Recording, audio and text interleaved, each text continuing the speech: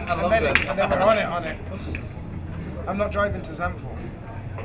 Someone else is. Driving at Zandvoort. Normally they get completely blasted. Because you want me to. Yeah. So a little bit of throw, play it as flat as you can, and it'll throw past the 8 then.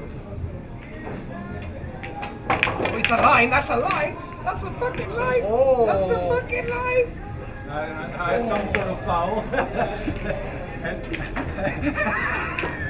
The balls are on fire, I don't know how. If it's off the ball. But this is why it wasn't a good shot, but yeah. No, you shouldn't. Did you see the movie Driven with Sylvester Stallone, like the Formula 1 movie? No. I heard like he had a few scenes where he just needs to drive like at 5 miles an hour, just for the shot, for the movie. And all the other shots were, with the helmet on and. You want to try for the 15 there, yeah? Yeah. Let's do it, baby. Hey. Oh, dat is helemaal de witte niet. In dat geval... Let's do it, baby! In dat geval... Is this some new level of hustling I don't know? This is like a... I'm still gonna try it. I like the green. It's got the wooden joint as well, yeah? Oh, that's not good. Oh, goed. Dit is de nieuwe. Dit is de nieuwe die je hebt laten komen.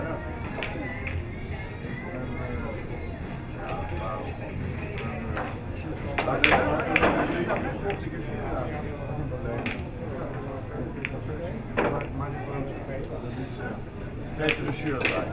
Maar die shirt. Ministry of Affairs. Damn you! High deflect. Is that your pocket by any chance? Oh, has he got too much? It's halfway between all of them.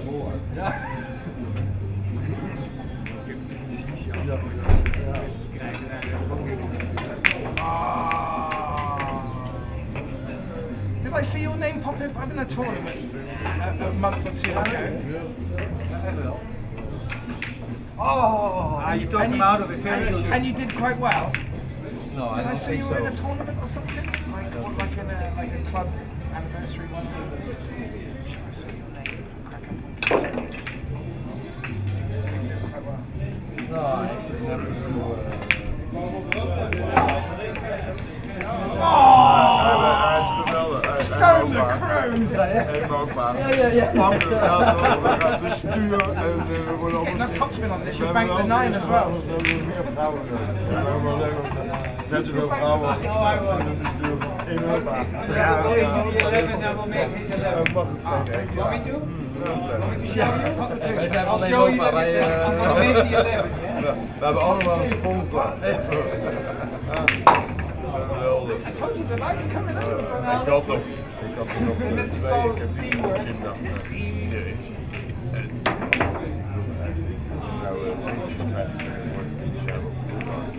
It's up to come around this.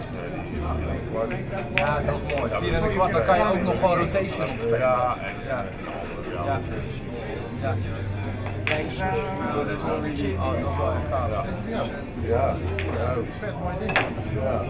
Maar de pros hebben uitspeelset.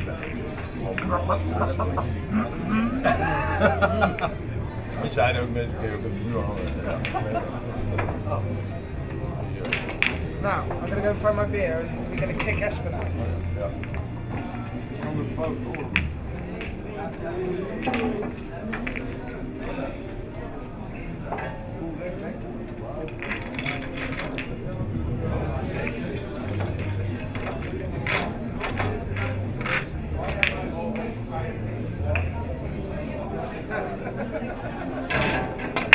Something is wrong. Same, yeah.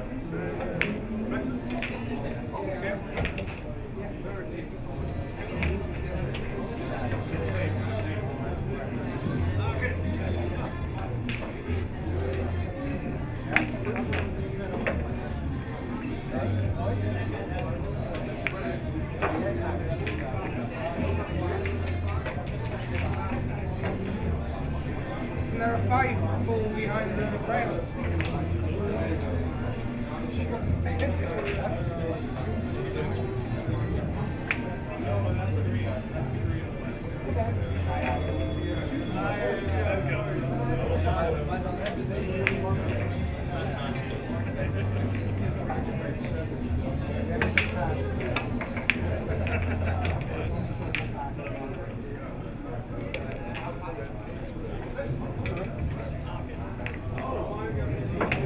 Jij maar.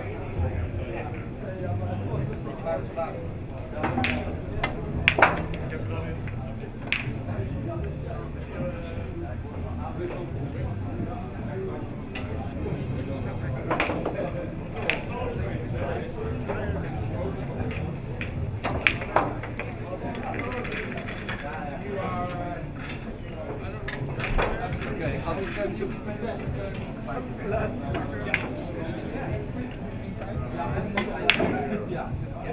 Spelen of I don't know. No, I don't think so. No, I don't think so. The dogs. No, not the dogs. Hondjes.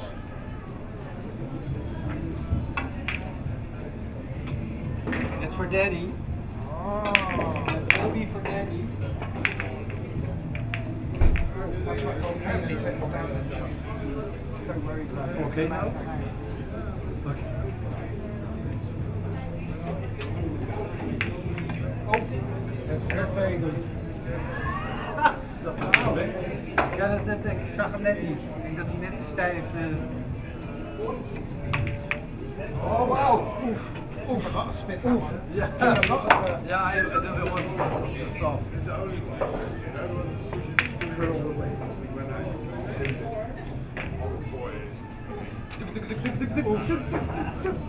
Kom. Almost a shame.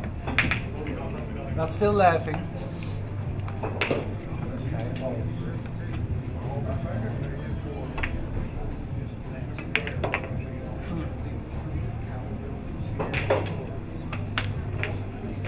Maar brother.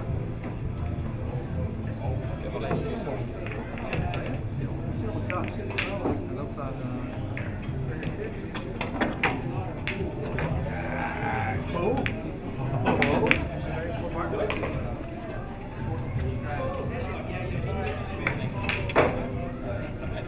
Ik heb er ook nog wel 4 of zo.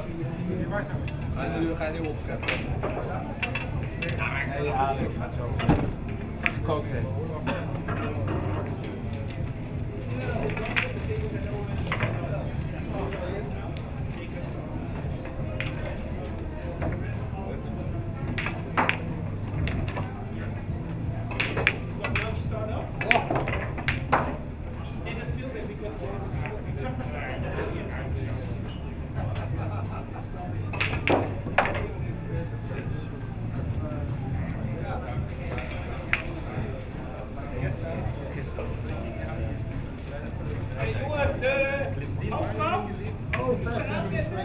Can you say the one who are blue can start? Take the number. Okay, doe het.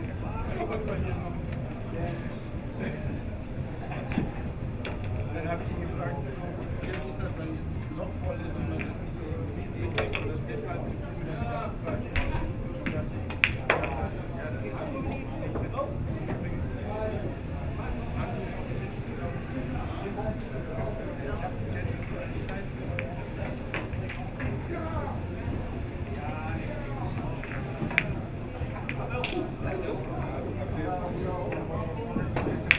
Nee, haben wir nicht. Ich hatte die Info von dem Bruder her. Den da hier nach er sagte, dass er den Steuermarkt den ganzen Abend.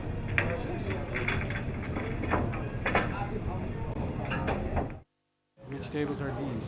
6, 7, 8? I don't know. This is like 15, 16 or something. I'm not sure. But this is not table 6. Ah, yeah, that's true. Right.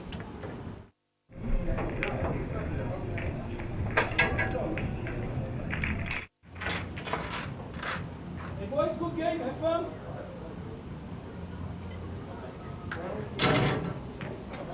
Oh, das geht los. I forgot to mention I do a lot of pool photography. I usually have my real camera. I do not. I have only my brand new iPhone 13 Pro, so it's got a decent lens. I'd like to take photos. If you really don't want me to take photos of you, please come let me know. Otherwise, I will stock the table a little now and then. Thank you.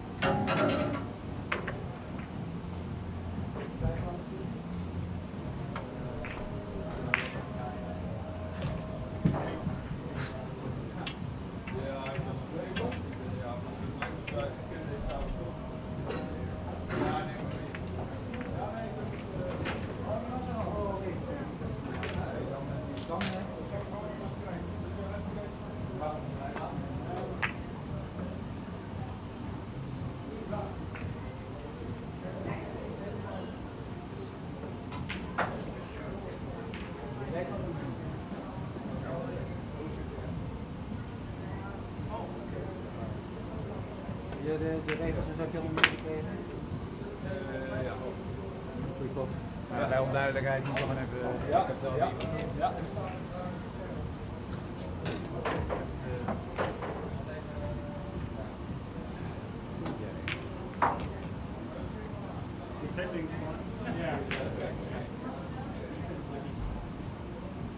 Ik heb niet de stoel meegedaan.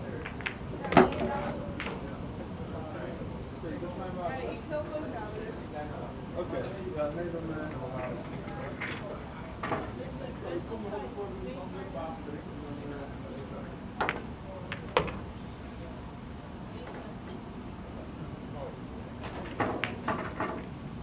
Op de laatste box.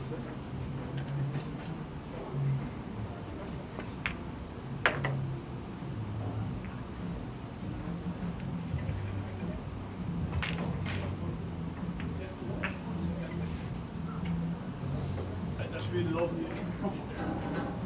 Nee, vast.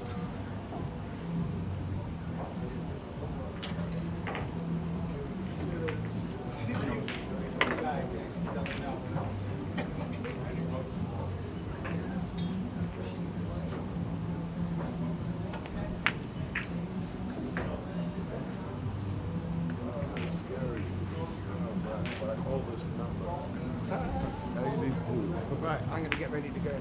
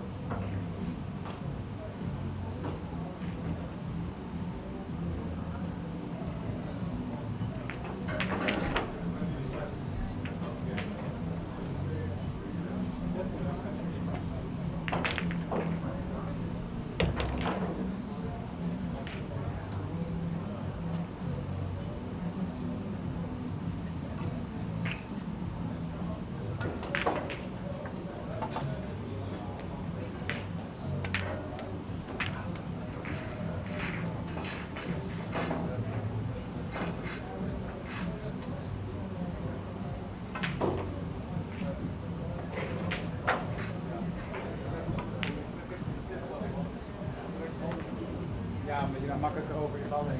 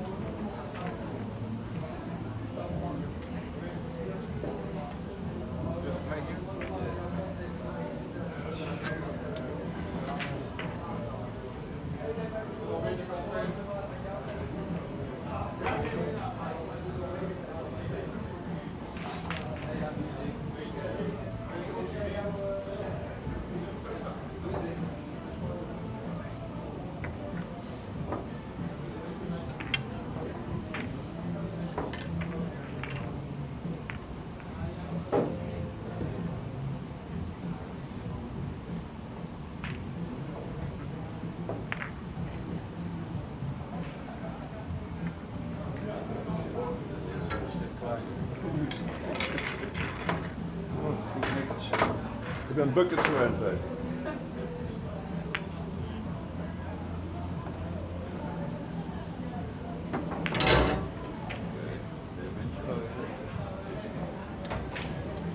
Muntje gooien. Kom.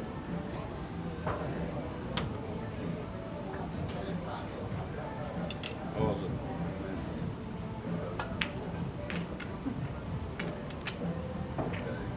Race, de race van het lied. Succes maat. Ja, kom steun op slot hè.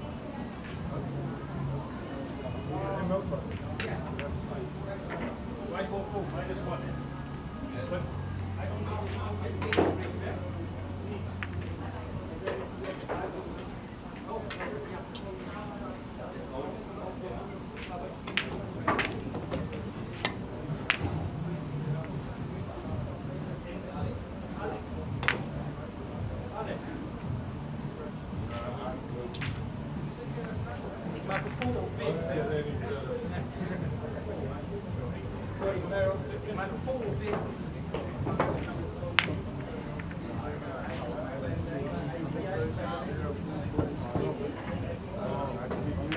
Hij is wel voorbij, I think, for 15 years. Oh, okay. I have no clue where to put it.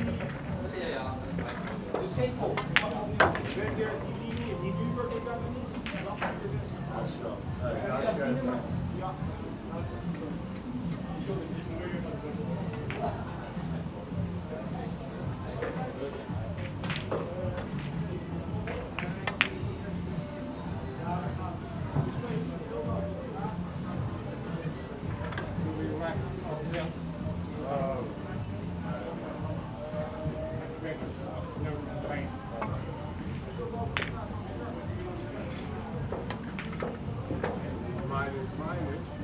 That's crazy good rule.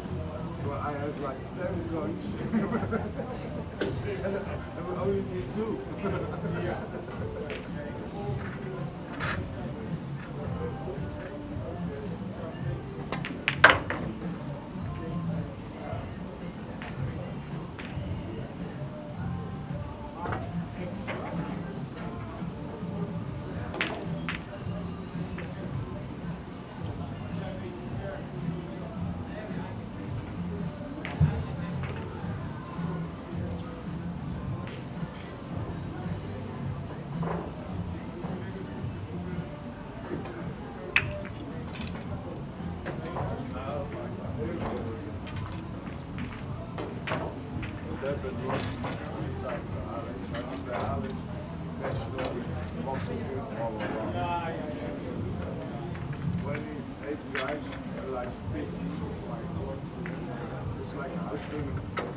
Make yourself 3 times in a row. And I said, well, I use it for practice, and the 10th I do a little bit soft.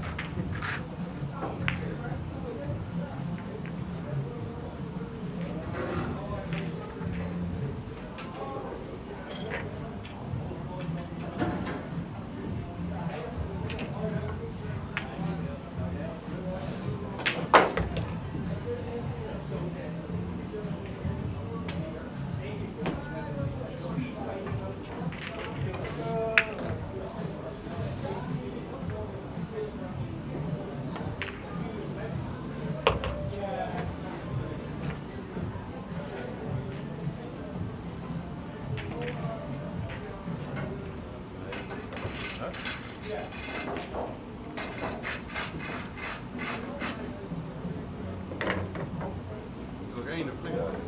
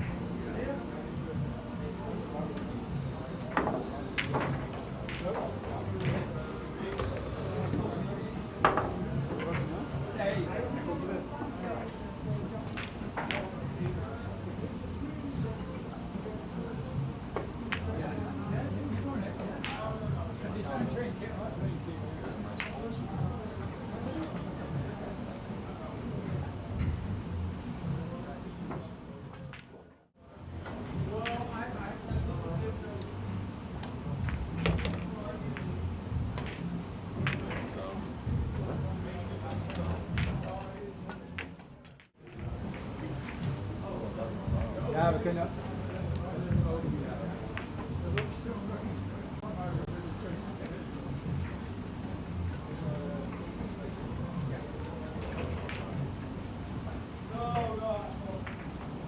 Als je één bal over de lijn hebt, dan heb je er 5 in de kitchen.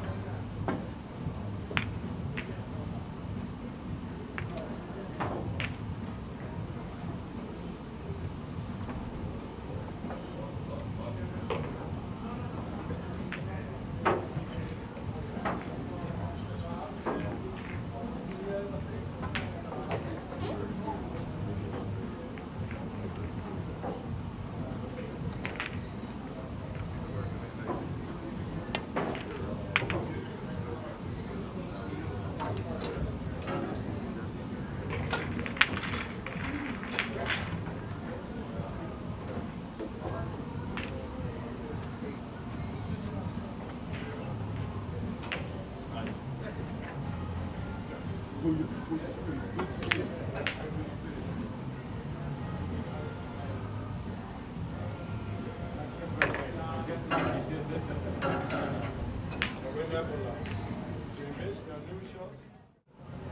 It's okay.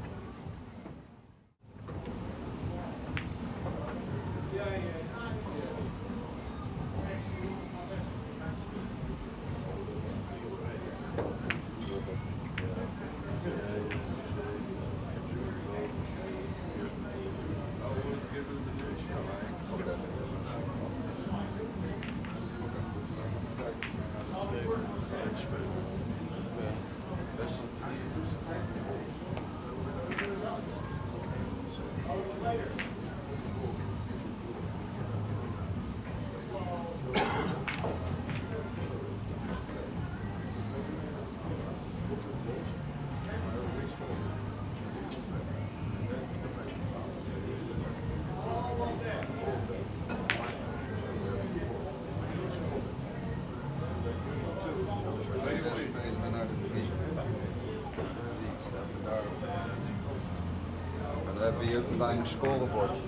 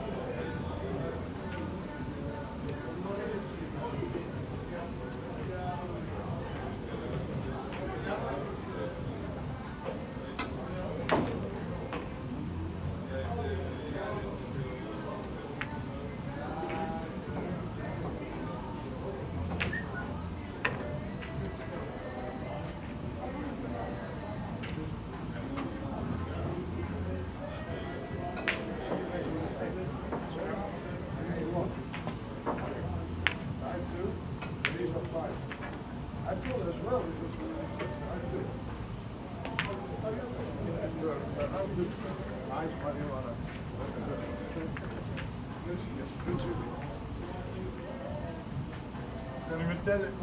Kijk.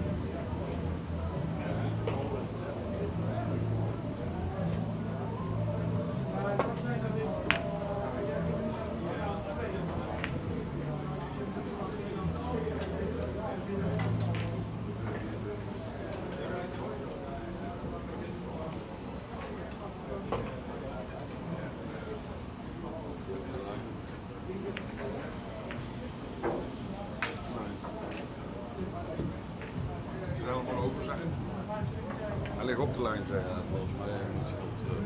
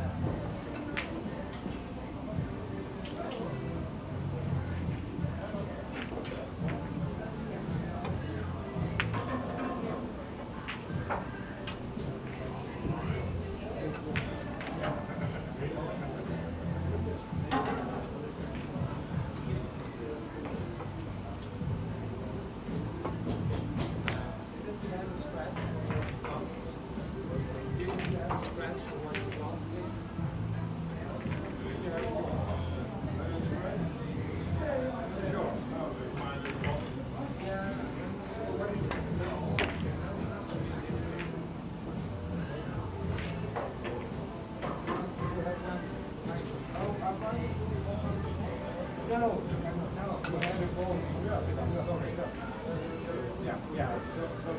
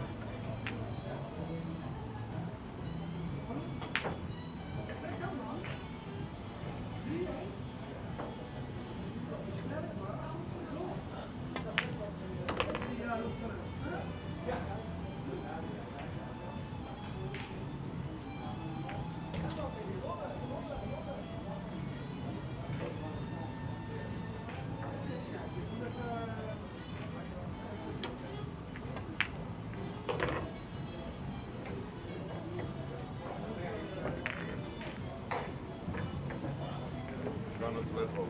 Ja, ik deel het zo.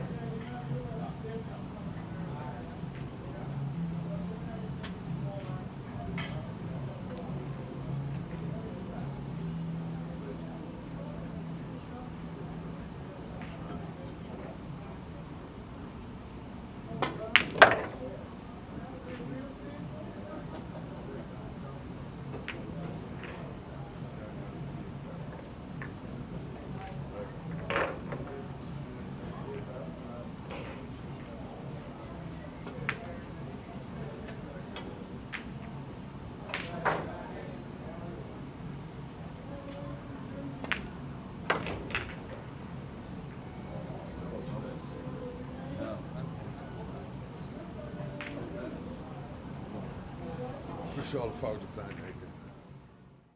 Dat is heel goed. Jij bent goed. Ja. Ja, jij bent helemaal aardig. Speel je wel eens van kop dan steeds? Vooral barbox. Ja, ik speel heel veel barbox. Ja, daar zit veel te. Ja, precies. Ja. Ja, wel leuk. Ik volg nu, ja, ik zie het altijd. Je wilt zeggen naar Vegas of zo, hè? Voor die finale. We spelen dan in de hoogste klasse?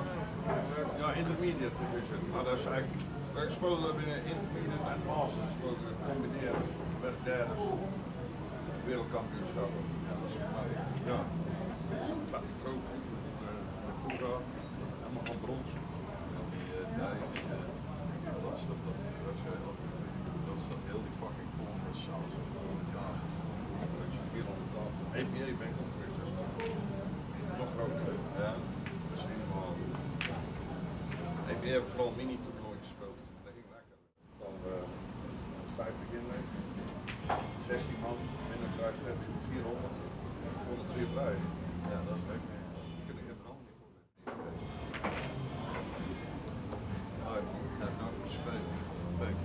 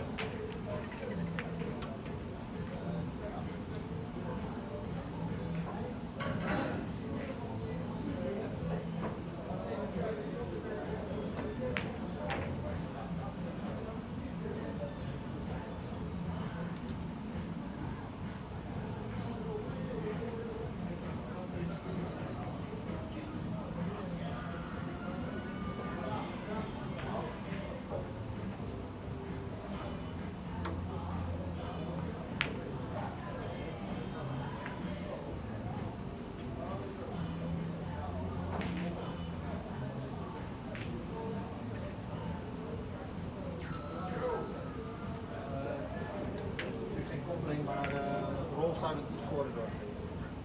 Ja, dat heeft hij ook. Ros, ja. Dave Ross.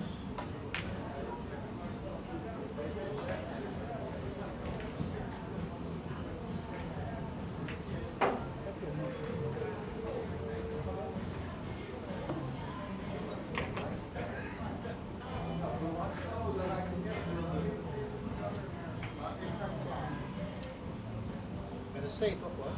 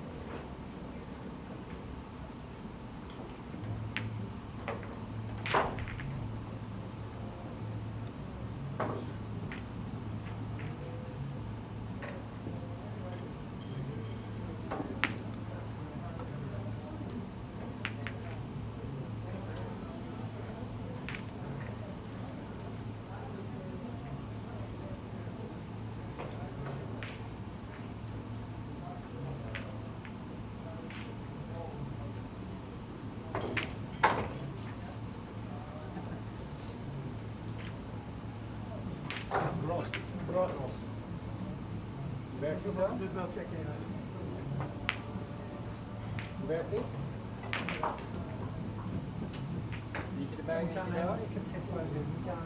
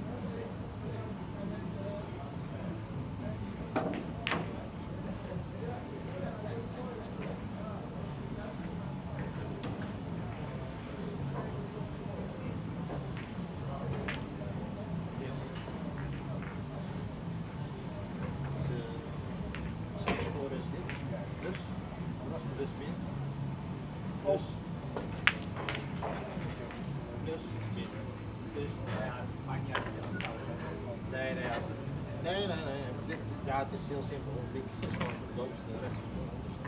Ja. Ja. Als je een bal eraf haalt. Ja, boven en beneden. En als je zet wisselt, is deze. Dus als het.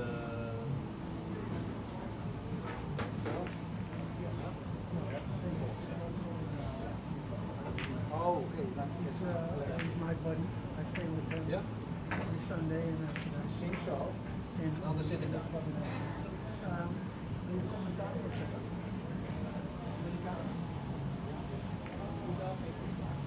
Nee, we have a commentary.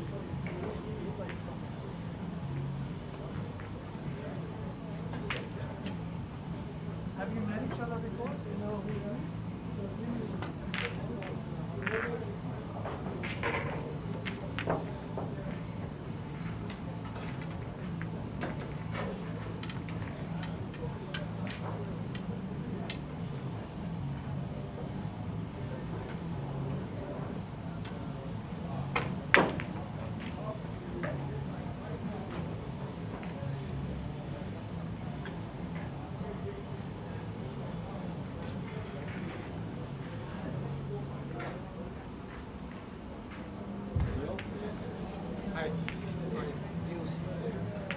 Especially came over. They want to get away for vacation. European assets.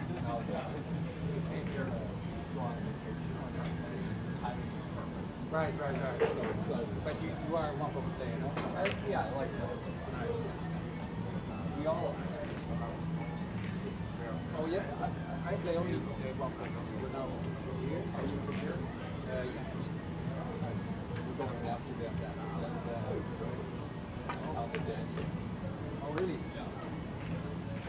Nice. Will you here for a few weeks? Yeah, about 2.5 weeks total.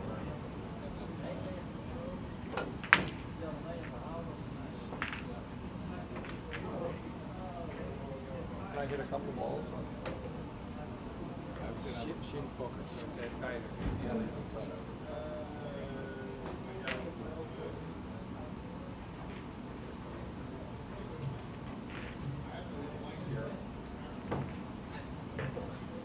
Because of my long hair, maybe. No, because of this? Yeah,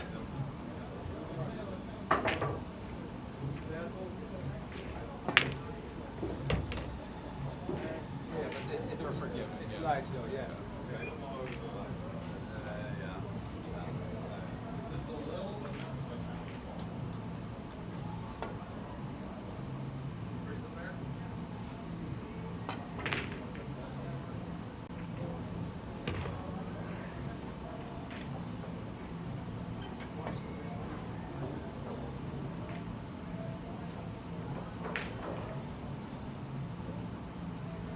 I want to do that as well.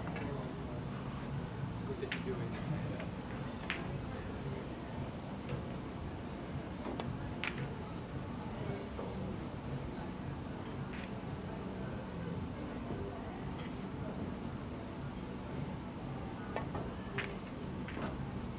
It should be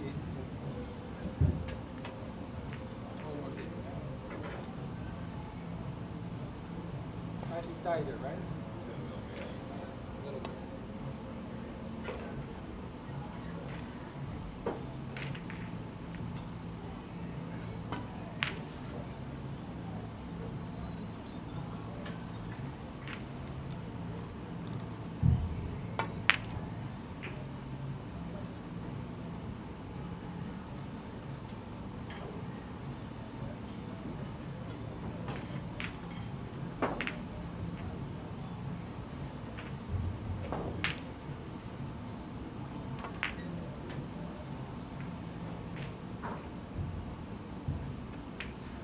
Stop till I make Yeah. Oh, oh. okay. Make one ball. Yeah, yeah. I'll make this one.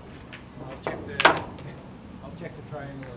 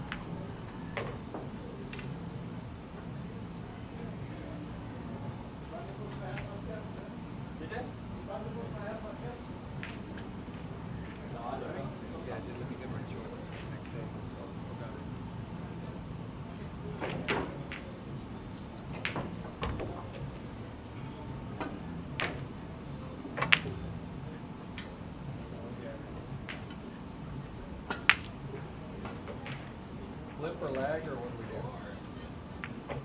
Yeah, we like. Same balls. Maybe it's here? But this way we use the same ball. Okay, yeah. Nice to meet you.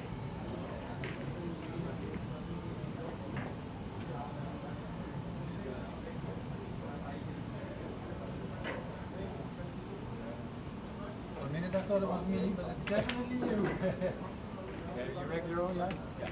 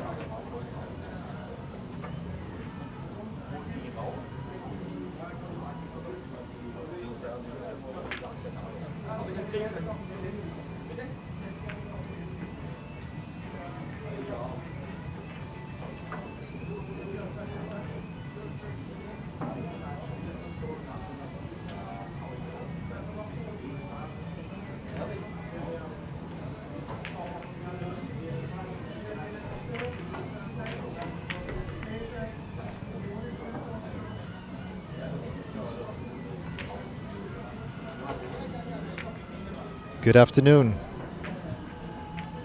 This is the new match on table 10 featuring Niels van der Horst versus Dave Gross from the US of A in this case.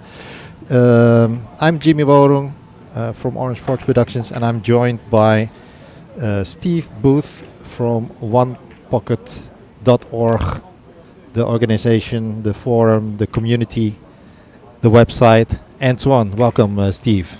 Well, welcome to you, and it's fantastic to be here.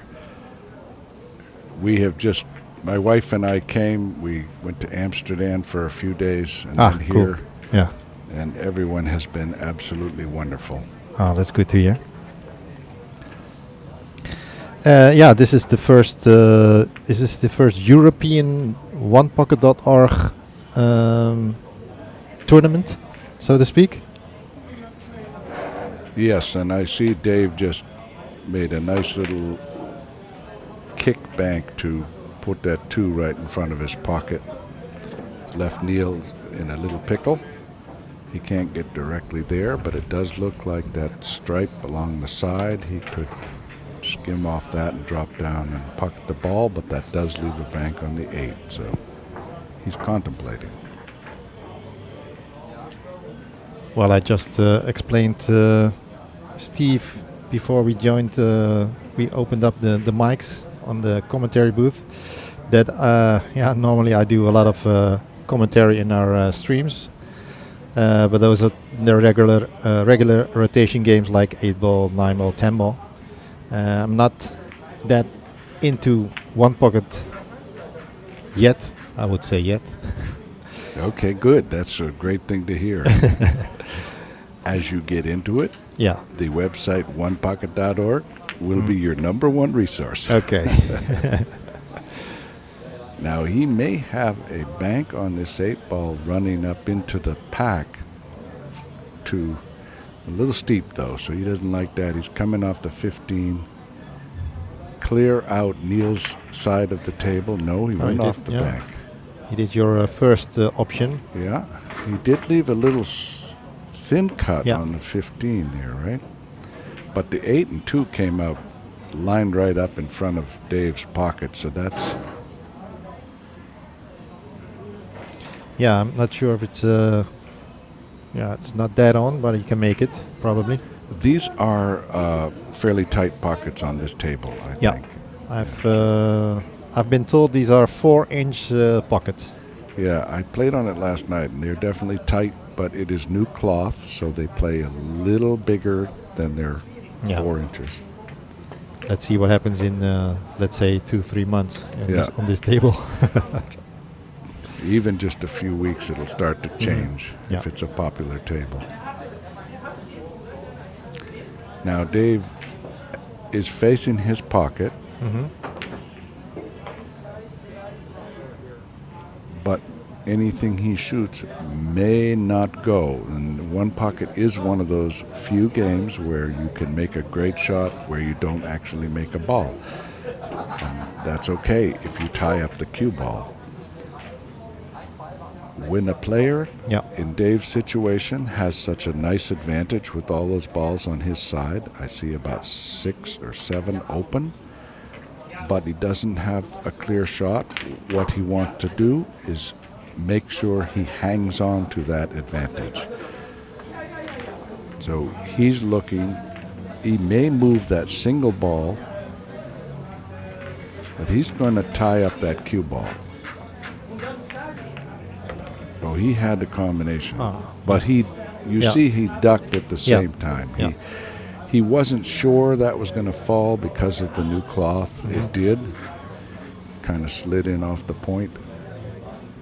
I thought he was maybe trying to hit the 12 and the 15 to stick the cue ball there and not leave the opponent a shot. Is that too... If you let the opponent see those balls, they may be able to knock them both away, and then he loses his advantage. So see how this is like the ideal spot. Dave's got him locked up behind the stack. That's what we call the grouping of balls where the rack started out. So we're talking about the 15, 6, 1, 9, 12, and 13. And the cue ball is nicely locked up behind the stack, and that is a classic one-pocket safety right there. You can never go wrong doing that. Now, so he's forced to kick. He could possibly come off that pink 4, right? But that makes it that much harder. He's going for the kick, and it's a tough kick to get safe because he had to get so close to get under the 8. So he's left Dave a shot. An easy opener. I don't need to commentate how to run balls. You guys seem to really know how to run balls quite well. When I first got here last night, I noticed there was one pocket going on 2 tables, and there was straight pool going on 2 tables. So you have a good straight pool background, it seems. Well, after his first shot, he lost position a little. He did? Yeah. So he's now... Looks like he's going for the thin cut, which... He's a pretty good player. He plays billiards also. Oh, okay. 3 cushion. Yes. 3 cushion, We have a really good 3 cushion player in the Netherlands too. You might know him. Well, he will want to. Dave would know him. Okay. We have Dick Jaspers. He's the current number 1. No kidding! Wow. Yeah, he's the absolute. Oh my God. Yeah. He's from the Netherlands. No kidding. Yeah. That's beautiful. Well, I know Dave knows him. For sure. If you know him, he must know you too. I'm fortunate to live fairly near Mason Shooney, who was a former U.S. champion. He's played in many of the international competitions, and so he's developed my love of 3 cushion, even though I'm not a very good player. I know another person who was involved in 3 cushion and a little bit in pool billiards. Paul Frankel? Yes. It's Dr. Q. Yeah. He just retired from producing that magazine or little newsletter sort of thing. Oh. Look, nice little combination, but he's going to have to go for the bank on the 4, but that's the only ball on Neil's side, so got to watch that scratch in the side pocket, it looks like. He doesn't mind if this doesn't go. It doesn't really matter. No. As long as he's got pocket sort of speed. He just wants to move it on his side. Yeah. Close to the pocket, and he left Neil's long. Long had difficulty, yes, in terms of precision, but sometimes long, the nice thing about it is the cue ball's not locked up. So at least he has choices for what balls he shoots at. It's worse when you're tied up right behind a ball. So long is not as strong a safety in general as being locked up on a ball. Because when you're long, you can decide if you're going to go off the 1, the 5, the 4, the 11. You got choices. So I'd say go off that ball by the side, I think it might be the 11, and drop down. Going down there, you have to hit very precisely. If he's a good, precise 9-ball player, then yes, you can stop on that 5. Well, he did fine. Yeah. So now obviously Dave wants to move this 9-ball towards his pocket, or is it too early? He's got there's nothing on Neil's side, so Dave kind of wants to improve and build on his position. He has a little bank here. It probably won't go, but he could bank it and send the cue ball up by the other side pocket. Oh, there you go. It did go. So that was a beautiful shot. Yeah. The angle of cut that Dave had put a little induced English on the ball that helped turn that bank into Dave's pocket. Yeah.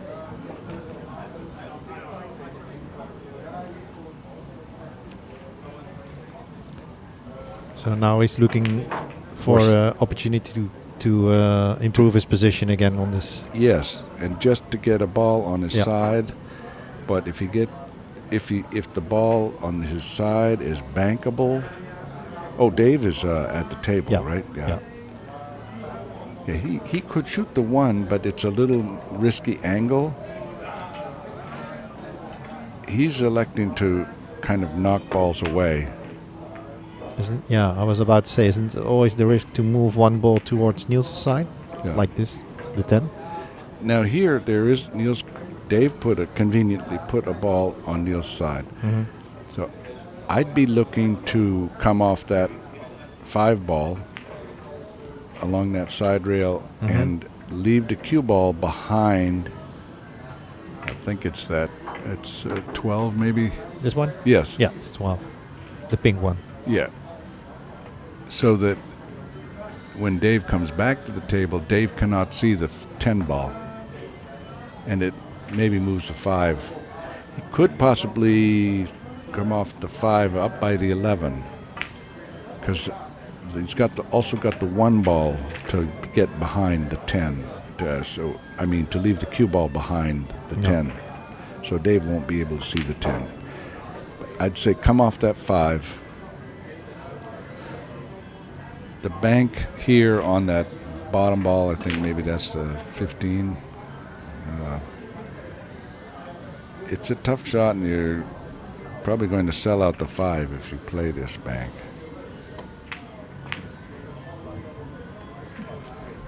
There's the cue ball going. Well, yeah, like you said, it's not an easy sellout or an easy shot on the 5, but it's a possible shot. Right, he may elect not to shoot it. It's hard to defend against that when he played that bank. And what about going for the 5 and moving the cue ball there towards the 15 to Niels' pocket? Is that like a sort of safety? That's what he did exactly. Safety and position on that. Is that the 15? 15, yeah. Okay.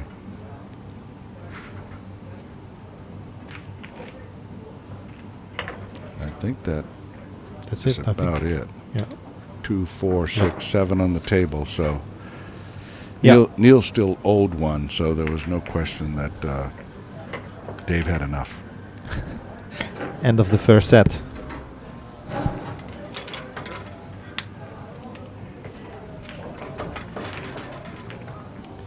And here an overview of the other tables in the room. There's 14 9-foot pool tables, but we are playing on, I think, at maximum 10 tables at a time.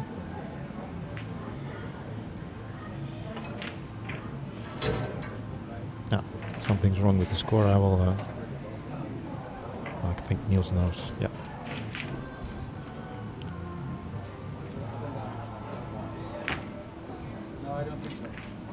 They control the score over there? Yeah, 1. Great.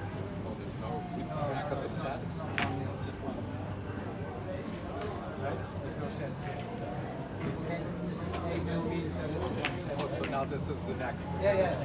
It's like with tennis. You see how you slope it. I prefer 1-0. for any of you from the U.S. or I suppose here in Europe that are not here, I think this may turn into an annual event. There are people behind it, I think, want it to be, and you've got to try to come next year. Yeah, this is the inaugural tournament, as they say, and I'm pretty sure because of this turn up, I think 39 players in the tournament, and I'm pretty sure they will make this an annual tournament to grow one pocket here in Europe. German players are coming tomorrow, I think, or are there? There's a few today already. I know there's at least one. I was Thomas Kirsch. Yeah. He's a big one pocket enthusiast. Yes. So Dave, when Niels broke, he left the cue ball a little bit high that allowed Dave to get at that ball that was on Niels' side. So all of a sudden, it doesn't look so much like Niels broke. There's nothing too close to Dave's pocket, so Niels can come off that 10. Doesn't want to leave a bank on the 9 or wherever he leaves the 10. Yeah. Now this is where players who have a small bit of knowledge of one pocket but not so much a big bit, well, he's blocked the bank by the two balls being kind of in the same path. Yeah. But one of the things beginning one pocket players learn is to send balls up table. And so when in doubt, they send balls up table. And I think that's why in this tournament, they do have in place the Grady rule of 5 or more balls behind the head string, something spots. Yes, and for players who are not that familiar with one pocket, if you send a ball up the table in the kitchen, it will make it more difficult to pocket your ball in your bottom pocket, of course. Right, So and them not being so sure about some of the different ways to play safely, they go up table. I've noticed that. Well, there's Niels on the scoreboard. Yeah. Nice bank and position on the 10. And that's classic one pocket. You make a bank and you get position. So if you would go into the stack now, which ball would you go for to hit with the cue ball, or would you just go around the stack? Well, he went around the stack all right. So, so the ball comes back. He makes a foul. Yeah. He owes a ball, as they say in he one doesn't. pocket. He pays a penalty, but he had the ball to pay because he had just made a shot. Sorry. Yeah. And Dave shoots from there. You don't get ball in hand like, say, if you're playing 9 ball or 10 ball or 8 ball. One pocket, on a normal foul, you play where it lies. Yeah. The only time you don't is if it's some kind of serious foul.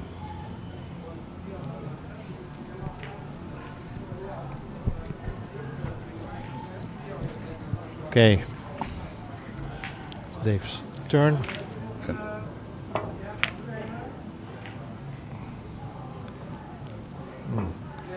That was a long shot. It had potential because if he cuts it a little bit more, the cue ball is going to drop down that side there.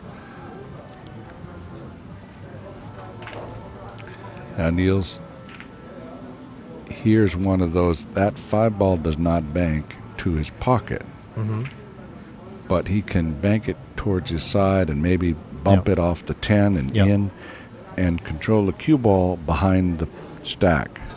So the most simple basics for playing one pocket is move a ball towards your pocket and make sure your opponent cannot play that ball to take it away from your pocket again. Right. From your side. Yeah. If you visit onepocket.org, there's a little primer on there. Yeah. And in it, it has like 5 principles of one pocket. And that right there is one of those 5. The basic principles. Yes. Yeah. Move a ball that favors your opponent and move it so it favors you, and make it so it's difficult for them to remove it. The manual for dummies. There you go. Well, he's done that very nicely. Look at the cue ball. Textbook one pocket right there. Like you predicted or suggested. So now Dave is going to have to kick at this, I think, and because he could possibly go up, double up these two balls, the 4 and the 10, to about the middle of the head rail. Then they'd be lined up like a long combination, which would be a bad shot. You'd want your opponent to shoot it, and they probably wouldn't. Or he can kick down below. And a lot of times they don't really worry about whether they take a foul. It's more important to come up safe. See, he clearly didn't. He would have had to hit harder. Yeah. And he didn't want to get up where he'd leave a lot, potentially.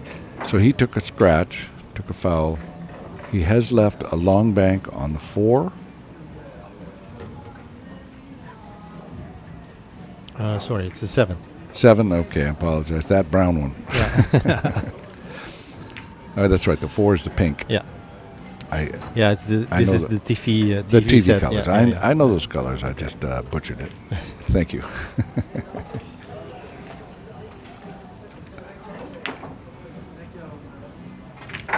He's looking down below, but you can skim and come into the pack. Or he just kicked, so he took a foul to come into the pack.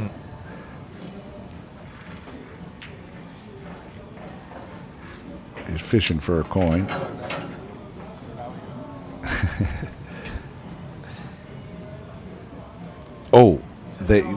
What just happened there? They each had a foul, and we're playing here by the rules where those fouls cancel each other out. Okay. So Neil's foul, Dave already had a foul, so they just removed the coin from Dave's side to the middle because those two fouls canceled each other out. So they even up. Yeah. They're still playing with the 3 foul rule. That safety that Dave played, he made a legal hit. He played that same kick, but this time he hit it a little harder, and he hit the 10 and the rail. But Niels is on 1 foul. Well, he went for the gusto. Oh. Pretty good shot.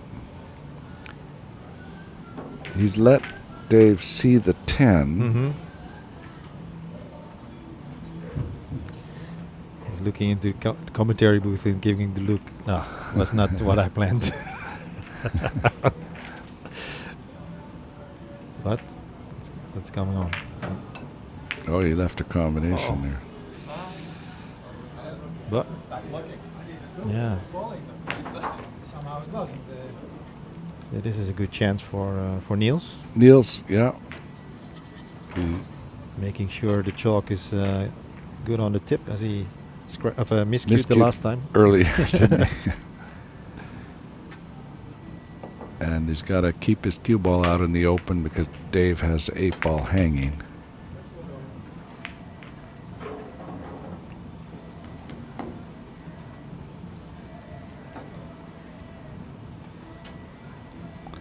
Yeah, I don't see much angle in that, so. No.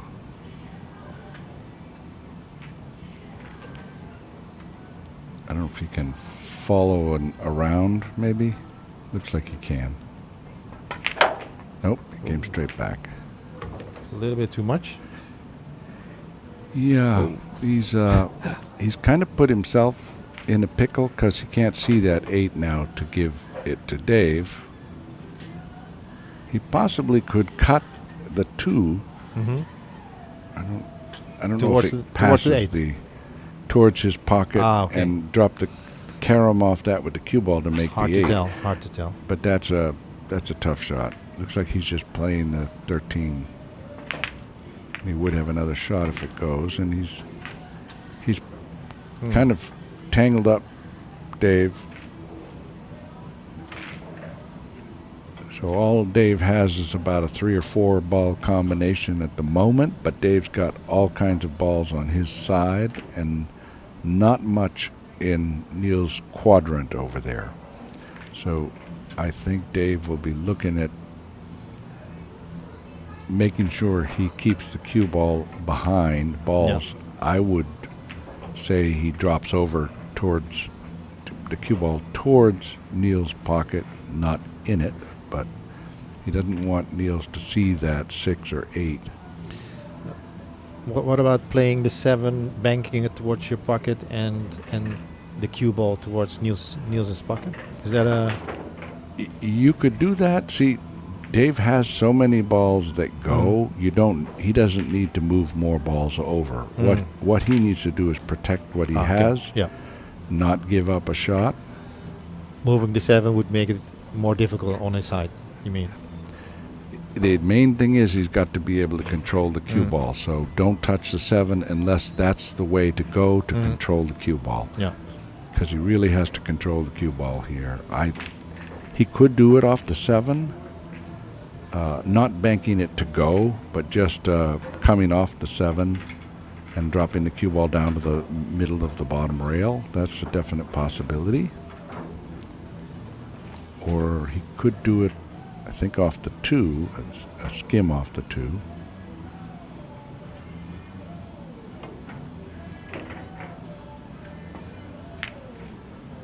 See, he played that not to make it, but to move it out, and actually it joined the clutter in between to make it. He was actually making sure the 7 didn't move towards the left side of his of his now here table. Niels could come off the 9 ball or the 11, but he wants to come off the 9 because if he comes off the 11, you got to be careful not to leave a bank on the 9. And by meaning come off the 9, you mean playing it thin? Carom. Yeah. And make the 8. Yes, to make the 8. He's got to make that 8 now. He's looking at, look like he's looking at directly shooting the 5 into the 8. That looks a little tough to me to get the, because Niels wants to leave that cue ball right about where the 8 ball is. So that's why you're saying playing the carom of the 9 slow in the slow pace and just hit the 8. And bouncing the 9 up enough that Dave isn't going to bank it. But it still kind of stays on Niels' side.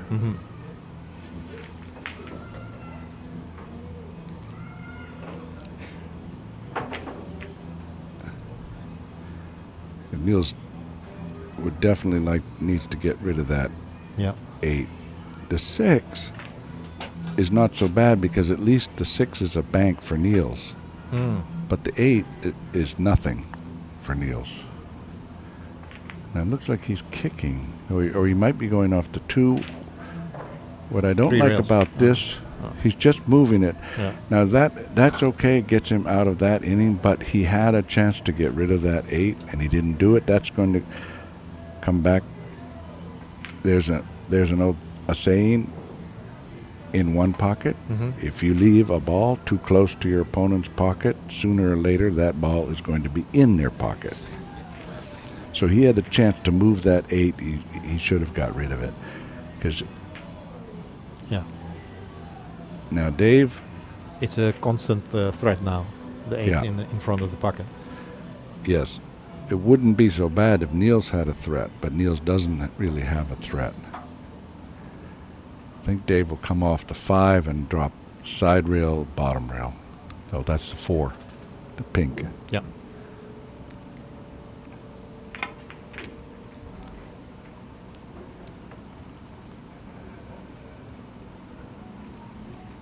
And soft, and the 5 will actually end, 4 will end up in that same little, he's looking at something else, so. Oh, he's coming right off the 1 and going to that bottom corner area, I think. He didn't get far enough. So I think Niels is happy. He's got a little slice on that 4 ball.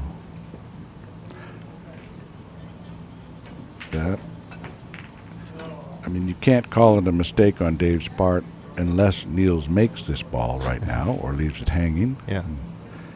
Causes a problem, but He definitely didn't intend to leave that.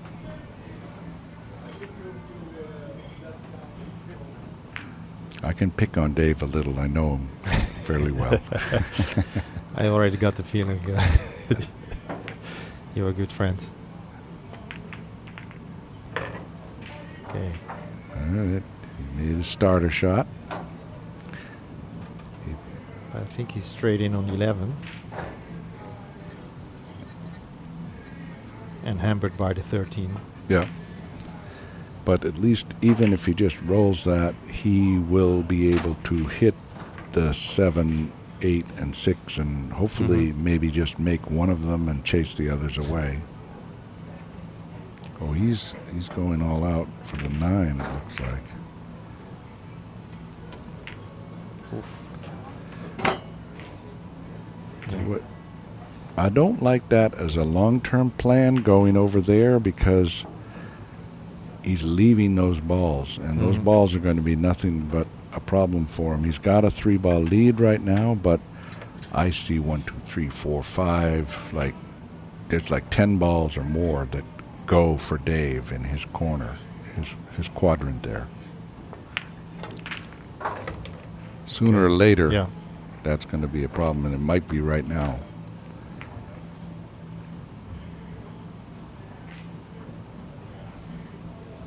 He could come play the 3-ball into the 6, and that would leave the cue ball open, it looks like.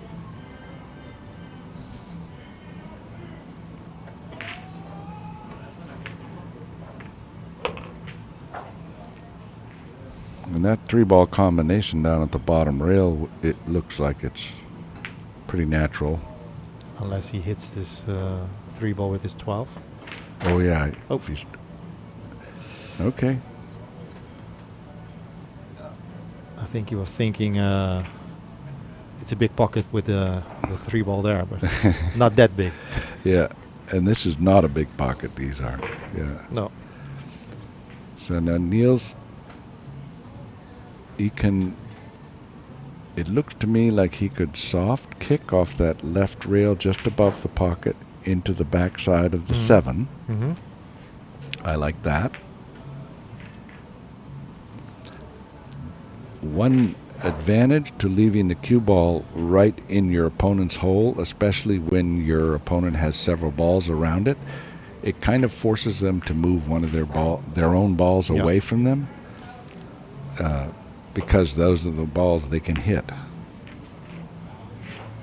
So kicking it soft is your advice? Kicking it soft into that 7, and you would catch a rail that way, and it's easy to control. Well, he chooses to differ a different shot. He may go into there firm and chase both balls away, but the way they carry them, they might come off one of the other balls. Oh, that's... It's not so bad. He may have let... I don't know if he let him see the 11. Dave can see the 2 up at the other end of the table. Yeah. You know, there's different kinds of traps in one pocket, and one kind of trap is when you have a ball near your pocket and you get behind other balls, so the opponent can't get at the ball that's near your pocket. That's a classic one-pocket trap. But there's another kind of trap where there's just so many threats near your pocket that it's very difficult for the opponent to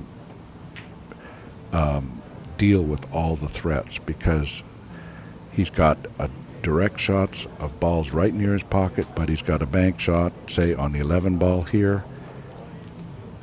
If Niels leaves the cue ball right down there near the pocket, Dave's going to have a bank on that 11. Like this. Yeah. Doesn't look like the 13-7 quite goes.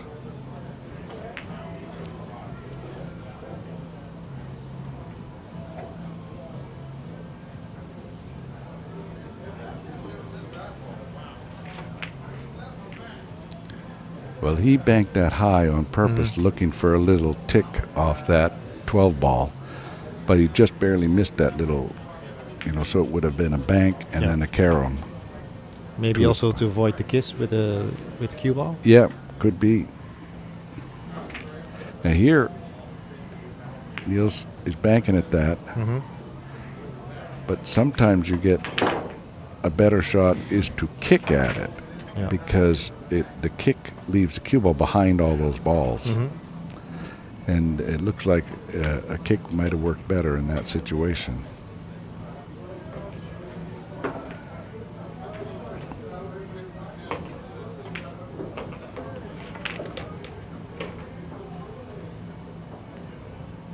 Well, Dave's back at the table. There aren't as many balls right around his pocket as there were, though. Yeah. Good for Niels.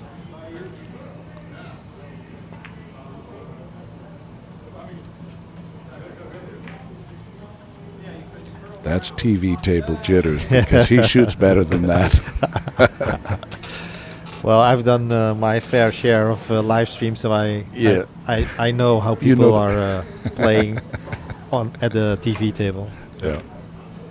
it has a strange effect on some people. Yeah. More than most.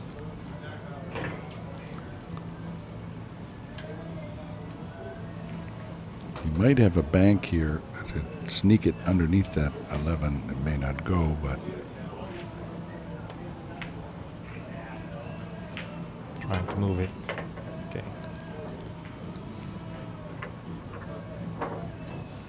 14 comes back.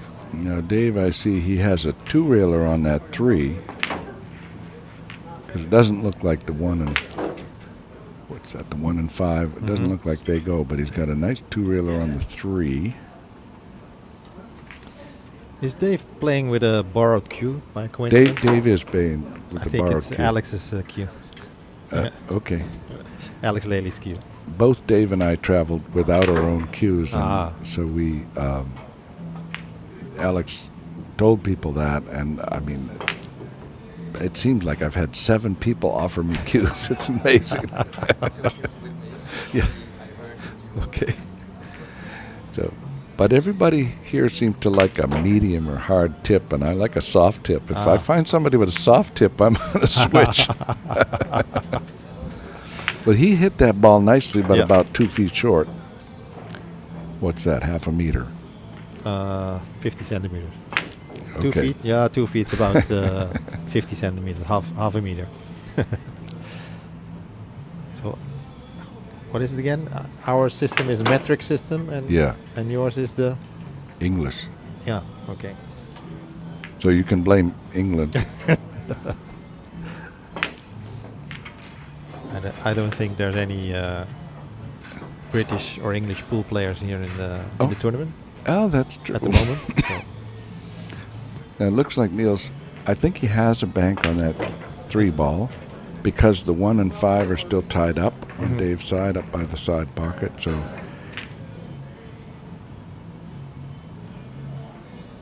Niels is looking at cutting the 14 and having it carom off the 13. I mean, that's okay if he gets the cue ball right on the bottom rail, or but he's liable to leave a little bit of a bank this way. Oh, he went firm. I wasn't expecting that. Now, the American style of one pocket, those guys, they really put a premium on controlling the cue ball. They're not going to... there is this school of one pocket, the power shots, where they move multiple balls, but the classic one pocket, they really put a premium on controlling the cue ball.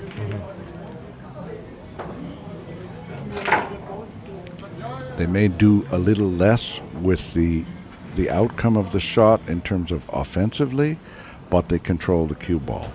That's classic one pocket.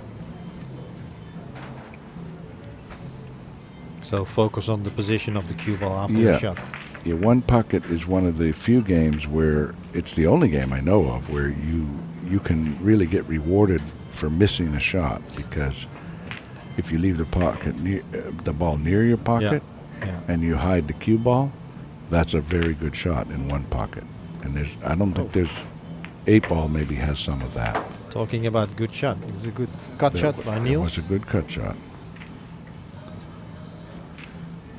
How often is it in one pocket that you just focus on one shot and you don't really care about position for a next opportunity to make the ball? Because this, yeah.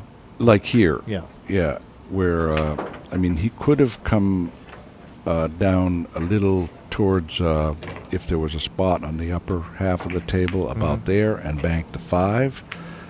But in a way, it's nice having that 5 and 1 tied up, as they are, for Niels. Yeah. So it's good for Niels not to touch those balls. But banking the 9, if he left the cue ball up on the middle of the head rail, he could bank the 9. Niels could. That would be safe because that 1 and 5 are tied up. So Niels can play this one rail bank on the 2 into those balls. If you get lucky, something goes. Even if you don't get lucky, you should rattle something a little more close to your pocket, and then send the cue ball up table, up to the other end, because those balls don't go for Dave, the 1 and 5. So it would be good for Niels to leave those 2 balls sort of tied up. Yeah, the 1 and 5. As long as he can. You see how many shots he's had where he could play them because they were still there. So it's really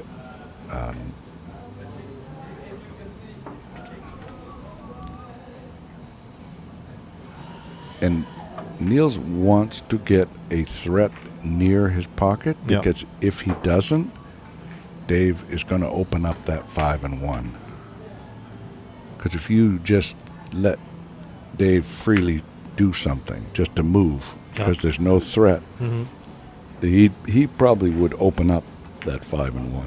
Yeah, that's what I also noticed watching some one pocket. If you move your ball towards your pocket, it's almost a certainty that your opponent will have to move the ball away. Yeah. Yeah. So it's you do that partly as a strategy, because you don't. They say they have a dead ball somewhere, and or you have a dead ball, and you don't want them to disturb that dead ball. But if you give them a threat, another threat, they have to deal with that other threat. They can't go break up your dead ball. Yeah. And by dead ball, you mean a ball in front of your pocket that's by dead ball, unmissable. I mean, say 2 balls that are locked up close together, pointing right at your pocket. So they're a natural combination. Yeah. See, Dave, as soon as he had a chance to, because that 2 and 14 didn't really tie up as a threat for Niels. So Dave was able to go off those 2 balls and open them up. Well, he used the 9 ball to go.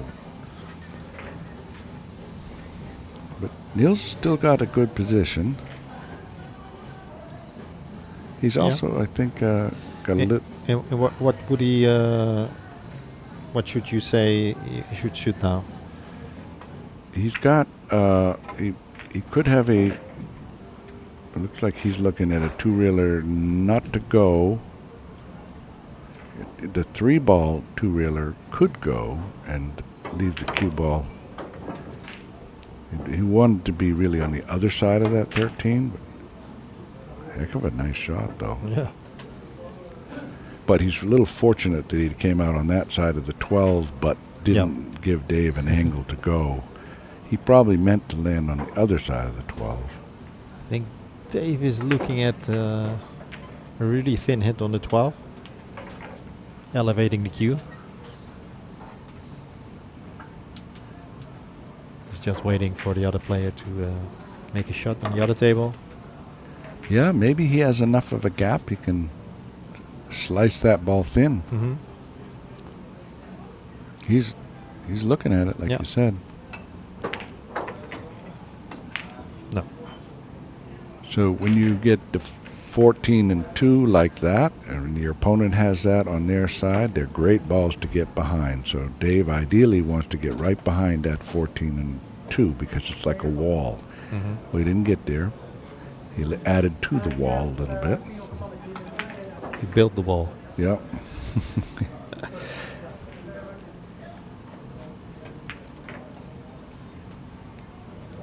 Can't tell that 2-9 combination looks a little off for Niels, but there's some space in between, so.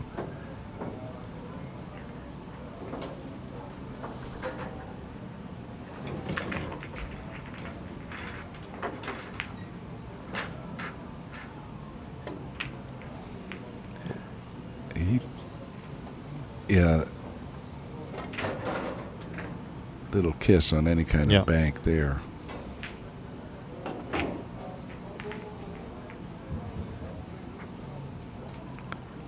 Well, one thing Dave can do is right here, he could go firmly into the 14, and the 14 and 9 would go away, and he could leave the cue ball right there.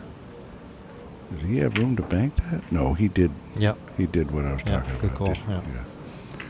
But it allowed him to hold the cue ball right there. So it's nice to see that like a shot in this shot that he puts a little bit more energy in it, but only the 9 and the 14 were moving a lot, and the cue ball was pretty close to the 2. He could stick the cue ball right there. The masters of one pocket are very good at sticking you right behind a single ball. Very little cue ball movement. Yeah.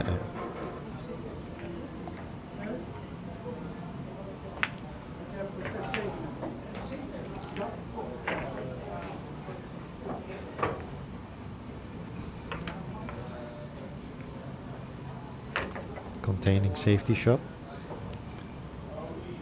And sending the balls up table a little with the cue ball down here. And once you get the cue ball down here and the object balls sort of up there, sometimes that kind of forces the opponent to also do the same. And so there's a rule in this tournament: no more than 4 balls in the kitchen. Yes. So, and when there's a 5th ball coming into kitchen, it's going to be spotted on the bottom spot. Yep. The foot spot. So. And that is called the Grady rule, after the late Grady Matthews, who was a tremendous proponent of one pocket. Yeah. I know him by name. Yeah. Grady, the professor. Yes. Yeah.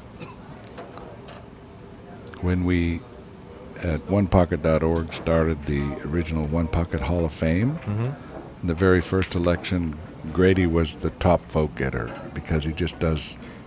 It wasn't that he was the greatest player, but he was just so good for the game. Yeah. He was a good player too. That was a nice shot by Niels. I don't think Dave can cut that 5. It looks pretty thin. But he can hit the 9. Oh, sorry, the 1. So yeah. You can move it away.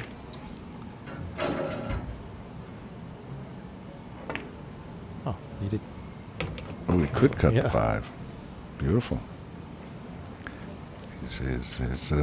He says, I want to score some more balls. Now, the top shooters, they just shoot these balls and not worry about that 1. Yeah. I'd have to worry about the 1 myself, but.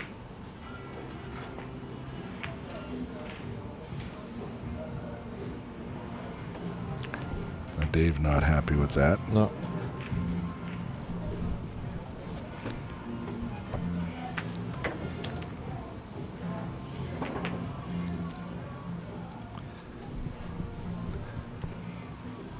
When you play one pocket, there's a strategy of the game that we call playing the score. So, playing the score meaning you know what the score is between the 2 players, and when one player has a big lead, then the traditional one pocket playing score is to push the balls up out of play, because if you get the balls out of play, the other player has a harder time to get back into the game and run a bunch of balls. Yeah. Sorry, I have to do some technical stuff. I will be right back. One moment. I'm on my own, then I can say whatever I want.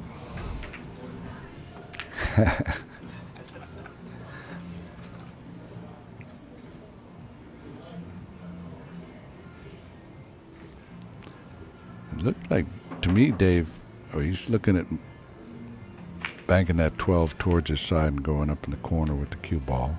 I don't think he's playing this to pocket the ball, although he's winding up his stroke. Well, he did. He figured he'd send the cue ball around.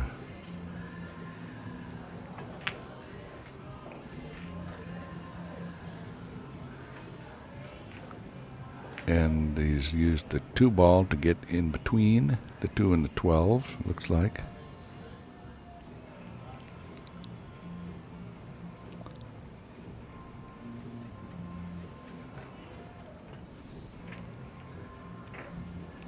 Sometimes you trap your opponent like that, but you leave them a difficult shot like that 14 ball.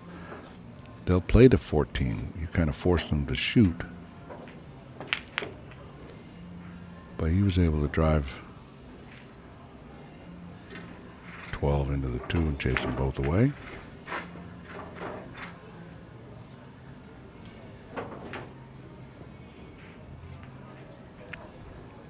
Conveniently landed, convenient for Niels, in between the cue and the 3.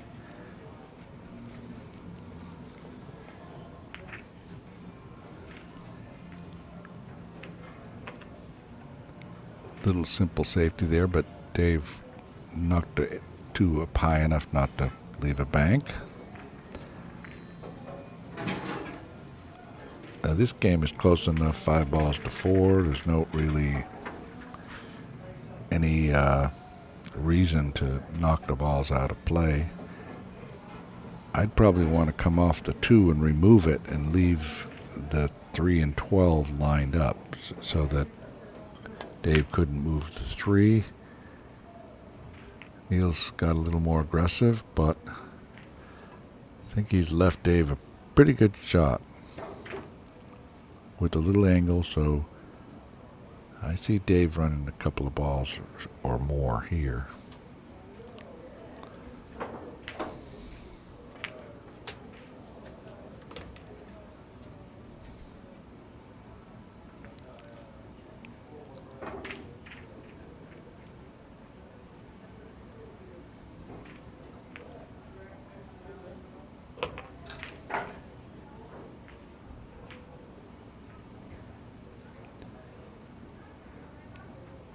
Dave needs 1 more ball after this ball, assuming we've got the score right. But that gives Dave 7 balls,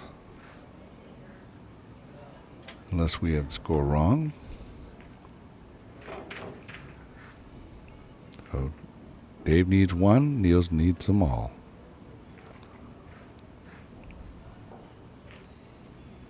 Now Niels here, he should just go up and drop that 13 in, get all 3 balls in play, leave the cue ball right there. That 3 and 14 are a nice combination for Niels. Don't touch those. Just go up there and dump the 14 and leave the 13 and leave the cue ball right there. If it was a diamond table, sometimes you get fortunate and get a corner hook out of it. These don't have a very deep shelf. I don't think that would happen.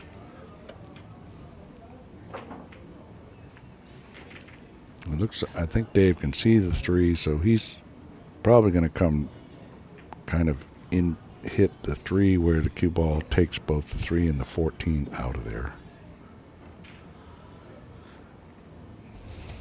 Unless he wanted to do something, like soft right behind the 3. Myself, I'd like to get those balls up the other end of the table.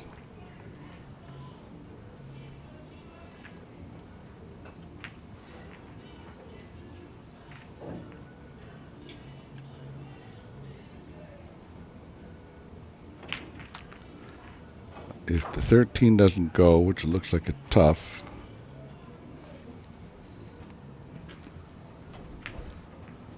if I were Niels, I'd be looking at sending that cue ball up table off the 13. Maybe 2-reeling the 13 sort of to his side, send the cue ball up table. Just the fact that there's distance and the little clutter of the 3 balls somewhere near your pocket makes it tough on Dave. And Niels needs all 3. So nice to keep all three in play and keep pressure on Dave. I don't like that unless the ball goes.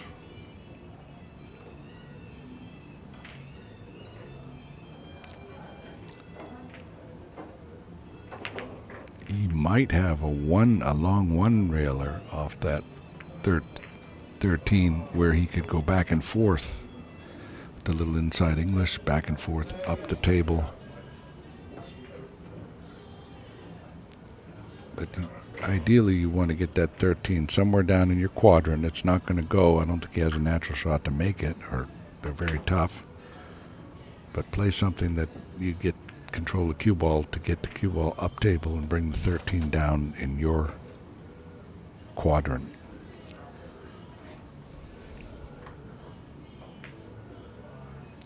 This here is no good unless the ball goes.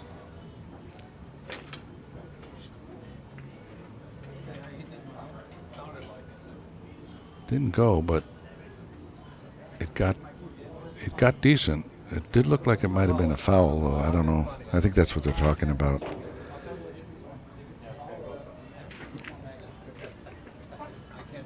They're playing cue ball fouls only, but a double hit on the cue ball would be a foul anyway. Any rules? Was dat een foul? Kon je zien of het een foul was? Nee. Maar wij zijn nog geen scheidsrechters, sorry. So back, Niels just asked if it was a foul. I did not see the shot he was playing, or. I mean, I couldn't call it from here, but I could hear that they were talking about it, and it's the kind that it's real easy to get a double hit foul. Okay. Yeah.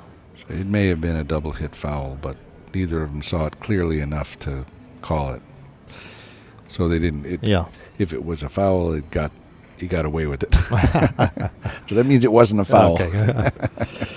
Well, I get these questions quite a lot when I'm doing live streams of pool games, and they sometimes come up to me. Did you see, was it a foul or not? And I'm always saying I'm not a part of this match. So I'm just providing the live stream. I'm not a referee. I'm not the one who makes the call. It looks like Niels could kind of bank the 14 towards the 13 and send the cue ball up near that upper left corner, but not in it. Just to leave nice distance, and the ball's facing Niels' pocket, not Dave's. So just lightly banking the 14. Not so far over that it would leave a bank. And this here, it looks like he has left a bank on the 13 for Dave, and the 14's a good spot for Dave. So if Dave can bank that 13 one rail long way without going into that side pocket with the cue ball, he's probably going to like that.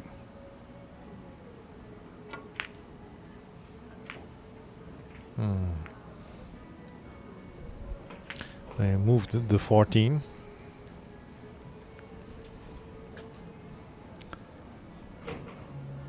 And Niels, he has a bank across corner, maybe either ball, but the 14 for sure. And I think he hits that 14 full enough that the cue ball doesn't come up and sell out the 13, so it's a good shot.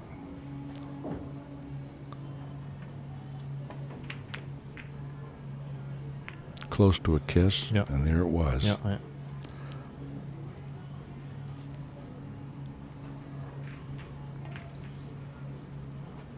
long shot like that, sometimes you can get out of the kiss with English, but then, it is a long shot.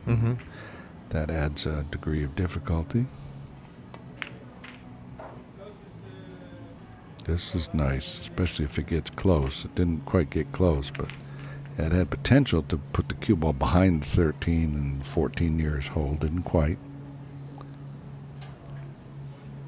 You mean in one line? Yeah. Yeah. Now, Niels I would say most one-pocket players would bank that 14 lightly to their own side, just to wait a next inning like that. That's perfect, except he doesn't want it to. He wants it to stay in play. That's good where it is, because if it was on the other side of that side pocket, then Dave would have more options to play safe, because it would be a natural scratch to cut the ball in. But where it is now, it's nice. Dave can play a long 3 cushion on that 13.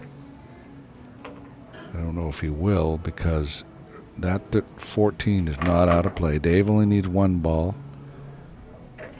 There is another one of those sayings in one pocket. You know, if you don't leave more balls out there than what you need to win. So, in play. So Dave would like to get one of the balls out of play. Yeah. And then Dave can win that way. But Niels has to battle 1 ball at a time.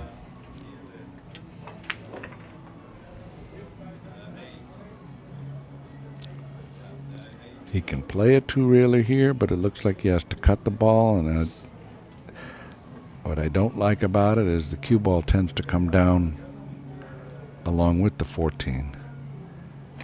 So it's harder to defend. It didn't come down that far, not bad.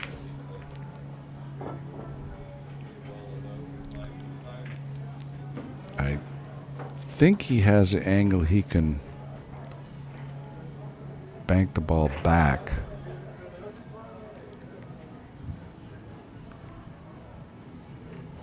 Just to try to get it out of play.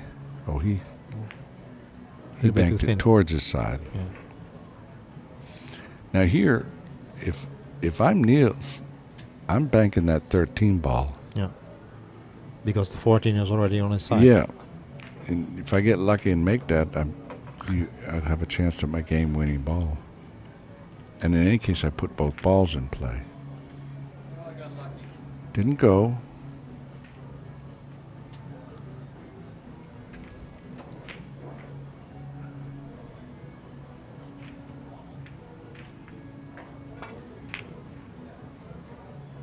That was nice, because you see he left that cue ball right behind the 14, so you force Niels to come off the 14 and leave the 13 where it is. Dave likes where it is. There's a little bank here, close quarters. Watch the double hit. Get ready for the replay request. It's out of order. Okay.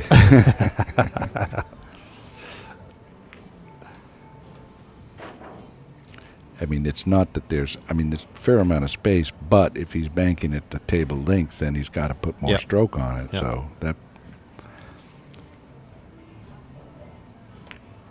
Oh, he didn't go for the bank. Now, I don't really like that. That's just what Dave wanted him to do.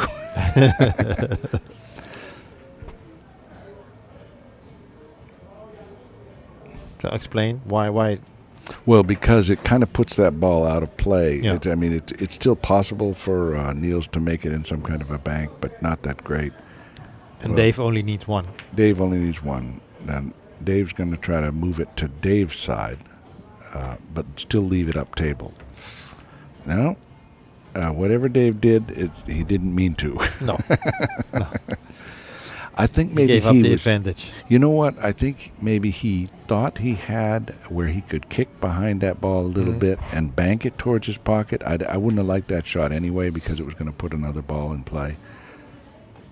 But he got a little too far under the kick, and it turns into a natural scratch when you do that.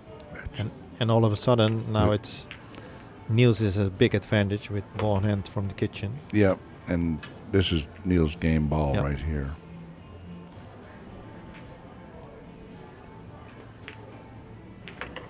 So we've got 1-1 in the little Moscone Cup of Hague 5 of one pocket.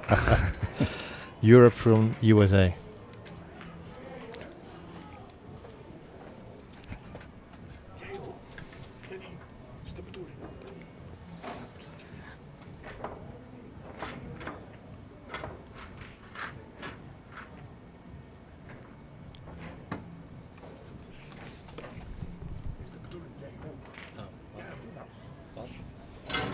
master of streaming in Europa. Come on.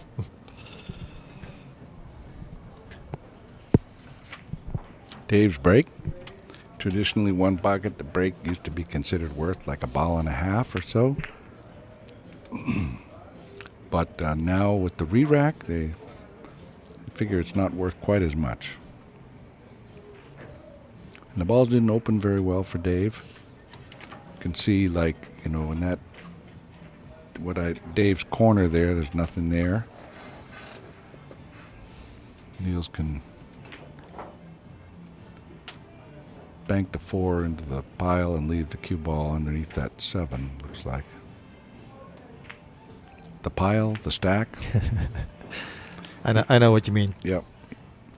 He had almost a window to make it. Maybe he did.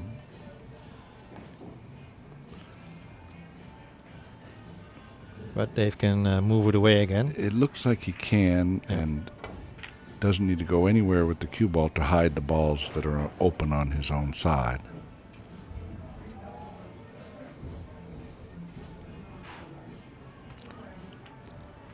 And this is one of those situations where it's sort of an invitation to push the balls up table, because you know you can play safe that way. Just he can go into the 6 and have the 6 maybe hit the 10, and the 6 would open towards his side a little bit, and then bring the cue ball over to the. So I wouldn't do this, take a scratch. He's not in any trouble, and he doesn't have a threat on his side. Okay. He was using it to move balls away. He didn't take a scratch anyway. You think he wanted to hit the, like, somewhere at the 2 to move some balls the other side? Yep. Maybe I don't know. He obviously kicked with a little more, but see, if he came off the top side of that ball, wouldn't he have sold out the 7? Yeah. But he came off the correct side of it, so it worked out fine anyway. It's like Dave's doing the same kind of thing, into the balls with a little oomph. But he found a little soft spot in the pack and left a shot for Niels. I don't think he can draw. Right. See, you know, a lot of times you get one vision, and so you forget to look. You've got a straight-in shot. Yeah. See, I think he's not even, you know, you get sort of expecting not to have a shot, and then you have one and you don't even see it. And I think that's what happened, because he's still in defense mode. Yeah. Yeah. And that's why he forgot to see that, he forgot to look if the 6 ball goes. I have a feeling, I mean, maybe he thought, oh, I could get behind that 6, but if he looked to me like he could make the 6 and still have freedom to do something. Yeah. Although it might have worked out pretty well. Maybe I'm wrong.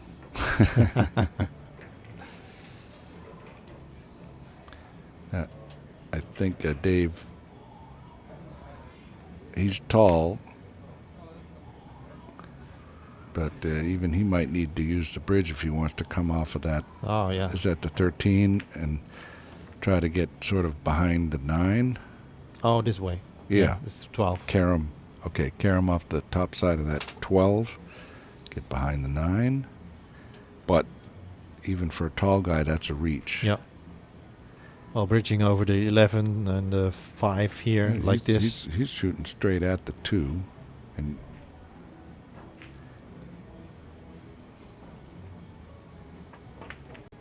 he does have that height advantage, but still a tough enough shot. He missed it. Yeah. He's left the 9 ball. I guess this was something that Niels was hoping for. Yeah. Lured Dave to try to make the 2. Yeah. And now he has an opportunity to make the 9. And try to get. All right. He didn't try to. He didn't try to get to the other side of those balls. So. Yeah, I'm a bit surprised too that he didn't use a little bit more speed on that shot. In one pocket, when you don't have a bank directly to your pocket, a lot of times you bank into other balls and try to sort of get lucky and send things towards your pocket. Well, he did fine. He just put it near his pocket. But he had that possibility there. He could have played that 12 more firmly up into the bottom side of the stack and send a few balls to his side. Popular one-pocket shot.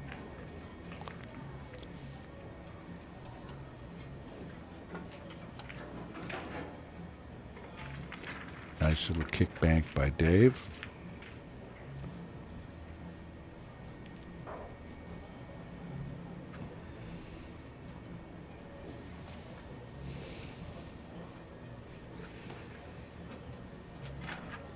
We'll need that angled view to see the rest of the table.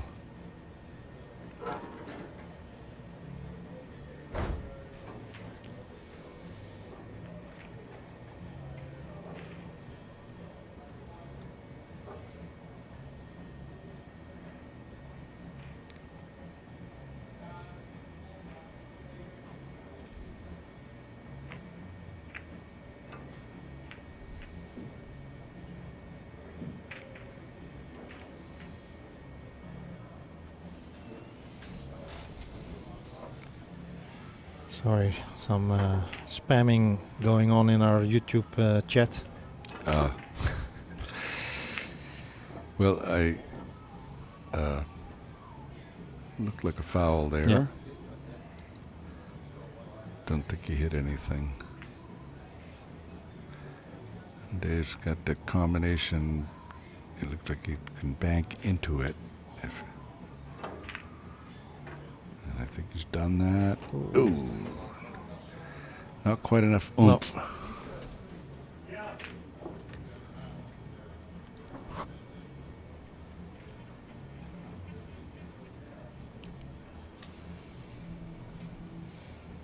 And Niels can see the 2. He's got to get rid of the 2. I think that 2 is close enough. It's not worth trying to take out. At this point in the game, just better to just give it to them, and that's great. Control the cue ball. So I just realized, from which part of the U.S. are you? I'm just north of Boston and New Hampshire. Okay, what's the time difference normally? I think it's about 5 hours. Oh, okay, not so bad. Maybe 6, I don't know. I was about to ask, how's your jet lag? My wife and I got here on Monday, so I don't have that. No. I've just got cultural overload. It's an amazing place over here. My neck got sore. Oh, from looking from around. Looking around. Yeah, that's the truth. Well, that's good news for us. Yeah. So Dave went ahead and this is Dave's pocket down there with all the balls, except for that 10 ball. Dave went ahead and left Niels the 10 ball straight in, but that's a bad shot because you can only get one ball. Mm-hmm. The best you're going to hope for is a bank if you happen to make it. You don't want to do that as long as you can come up with anything that is a safe.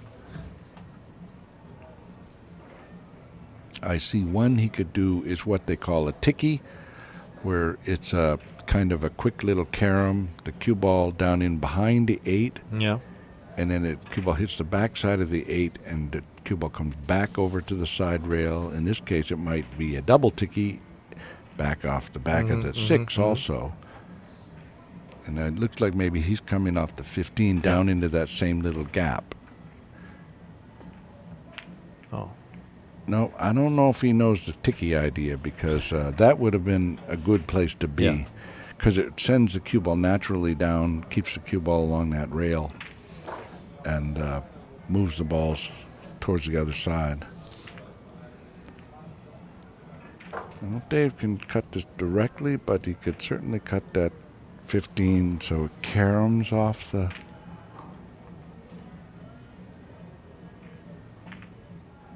Like this? Like this. Yeah. He's got a little angle on the 8. He might be able to get to the 12 or go rail first and make this 8 get to the 12. She did go real first. Ah, good shot. Good Think speed on the cue ball. Got a little angle here, so Yeah. I think he can probably come back. Yeah, he is -1. Oh, they may have forgotten to spot it. As I see on your scoreboard, it says Niels has 1 ball, but actually he owed 1. Ah, yeah. I don't think it got paid. I didn't see it get spotted. Maybe it's different how they do it in the USA, but here I always try to move the responsibility of the scoreboard towards the players, so that they have to take care of the scoreboard. Yeah, we don't bother them about it. Right. Same here. I just could see they were talking about it. That's why. Yeah, I they were mentioned looking it. at the coin that's Yeah. on that side. So now they discovered that while Dave was shooting. So that ball that's still low doesn't get spotted now. Mhm. But as soon as Niels finishes Ah, shooting, yeah. then that ball gets spotted. Oh, he already took away the point from Niels' side. But the ball still gets spotted. Yeah.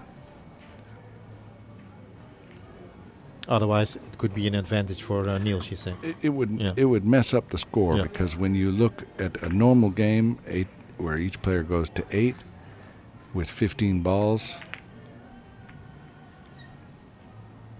it always adds up same way. So right now, there it goes. Yeah. Yeah. So they were on top of it. So the coin can coin go. can go.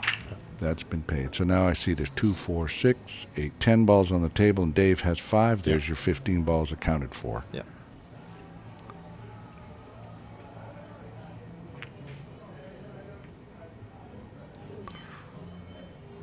I don't know if Dave has let him see enough of the 5. It's going to be Think so. close. Looks like he can spin it in. Yeah. And once he does, Yeah, the cue will go up the middle of the table, so you can make yeah, it the looks like 9 or the 4. all 3 of those Yep. go, and the 7 is a nice bank too at the end. Get on it's up soft, there. Yeah. A little light, but thanks for a thinner shot.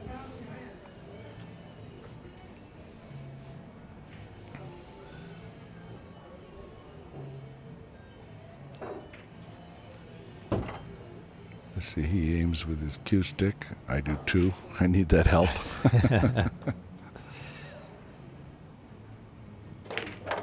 Oof. Well, that'll work, but I didn't think of that. That's very creative to play position. I don't know if he was going to do that. Why wouldn't he have left himself closer? So he's got 2.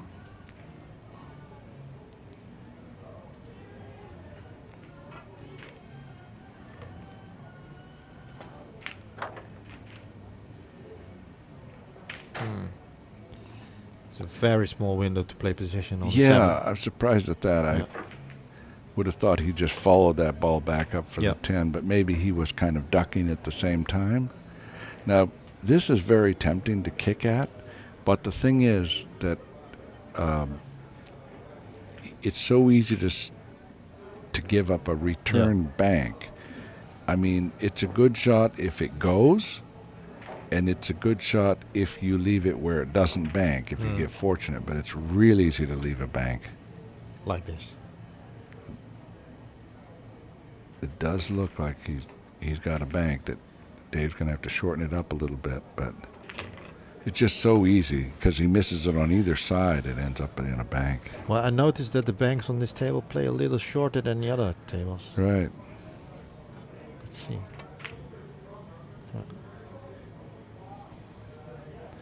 Dave needs a little bounce. I think he got it. Well, Niels has a bank on that 10, or maybe he doesn't. I see the 13. Is the way. That's why I moved the change to the other camera. So there's those other balls. Now I just noticed there are 5 balls in the kitchen up there, so that actually means one is supposed to be spotting. Yeah. But nobody's noticed that yet, and that's not our business. I noticed during the players' announcement or meeting this morning that Alex said, okay, if somebody else sees two players are playing and they forgot to notice that, They they can didn't say notice, that. we can help them out. But in this situation, what we talked about in the players' meeting, if they think of it now, because that ball's already been there, so they've already forgotten. But if they notice it now, it doesn't spot immediately. It's the same rule as a foul that they forgot to respot. It waits until the next player shoots. So it would wait until Alex shoots, and then it would spot. Yeah. Not Alex. Niels. Dave. Dave, yeah. Well, this ball looks like it's going to leave the kitchen. So Maybe that's not. good. But they still haven't noticed because they'd be fingers pointing at that ball and that ball. Which one was the last yeah, one? Which one is the one that's closest? Because it would be the 11 ball that close spots. to the kitchen line. Yeah. Oh, I think that. Oh. But he did not. Ooh, I don't know about doing that in the middle of the inning like that. That's a little move. Yeah. Yeah. Okay. Ah, little tricky. Well, that's not very nice. The thing is, it had already been there. Yeah. So that's why you would have the rule where they both have to shoot. Yeah. Now, maybe what happened is they did say something, and they both shot, and there it came up. But there was such a long pause before Niels came over and moved that ball. I kind of feel like Niels just noticed it. Yeah. I think in this case, like you said, Niels just noticed and it took away the ball without I warning. get to Dave. move that. Nice move by Niels there. You Europeans are tricky. Dutch tactics is this.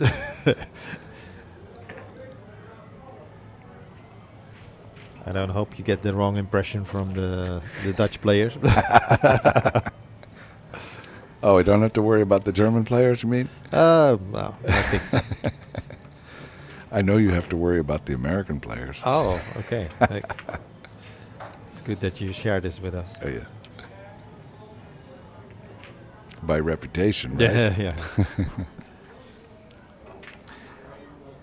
Well, I think in general, America's in a long way ahead of Europe, considering one pocket. In general. Yeah. But you guys are catching up, and now you've got some of, well, I don't know, Gorst is Russian. Yeah. But and Filler both have shown a liking to one pocket, and they are the two top young players in the world. Yeah. So to have them take a liking to one pocket is going to be so good for one pocket, especially in Europe, I think. Yeah. I'm really excited about that. What about Darren Appleton? Wasn't he playing one pocket as well?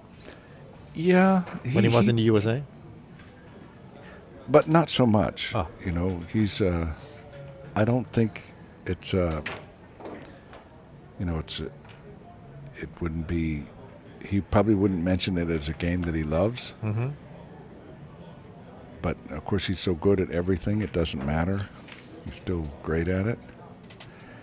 And see, they're nibbling behind this ball. It's Niels that has the far superior position with the 7 ball there. Mm-hmm. And so far, Niels has managed to keep Dave from seeing the 7. Earlier, the cue ball was behind the 3. Now it's behind the 14. Dave does have, I don't like it very much, but he does have that ticky shot I mentioned where he could the 10? Come off the back, the side rail first into the back side of the 10, which would drop the cue ball down behind that 7, ideally. But the possible scratches Yes, on with absolutely. that shot. You want to be a soft touch with it. Okay. Otherwise, it's a natural scratch. You're absolutely right. So you have to be conscious of that.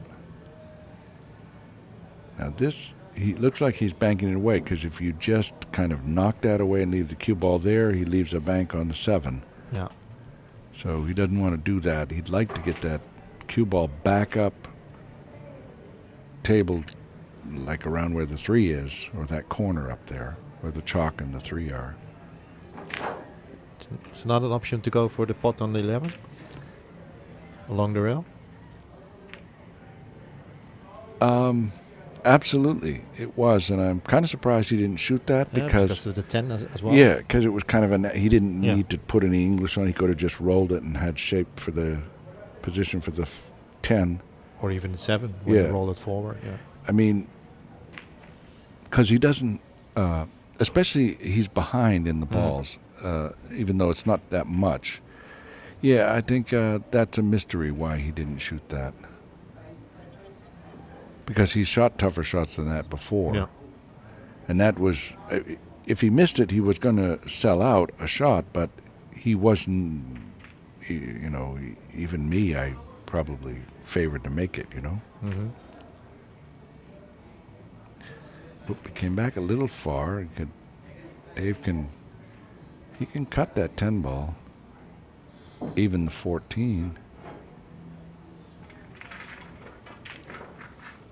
He might be able to cut the 10 ball and bring the cue ball like behind a 14 down to the bottom rail without giving up a shot, even if he missed. Well, that's okay. He did give Niels a ball, but it removes the ball as a threat. Dave would have rather made that ball or hang it in the jaws, but where it is with the 2 balls down on the bottom rail, it's a little tough to safely remove that ball. Because you have to cut it, and the cue ball's going to travel quite a ways. Probably kind of cut it towards the chalk and then go up table by that 13 ball and 2 rail the 10 to maybe where the 7 is, something like that. Yeah. It's no guarantee of a lockdown safety either. Cut it a little more and have the cue ball go across and back would have been probably better. He did fine.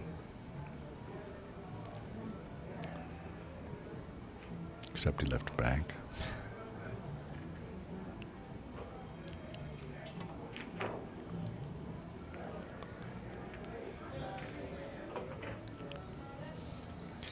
Okay.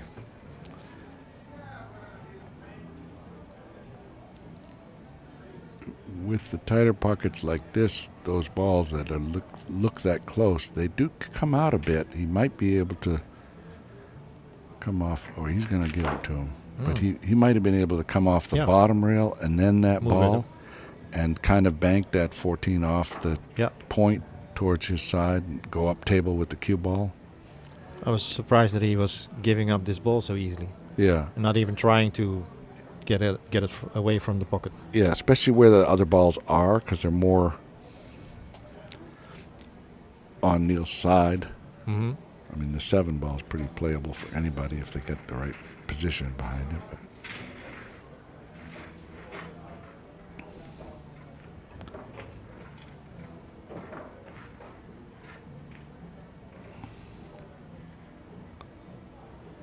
when in doubt, go up table, leave the cue ball down below.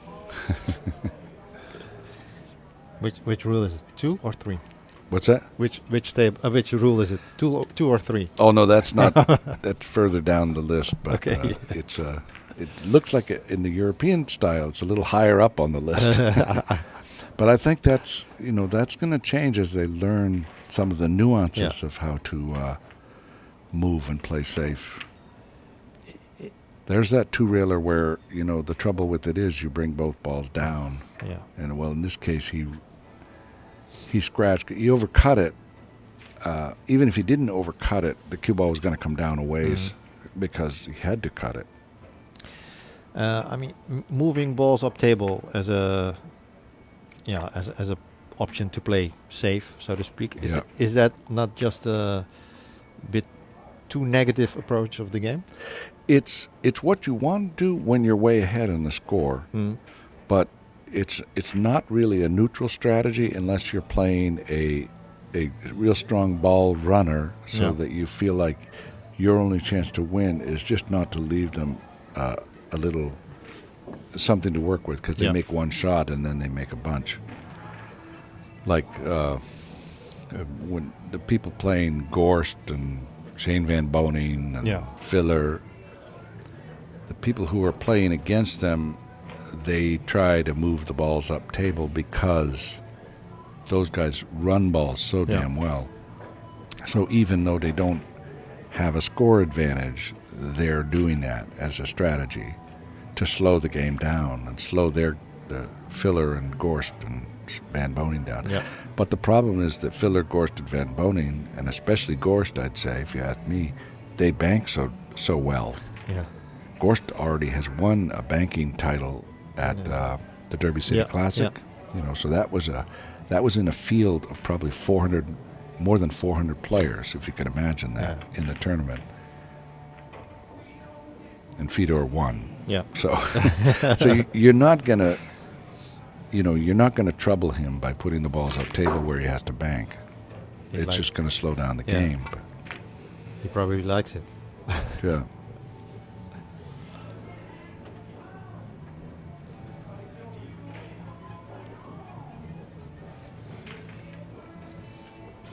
So now here Dave needs one ball and Niels needs 3. So absolutely the strategy for Dave is Dave wants to get balls out of play unless he's got a shot to win the game that he feels good about. Niels wants to keep them in play, so. Oh, that's not what he wanted. Nope. He was trying to two-reel that ball towards his pocket. He besides overcutting it, he didn't get enough inside English to spin up behind the 10 and 11. So what's the right, or what is a good way to play this shot? So you have 2 balls spotted, cue ball in the kitchen. There is an aggressive way, but Dave isn't going to do that because he's got the lead. So he just wants to take these balls out of play, and he's going to leave those alone right now. Or that's a good shot. Oh yeah, that was a really nice cue ball control on that. That was beautiful. That's the billiard player in Dave Gross right there. That was a beautiful shot.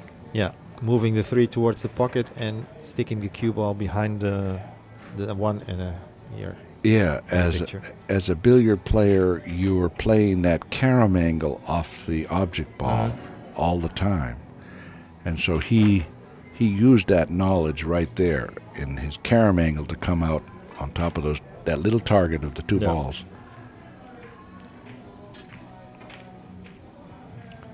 And Dave wants these balls up table, but they're kind of not bad for Dave right now. He may push those more up table.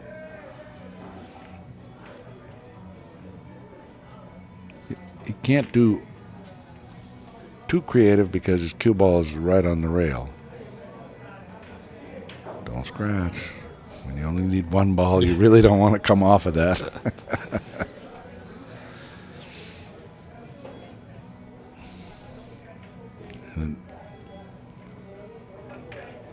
I mean, if I was Niels, I would be soft banking the 3 to still this lower side of the side pocket. Leave the cue ball down here.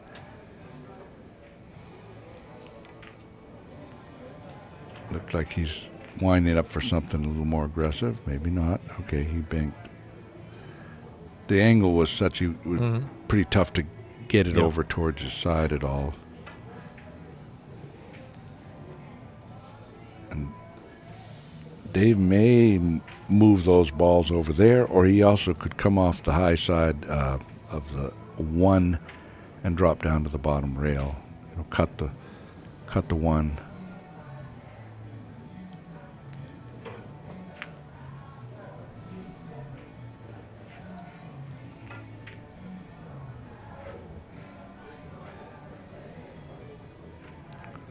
For Niels, I like banking that 11 towards his pocket. Stay away from the 13. You're not trying to make it at this point, because I don't know if it'll even go.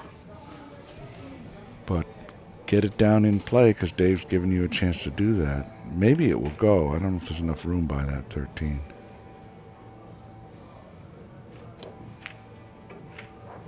But yeah, personally, I probably would have done that also, not try to make it, just try to make sure I got it down there. Yeah. So he listened to your advice? He did. He did. Dave's going to try to get it out of play, knock it back up table.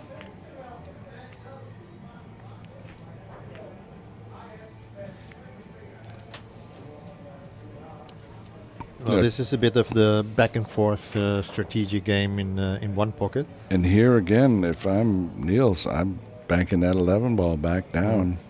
Not necessarily to make it because you got to cut it too much to make it, but just bank it kind of fat just to get it maybe the other side of the 1 a little bit.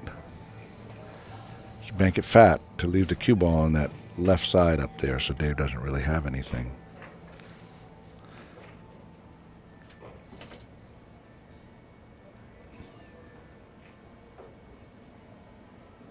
Because if you bank it to make it, the cue ball's going to swing around. Well, he banked it to make it, but light enough it didn't.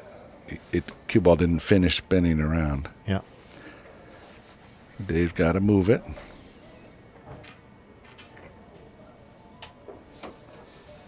So now it's waiting until the first player makes a mistake and gives a shot opportunity to the other one. So Dave just lightly kicked behind it.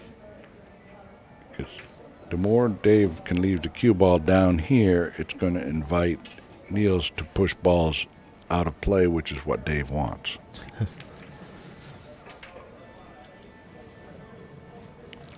Dave wouldn't mind all 6 being behind the line, but then that rule comes into play right at the wrong time as it did before. Then Niels can do his trick again, moving moving the ball from the cue at the last second. Yeah. Oh wait, I have one. That was a nice shot. I had it gone. He was going to be.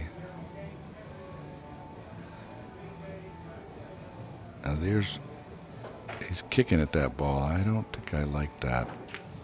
Is he doing this because he only needs 1? I think he felt like it was in what they call the big ball position when the object ball is just a fraction off the rail, not stuck on the rail, but a fraction off the rail. You can kind of hit anywhere in there. You can go rail first, and it's good. So I think that's what it was. You have a little bit more margin of error. Yeah. If it's not frozen to the rail. Frozen, you have to hit it perfect. But a little bit off the rail, they call that the big ball position. And Dave's got a little bank here on that 5.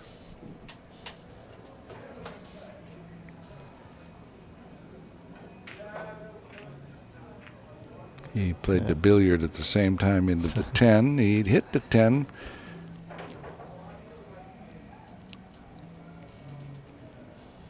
He's put a lot of pressure.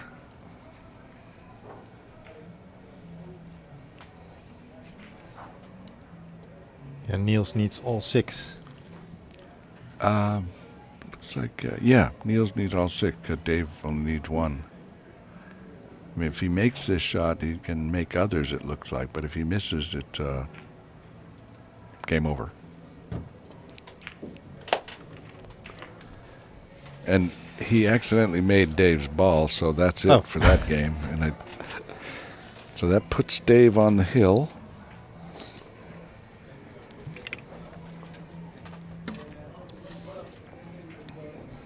Somebody brought me water. Yeah, it's the manager of the club, Nick Berendrecht. He just signaled me before. So I said, bring it on. Some water is nice. Thank you. Yeah, the staff here is great. I mean, it's a great pool room. Yeah, it's the oldest pool club, and club is meaning it had a member club, in the Netherlands. Yeah. And I understand the name Hague 5, which I wondered about, is because it started with 5 guys that put it together. Yeah. One of whom is here. Yeah. The last one. The last one. Yeah. The last of the Hague 5.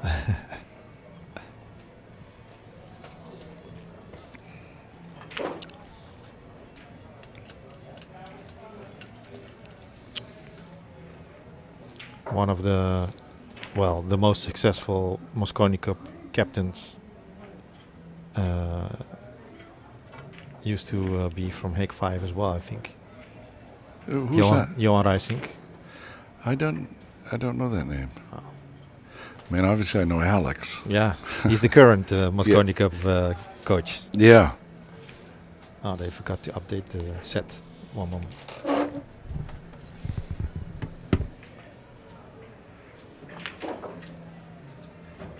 Yeah, it's really good for one pocket in Europe that you have such a well-respected player and coach in Alex Lely being a major advocate for one pocket. That's really why.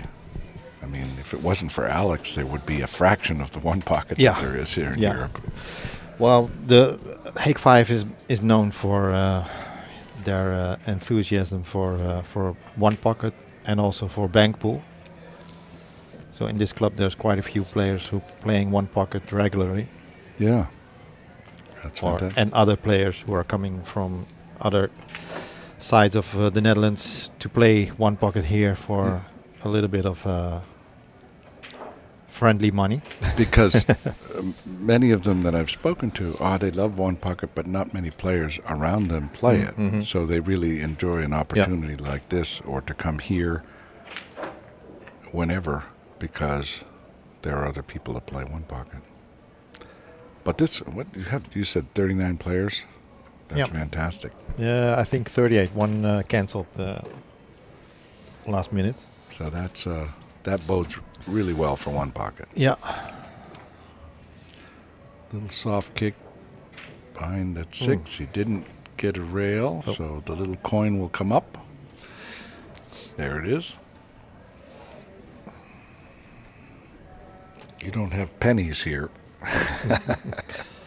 Well, we do have 1 cent coins. Do you? Yeah. Yeah. And 5 cents. Oh, I didn't know that you still had the 1 cent. Yeah, but actually we don't use it in the shops. Yeah. Lots of shops don't even accept them anymore. Yeah. So if you buy something from like You're not gonna get $1.99, it's always like €2. Yeah, you won't get it. Unless you pay by card, then it's $1.99. Yeah, because I was somewhere and I paid for something with cash, and I said I wanted the smallest coins you've got. Yeah. For this. Yeah. Okay. You wanted some for but they're not that tournament. small. I don't know what they are. I think it's 5. Oh, that's 20 and 10. See, okay, Yeah. not that small.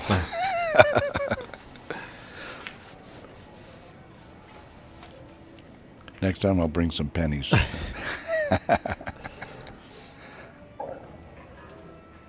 Dave's looking at banking at 14 and using his 3-cushion billiards to come around the table a bit. Yeah, moving And the cue ball. he's done that very nicely. And it came out beautiful because the cue ball cannot get to the 14. And the 5 makes it a little tough to kick over there. Yeah, I was thinking about the two rail kick, but See that he can might miss skim it, off of yeah. these balls, but it leaves a bank on the 5. So this, maybe he's going firm enough to come into the back of the 14.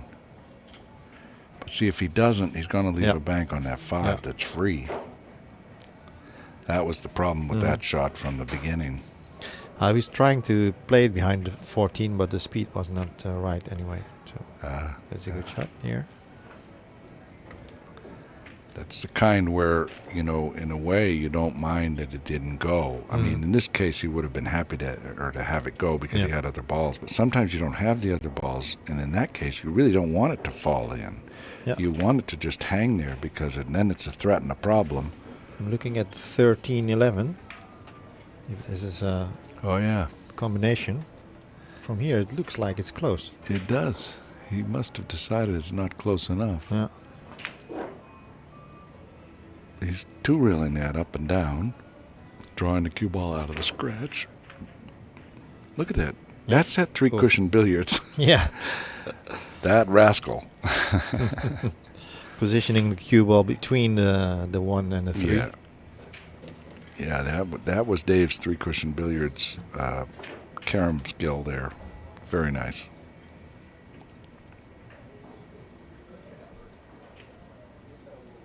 Maybe he visited Dick Jaspers earlier. Yeah, I know he'd love to. Oh, yeah, I bet.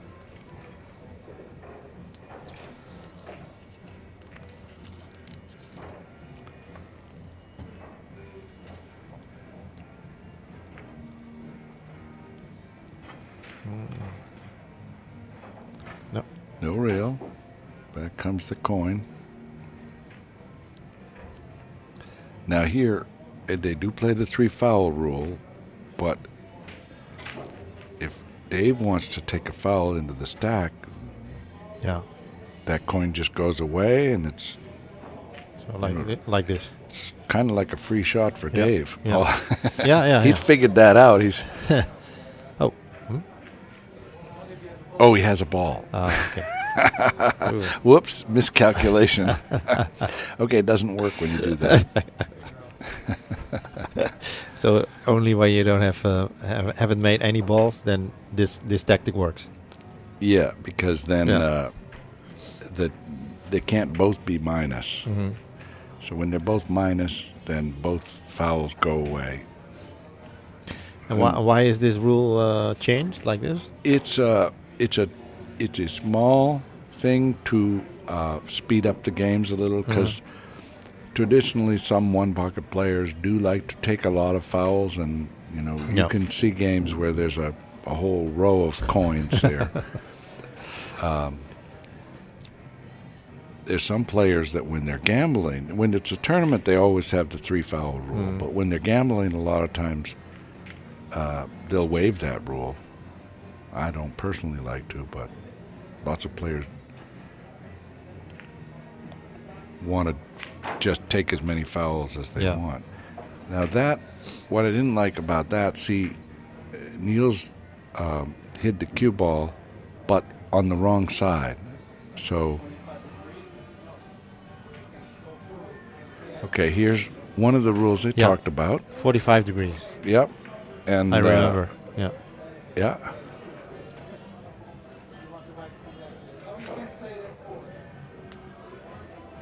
So the way they made that rule is as long as he elevates, he's okay.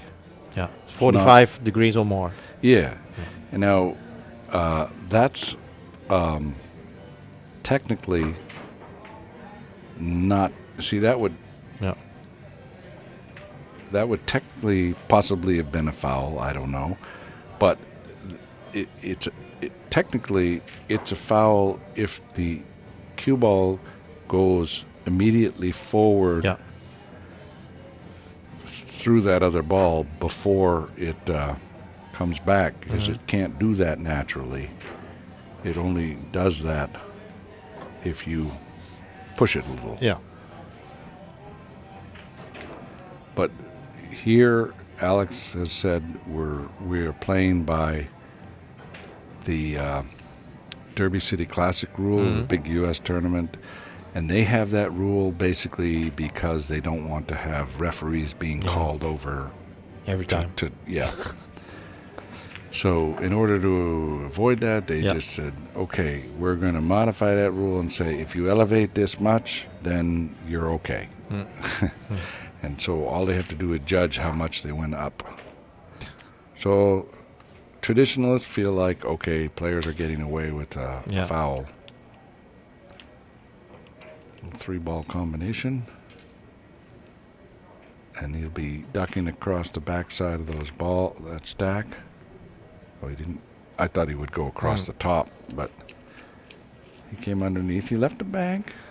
I don't know if Niels will shoot it because the cue ball is going to go into those other balls, but if the 14 was a little bit lower so the cue ball could go directly into the 6, it would be a safe shot.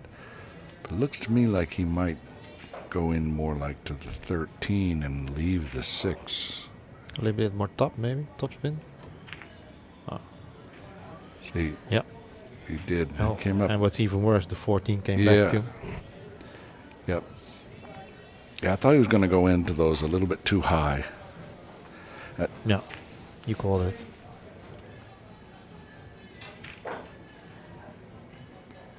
And he hit it a little harder than he needs to, which also made that worse, you know, because the harder you hit, the more the carom angle opens up. So Dave played shape for the bank there. Yeah. I think he only needs 3 after this.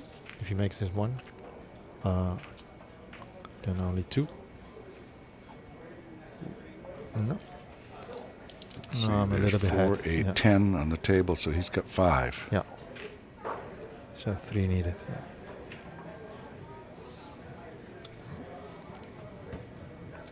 I mean, there are ways to move this one away, right? I think that's too far in there. I mean, okay. And from that angle with the cue ball. Yeah. I wouldn't advise it.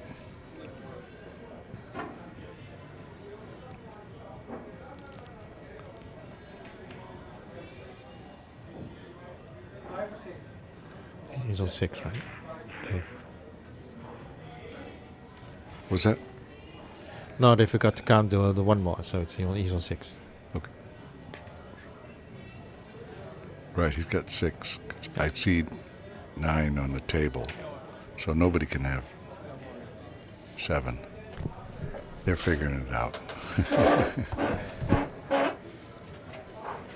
The players apparently have like a little pad near the table that they keep the score on, but looks like even the locals don't always understand, especially how to go backwards. So now we've got 11-4.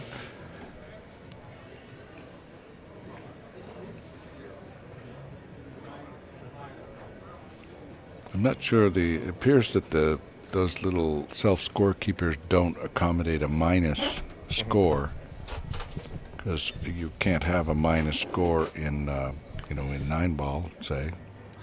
Yeah, this score software doesn't have a minus option, unfortunately. It's not made for one pocket. That's what I figured, right? Not made for one pocket or for straight pool. Yeah. Straight pool, quite popular here, isn't it? Yeah, it is. We play in our team league matches. We play straight pool as well. Yeah. And yeah, one of our best straight pool players is Alex, of course. I think I saw does he have like a 300-ball run on YouTube? I think so. I think that's a lot of balls. Yeah. I think it's on my channel as well. I'm not sure anymore.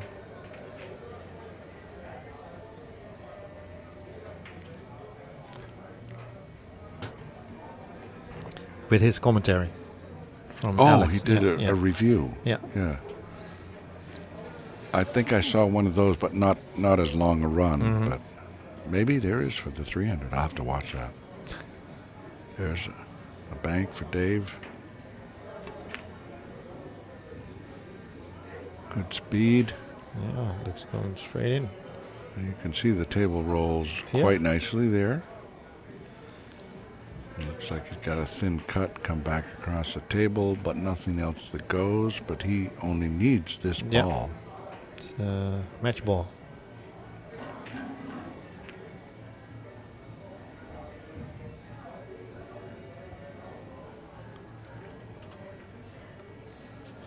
And Niels needs to keep track of the fact that that's Dave's game ball. Yeah.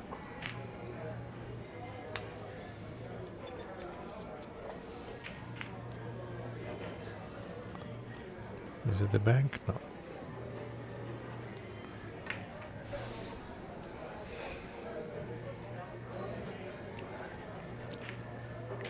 Dave probably, he's looking to see if the bank goes. Looks like it might.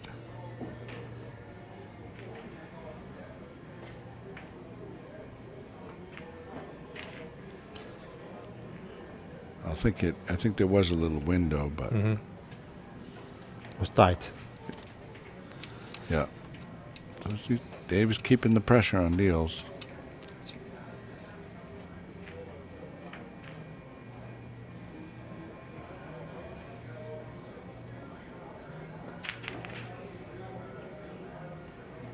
Well, he got this rid is of a those bank. 2 balls, but there's a tasty looking bank on that 8, yeah.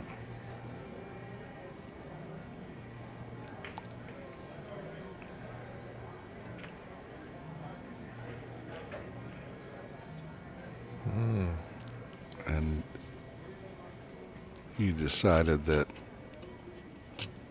he could see that he was going to leave it behind there if he missed. So just, even though his percentage for making it might be a little better if he hit it with a little more pace, this is a good guarantee of, or maybe not guarantee, but the chances of winning the game. Yeah.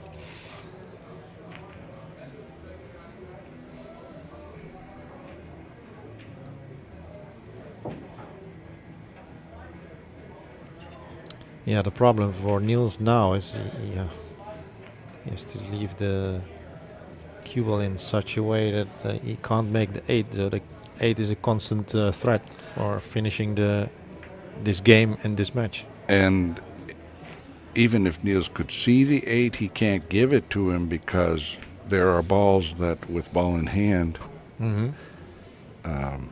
Dave would make, like the 5 or the 3. So he kind of has to bank at that 9 up there. Anything else is just kind of, buying a little time. But like if he rolls up on there to take a foul, he doesn't get anything out of that. Unless Dave starts taking fouls with him. Oh, is he lucky? No. No, I think we're going to see the handshake. Yeah. There it is. Well, thank you very much for the company and the commentary. I'll do that again. I'm here. Yeah, I hope so, because we're here 3 days, Yeah. 3 full days for the viewers. And the final will be on Sunday, somewhere in the afternoon. Thank you for joining me in the commentary booth, Steve. Okay. And we'll be back with a new match pretty soon. All right, sounds good.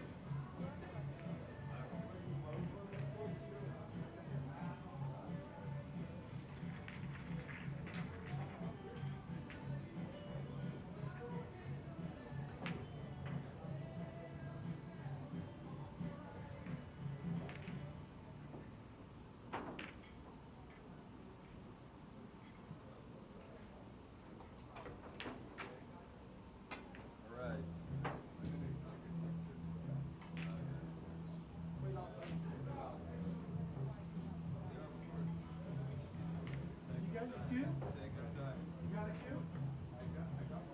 Okay.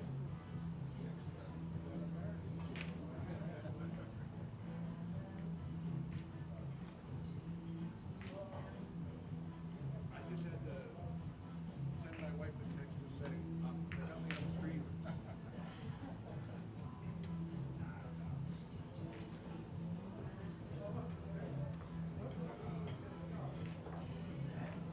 The boys are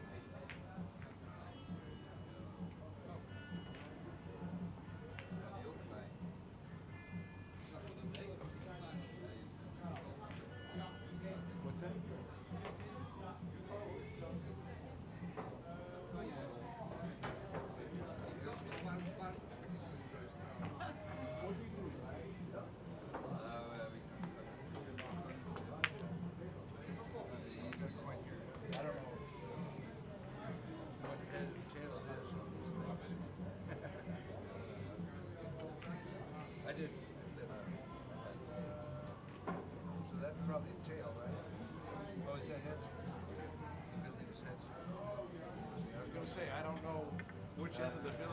So I won the flip? No, you won that one. See, you told me, okay, that's a hit, right? What about the other side? But say where the number is on. That's okay. I see.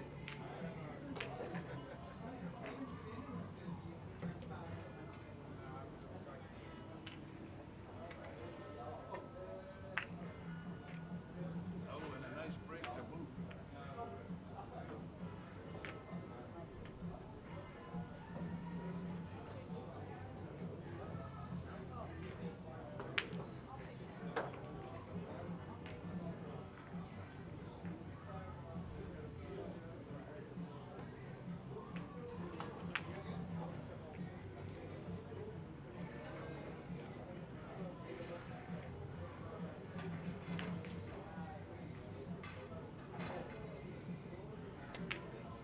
Ah, joh. Well, you're not supposed to know those shots.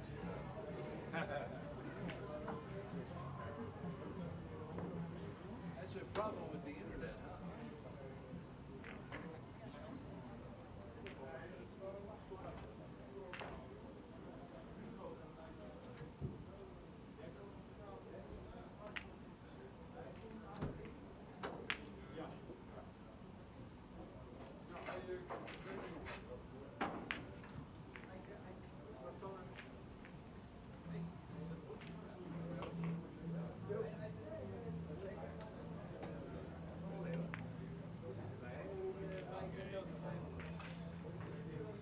Just sitting down to get comfortable. Yeah, I'm sorry. And you fooled me. But I appreciate it, believe me.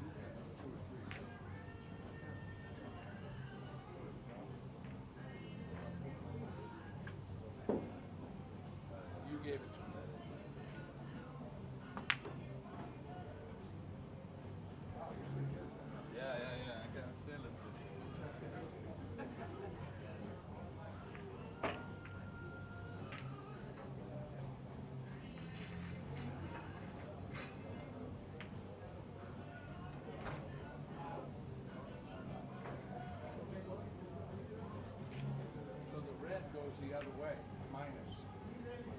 Yeah, exactly. Beautiful.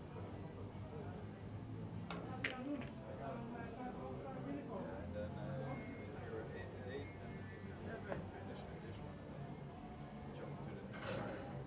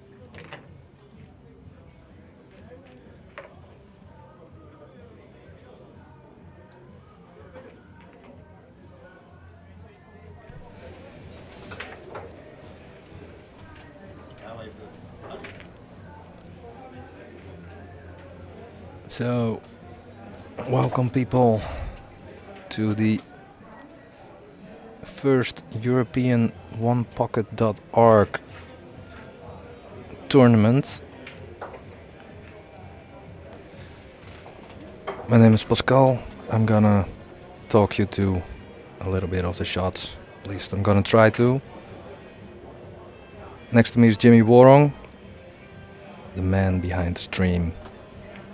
He's a little bit busy right now, but we have 3 days of OnePocket, and we're now watching Rolf van As against Steve Booth, the OG of OnePocket.org. And Rolf is a local player here from Hague 5, known for his banking skills. So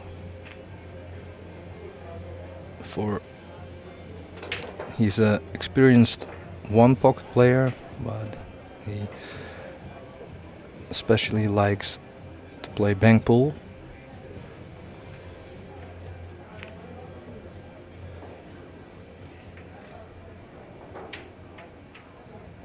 So 4 balls in the kitchen. We're playing the Grady rule. So the 5th ball, or more than 4, any other ball gets respotted. Ball closest to the head string. And the TV table has 4-inch pockets with a pretty new cloth, so plays really good for OnePocket. So we can expect a lot of moving on this table.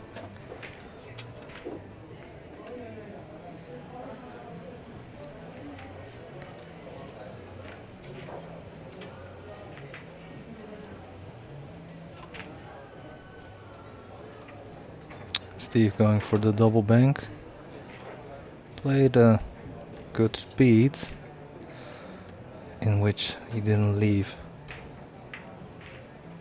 the crossbank for Rolf, at least not an easy one. I don't think it's really on. I think he's gonna kinda, yeah, I played it to his side.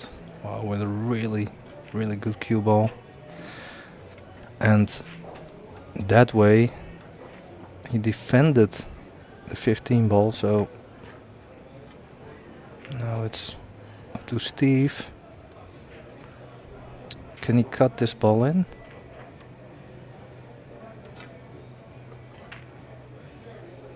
He's trying to, I think.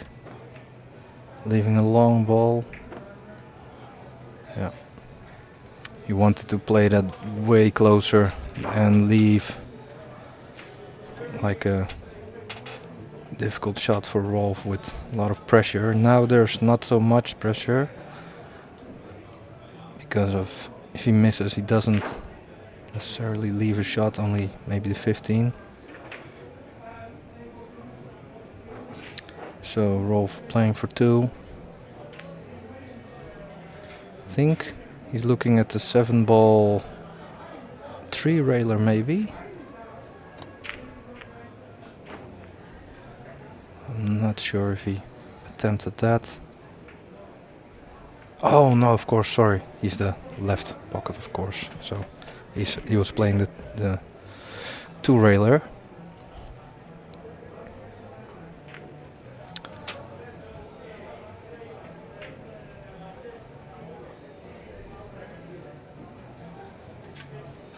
I think the 2 rail option for the 3 is maybe blocked by the 2. So maybe straight back.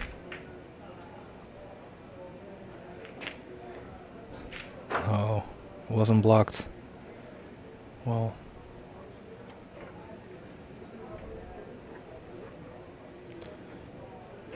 I think he left the cut shot on, and if the line is there, Rolf probably gonna try to make it and to bump into the tree, to bump it a little bit towards his direction, or maybe leave it below. Maybe leave a bank. He was pretty fast with that. Confident. Look good.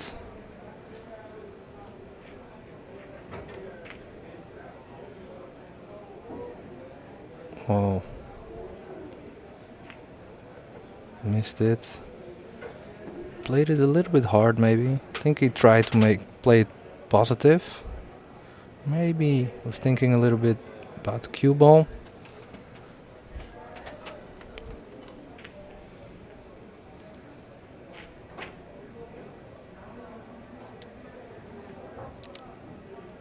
So now that shot was all about getting out of the inning. Now we're gonna see a little bit of... Oh.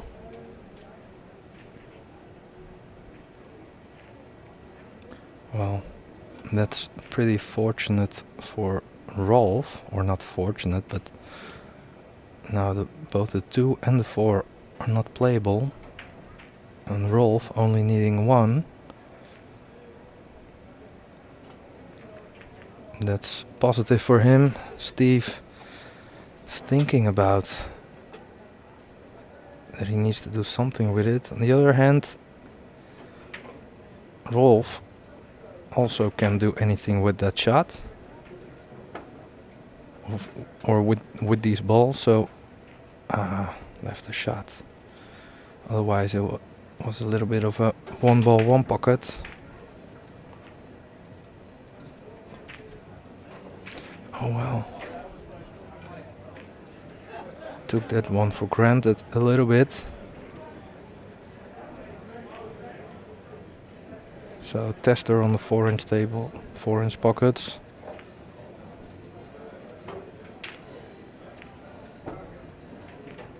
Yeah. Taking it 1 ball at a time.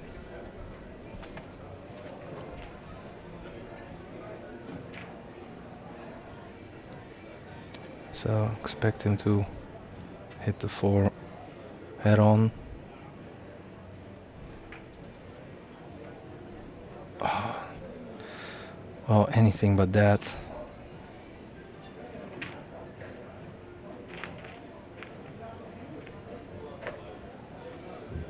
So there we go. Rolf van As taking the first rack.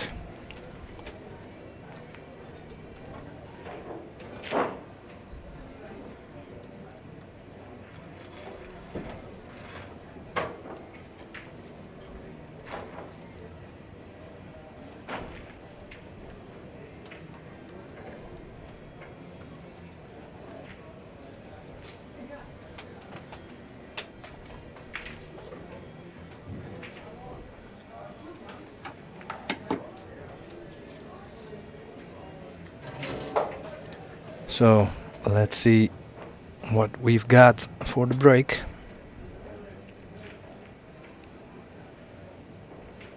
Steve Booth, probably knowing all the tricks. Well, joining next to me, Alex Lely. Hey, Pascal. Well, you're just in time for the second rack. Yeah, Steve Booth. You haven't seen a lot of him. He was in New Orleans a couple months back when I was there. He was playing a lot. I think I was playing a lot, but he was playing just as much. He can keep it up for a long time. So how is he coping with the pockets? Well, I think he's accepting that it's tough, and he just played a long pot and he rolled it in, so he's cautious. But I feel still a little bit uneasy, I think, with the pockets. Still only the second track. Tricky position here. You'd have a tendency to try and bump a ball, to make more available, but it's tough enough as it is. So he's following for the 3 ball.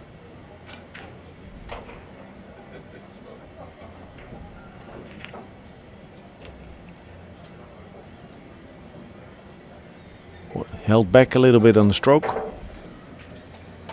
so didn't get the nice angle on the 3 ball, closer to the short rail to come around. Well, needs the spider now. Always a little bit more difficult. I think he can, with low right, he can go around the 9. I think. Well, if he gets a good angle on the 9, then can go into the 4. Maybe 15-4. Yeah. Get all the chances. I'll tell you a secret. Or maybe Steve Booth is not an 8 and out player. So he moved the 11 and the 5 there. We're playing cue ball foul zone. Object ball foul. No. Cue ball fouls. Yeah. So it's not a foul. And Rolf van As would have to... Oh. They're actually calling the foul.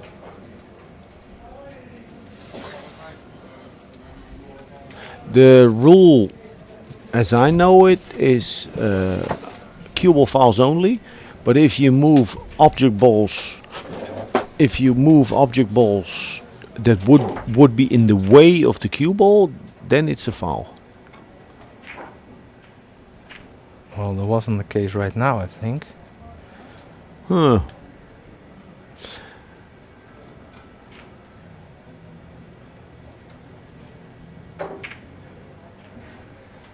Well, expect him to play the bank shot here with top right. And go where? Run into the 9? Yeah, into the 9, I think. Yeah, but he needs to overcut the 3. And then I don't know if he can get to the 9 with inside. Well, the cloth isn't like really slippery anymore. But played a little bit more center ball. Yeah, so he recognized that it was hard to get onto the 9 with inside. Locked it up. He's playing pretty fast, I feel. Good line.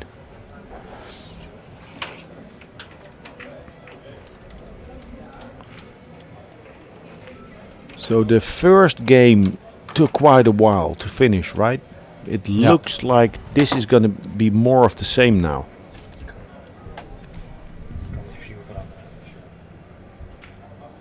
Dit is de enter.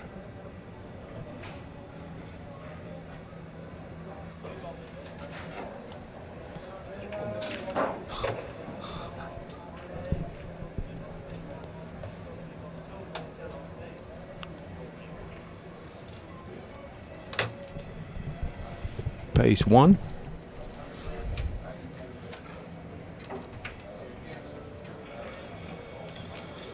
Oh, you're seeing Rolf with the bank on brother shirt, banking with the beard.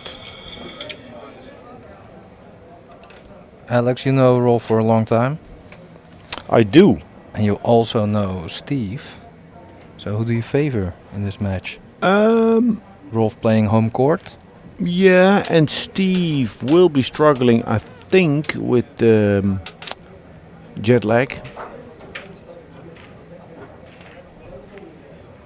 But, you know, Rolf, I feel, sometimes doesn't respect his game, his own time. You know, he, like I said before, I feel he's playing a little quicker than what would suit him.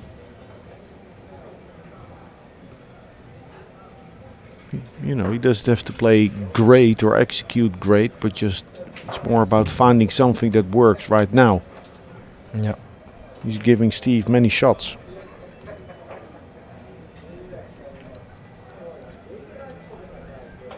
So the US is represented by Gross, Dave Gross, Steve Booth and Russell Tuning, Short Bus Russ.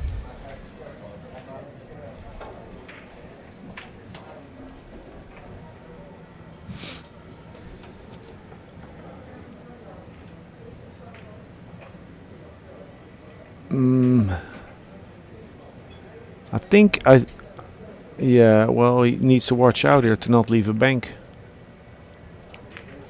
Yeah, it looks like this game is gonna take a while again, but we're playing with the Grady Matthews rule, meaning that if more than 4 balls end up in the kitchen, the 5th, the 6th in that case, would be respotted. So if there's 5 balls in the kitchen, the ball closest to the head string will be respotted.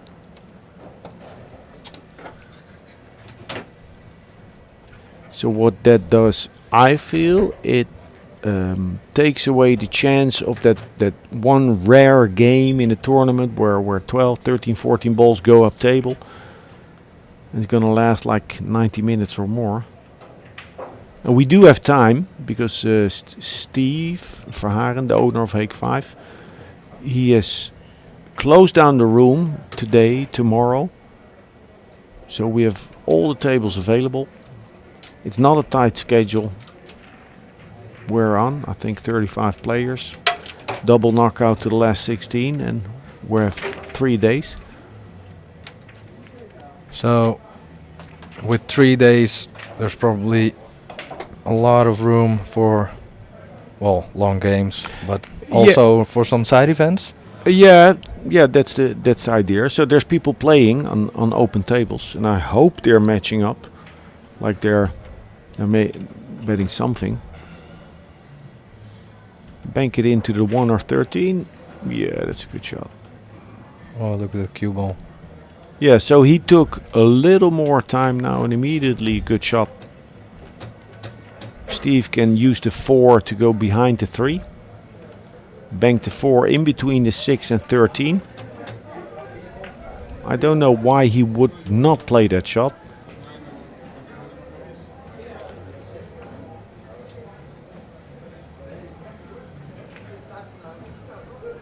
Maybe he's gonna bump the 6.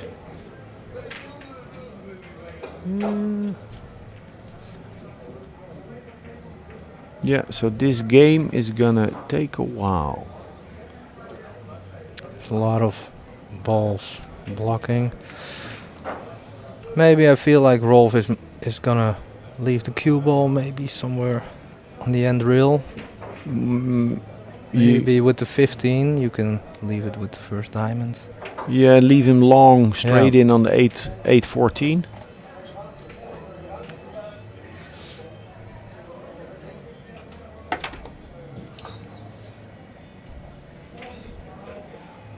So no bank for Steve on the 8 or the 14. He has obviously the pocket where the cue ball is. So if I'm playing, not so much in the tournament, but especially, this is risky what he did, especially matching up, I would be reluctant. You know, sometimes you have a game that's going towards an up-table game and think, oh no, here we go again. But the Grady rule in this case would make it a little better. They're not all going to be going up table. No. And it also depends, of course, in what kind of player you are, and if you know, I think I heard Chip say he's he's liking those long up table games. Yeah, he doesn't mind bringing the balls out of play. Chip Compton. This shot lays good to bank the 13 towards the hole and put the cube on the short rail. Yeah, leave him long. Yeah, I mean he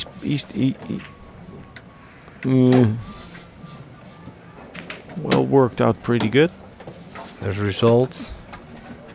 You know, if you get that cue ball speed down well, cue ball to the end rail, against a player like Steve, you know, you can get gains from there.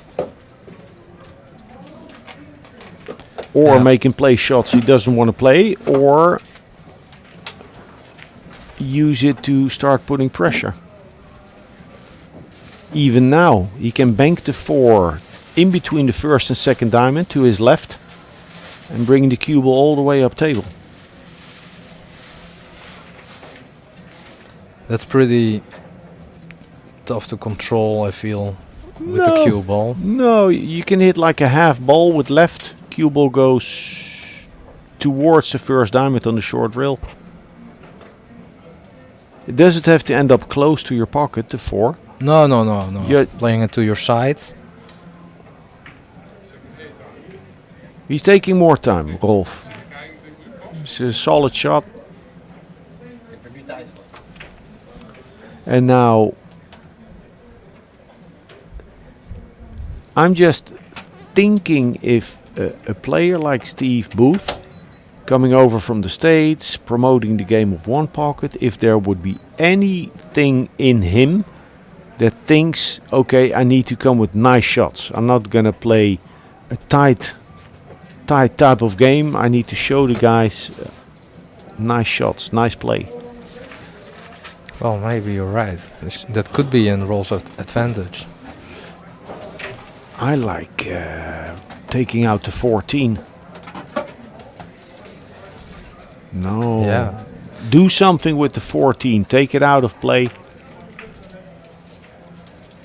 Yeah, then everything is on your side. Now you're leaving, well... A bank. The 3 banks.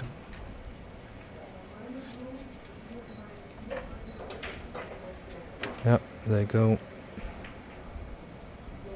If that 14, if he would have taken out that 14, balls were in a good position for Rolf to start moving him towards his hole after.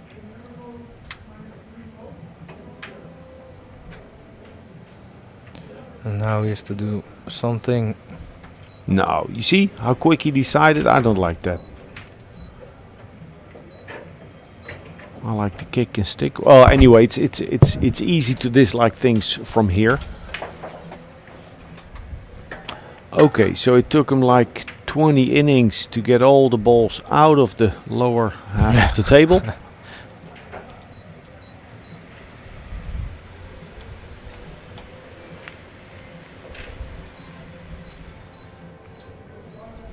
So 4 balls in the kitchen. We're playing with the Grady Matthews rule. If one more ball lands in the kitchen, the ball closest to the head string will come up on the spot. Yeah, or balls, right? Or balls. If more balls, yeah. Now he can do something off of the 12 for sure. He's close. It's far enough off of the rail, so he can play straight back and go towards the 15. Do you think it's far enough from the rail? Yeah. It feels a little bit like a double kiss. No, because this type of bank, if you cut it, it picks up a lot of friction. It'll come back straight. Like a lot.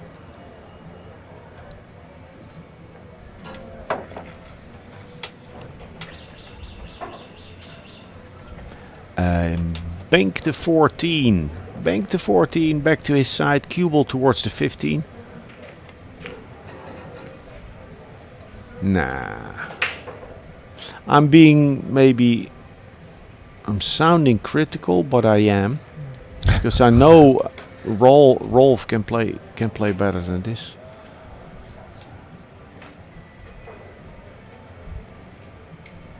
Is he playing the 3? Well, it's kind of free if you can see it. Yeah, smart. No, better overcut than undercut that shot. If you undercut, you can leave a bank. Yeah. Going for the kick shot? Wow. Yeah. Well, a bit desperate. If Rolf had taken out that 14 like 5-6 innings ago, from there on he could have kept Booth in the trap. Finding ways to move balls towards his pocket. Now the 10 banks, and again it doesn't have to go, just not hit the 2, go somewhere towards his pocket. Center ball. All the balls of Rolf at the left are doubled up. Well, if he...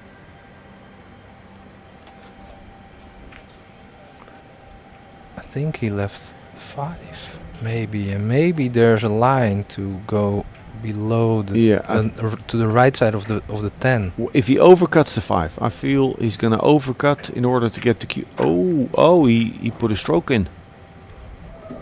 Risky. He went all in for, well, not a really big reward. Maybe he can soft roll off of the 14, leg it on top of the 10. No, he's playing too quick. He's nervous. Well, I don't know if he's nervous, but the way he's playing, he gives me the impression that he's nervous. So this is the first European OnePocket.org tournament. The members of the OnePocket.org forum have a members tournament every year. Anywhere in the States, and then I think it was Steve asking me if we could host it here. He probably had a trip to Europe scheduled anyways, and then he thought, why don't I get those guys to organize a nice little One Pocket tournament? So I can play a little bit when I'm on vacation.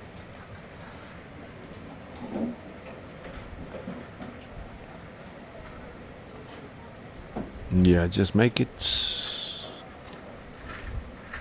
Oh, nice good result. Yeah. Then again, all the balls on his side, or he needs to do something with it, because it's all messy, doubled up. Well, he needs to do something with the 10, but of course the 7 is going to join the party.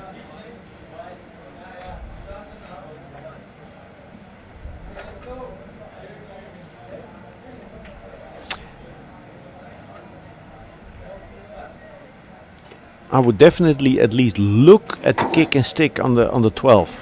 Kick and stick, move it to your pocket, leave the 10 straight in. It's a nice distance, cue ball to the rail, 12 to the rail. At least look at it. Good shot.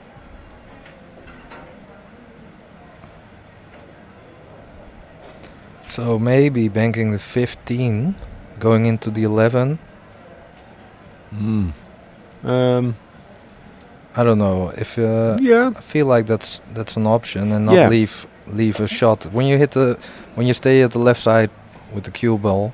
Yeah, and the thing is, many players that aren't too familiar with One Pocket, they'll try and bank the 15 to their hole. But this is a good line. This is the line that enables you to hold the cue ball. Although the cross corner on the 10 is exposed. But that's a big thing in One Pocket. They don't have to go towards your pocket, like a diamond next to it is good as well.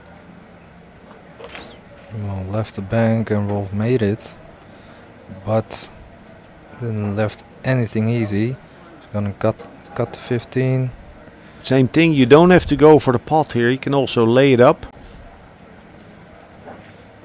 So now he played to make it. He could also have laid it up and get the cue ball close to the 12. Yeah, I like that. And play the speed to play the 15. Maybe you probably have a good chance of doubling up. Yeah, of doubling up behind the 7. So free bank. I haven't watched too much of Steve Booth today. I've watched a little bit of Dave Gross, and at least Gross gave me the impression, and he acknowledged it, that he's not getting action on the balls when banking. So turning banks, holding, squeezing the bank. Is it because of the cloth is pretty new? No. I think it's just more humid than what they're used to. Most rooms in the States, if not all, are air conditioned. Really? Yeah. Can come off of the 7, like the cue ball behind the 15. It's just that it's a little bit thinner than what you would like.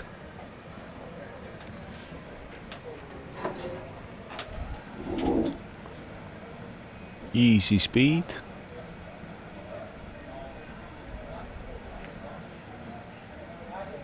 shot. Yeah, played the cue ball. Good effort.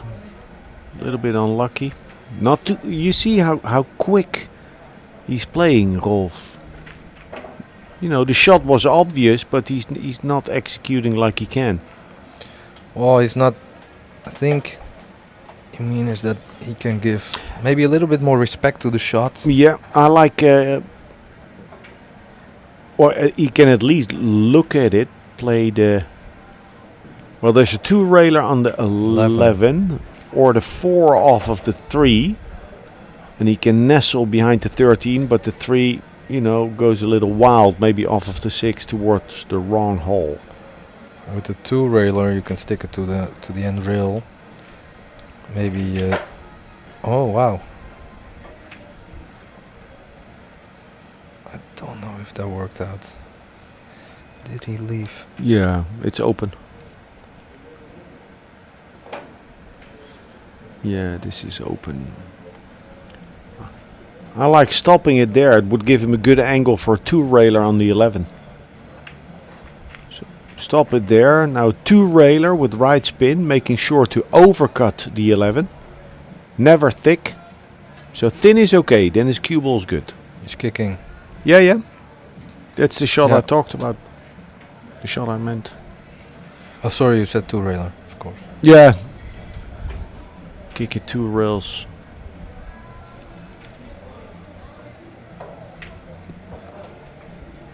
I think your buddy Patrick Lee Clow is waiting for the loser of this match. He's Yeah. going to be waiting a little longer. I see this match going all the way.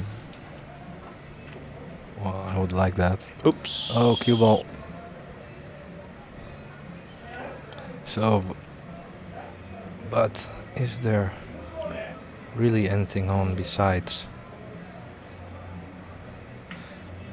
Spot shot is pretty tough on 4-inch pockets.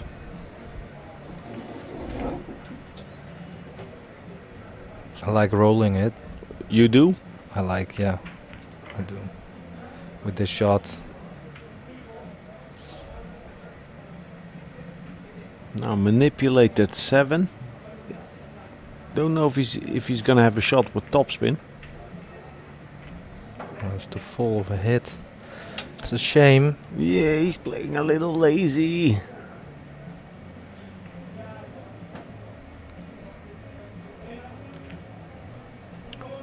Was he? Kick and stick behind the 12, off of the short rail. Nah. Did he go for the 2-railer? Or Well, he did, but he didn't. There was the worry of letting the cue ball loose, so he didn't put the correct stroke in. He's got a shot on the 4.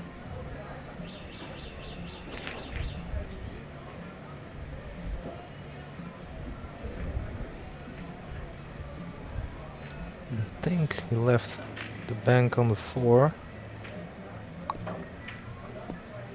Yeah, tricky bank to cross though.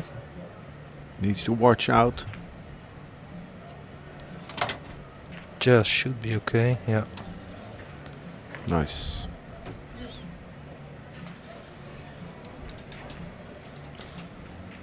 Now what?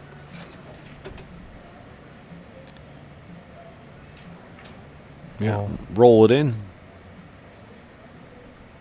Even if you don't like the shot. you don't like playing 12?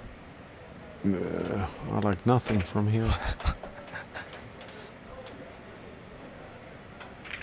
Shot. Oh no, I thought he got it. Steve.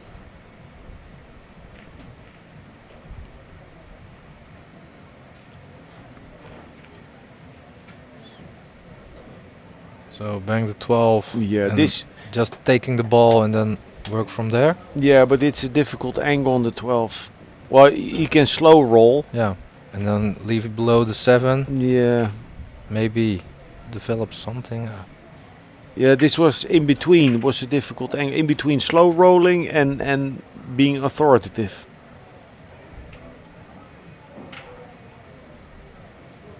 Can hold it, can cross it. Yeah, I think, at some point, that kind of stroke, with all the risks involved, gives you so much more chance to make the ball. Yeah.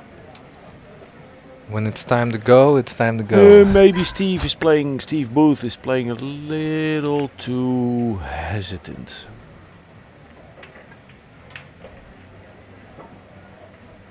But he traveled. He came in 2 days ago. And he's not in action that much. His wife told me that back home he needs to drive like hour 15 to get to a pool room. And then hope. To find a game. Yeah. Yeah, so basically he's in the same kind of spot as your average one-pocket player in Europe.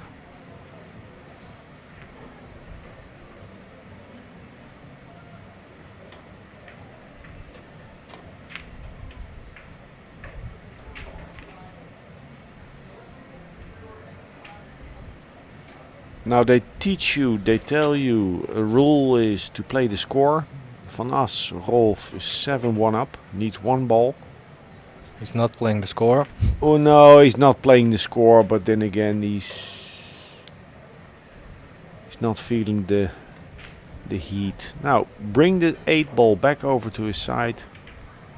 Just play a good cue ball. 3/4 ball, half ball, anything. Just play a good cue ball to the end rail. Nah, get that 8 ball out. Keep Booth on the defense. Played with a nice speed, so you have a chance to double up in the 7. Oh.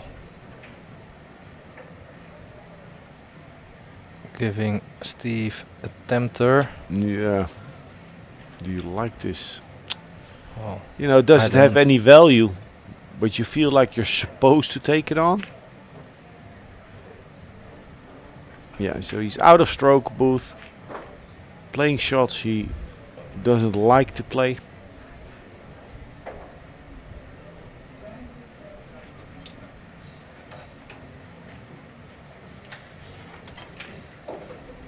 Or he's a smooth operator, just trying to stay under the radar.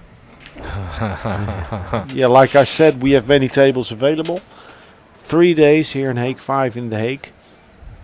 There's enough matching up. Oh, that's a nice view on other tables. So, who knows? Sanne Krom here in front. He's one of the Nestors of One Pocket in the Netherlands.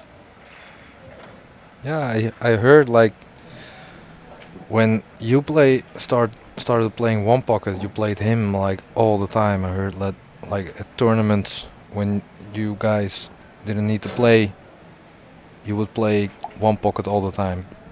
Yeah, One Pocket or 3 cushion billiards also. Just anything. Back in the day. Now at tournaments I don't frequent them so much, but everyone's just watching their phone.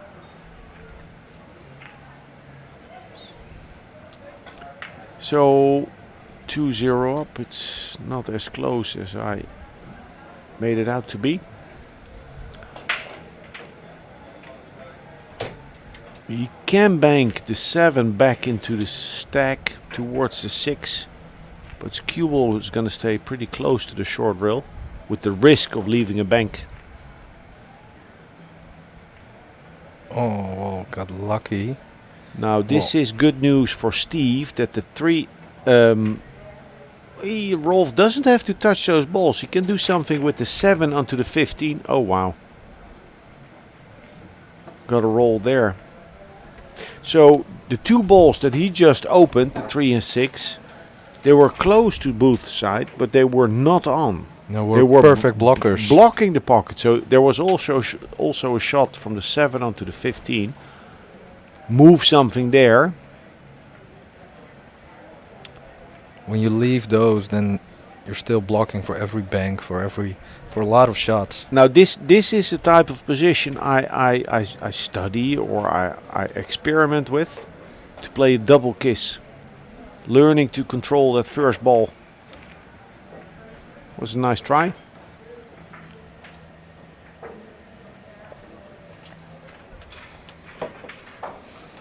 So for the people who are just tuning in or watching One Pocket for the first time, you see a little coin on the right side of the table. When you make a foul, like Steve just did, you get -1 and you need to give a ball back. But if you don't have any balls, then you get -1 and you put the coin on your side of the table to, well, remind yourself and the other player you need 1 ball extra. So that's where the coin is for. Looks like he's playing high, but this is what Van As always does. Addresses the ball center and then goes somewhere else on his final stroke. Now the 6 goes. So leave an angle on the 6 where he could bump the 14 after and possibly get a shot on the 5 or 12. Just a little bit too hard. Maybe. Well, from here I would play the 6 and leave a bank on the 10. You know, lay it up, hide behind the 3. Maybe if he goes to the, if he crosses, he can shoot the 3. He played for the bank. Now, if he rolls the bank, he might leave Booth a route off of the short rail to the 10. If he cuts it and stuns it a little bit, he can land on top of the 15.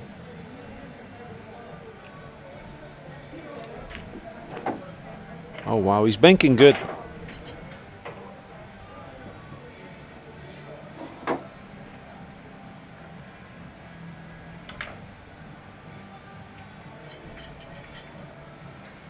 Has a shot on the 12, I think. Yep. Don't run into the 12, into the 5. Nice. Perfect bump on the 4. Yeah, he's starting to look like a player. And maybe he can just draw and just clip the 13.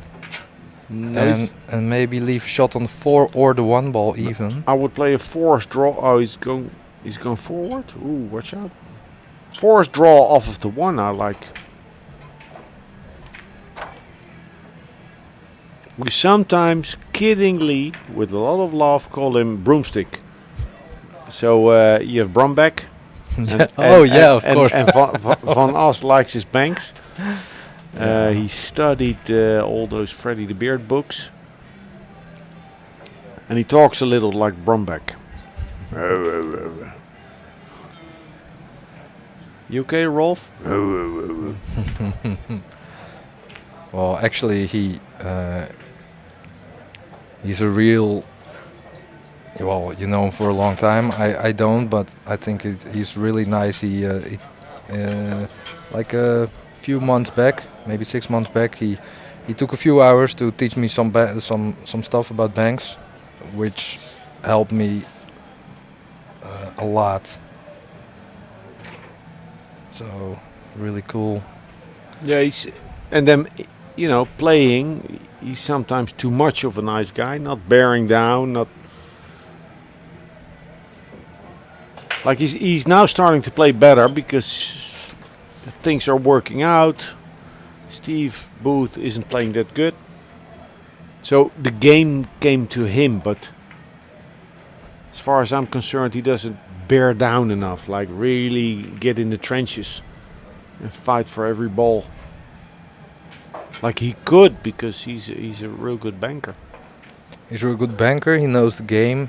He knows the shots. Well, it's something you also. Oh, well, I think it's just like you say. He's maybe a little bit of a. He's a little bit too nice, maybe, but. Now, someone is being nice here because the score is 6-0. Oh yeah, Rolf noticed. There's 8 balls. There are 8 balls on the table, so it should be. Yeah, there it is, 7-0. And Rolf's pocket is to the right. Right? Right.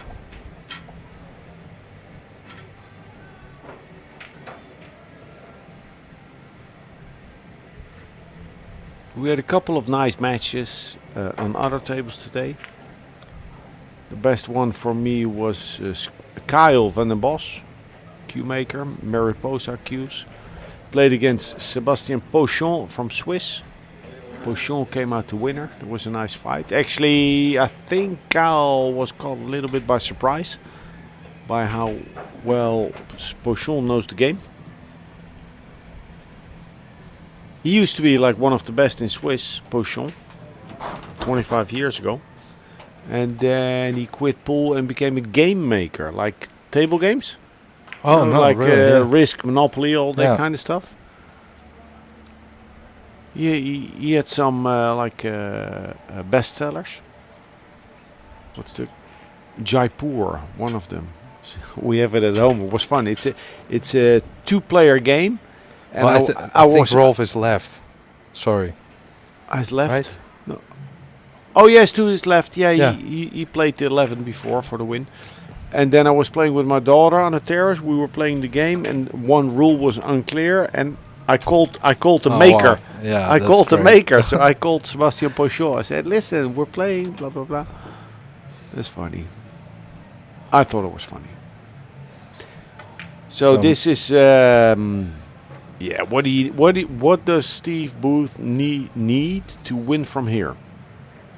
What do you think? A couple of things. Well, at least a little bit of of chances from Rolf, which he is getting. Oh, I think he needs energy and grit. Well, I feel like that's a big part of one pocket in general. Yeah, for sure. It's not so much like with rotation that you can get in like shooting mode. You need to want it really, really bad. Yeah, you know. Just bring the boat back home, doesn't matter how. Yeah. Doesn't matter how, doesn't matter how long. I heard It a only story, needs to and get this home. probably, I hope the onepocket.org members are watching and listening. But I heard this story that Billy in Cardona and Ike Runnels played a race to 10 a couple of years back, 8-9 years ago. Like a grudge match at Red Shoes in Chicago. Big match, a lot of action, many people involved. And in Cardona had the game won. He makes game ball to win 10-6 or something. 10-6 or 10-5. But his cue ball scratches. And like 5 hours later, it's hill down to the last ball. And Ike won. Oh, wow. That's, you know, that's a grinder. Ike is a grinder. Steve Booth was on -1. Oh, no. So that's game ball for Rolf van As. In the winner's round, he'll advance. No hard-fought match. A cruise in the end for Rolf. And Steve Booth will go to the loser's side where he plays your buddy, Patrick Lieklau.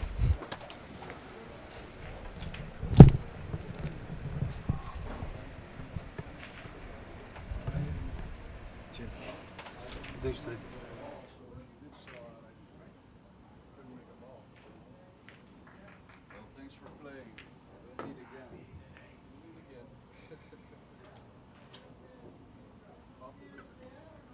I only play a little bit better anyway.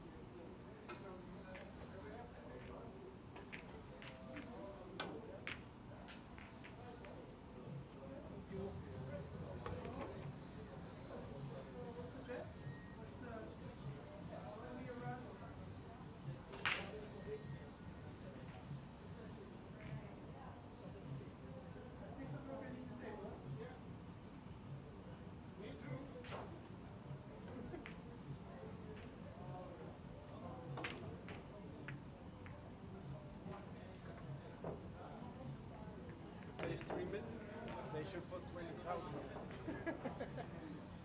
And More viewers then.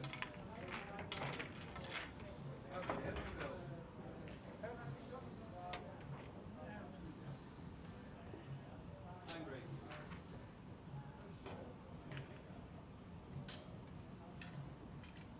When you reckon? Alright. Donate. Always.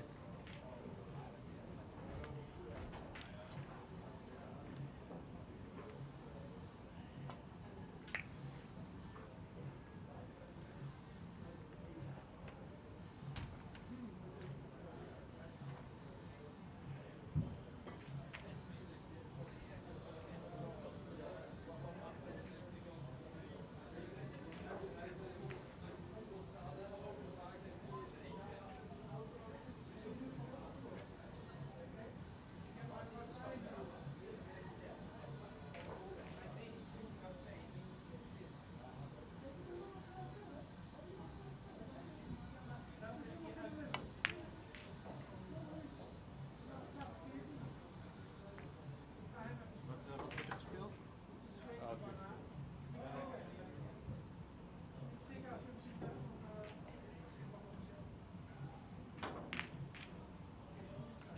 Wat is het? 20 per week?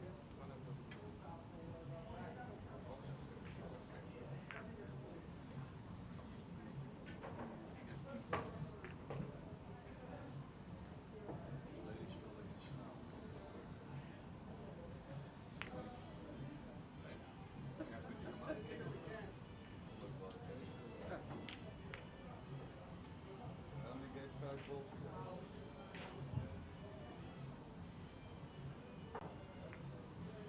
Eight. Played well. I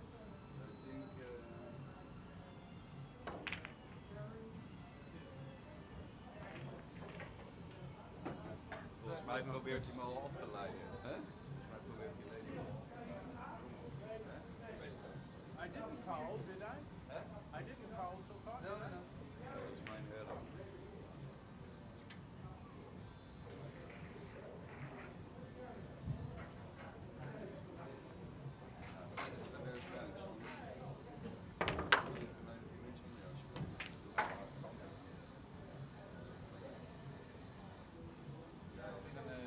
In huis. Spanje voor daar. Dit was het waar. Winken.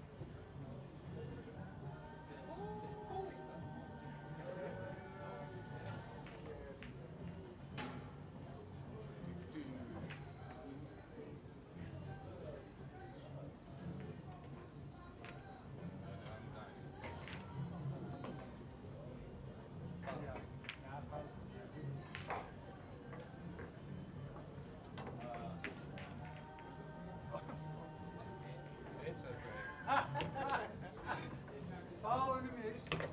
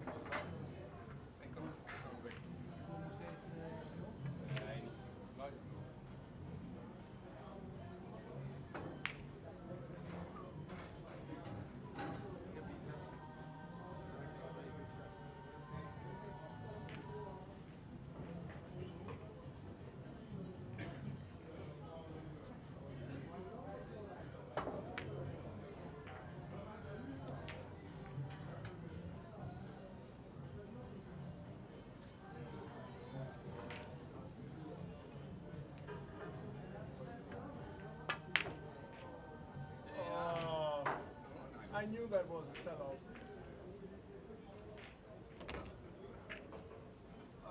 Should have taken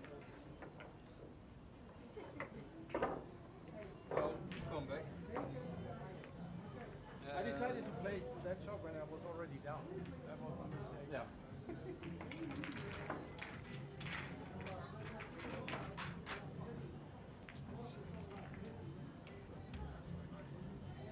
Just thought I'd just get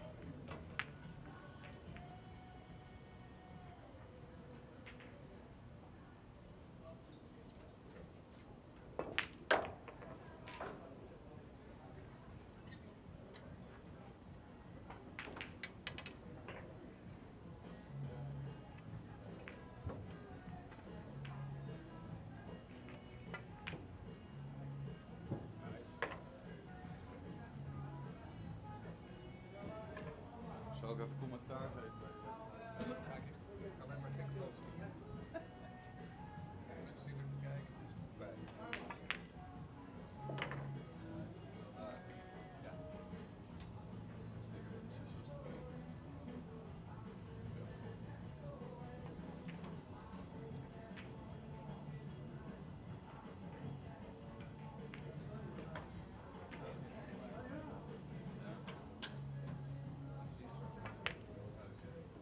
En dit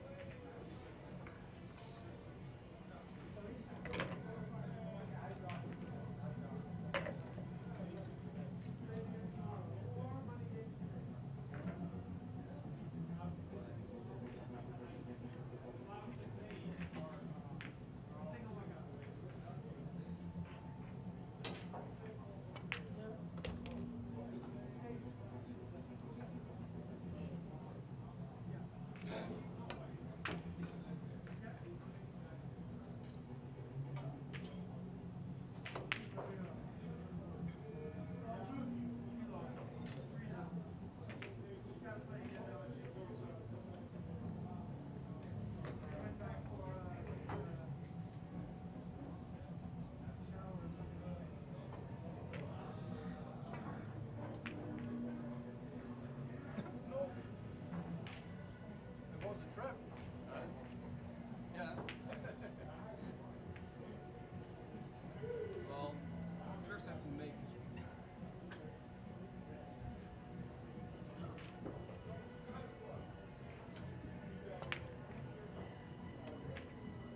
There you go.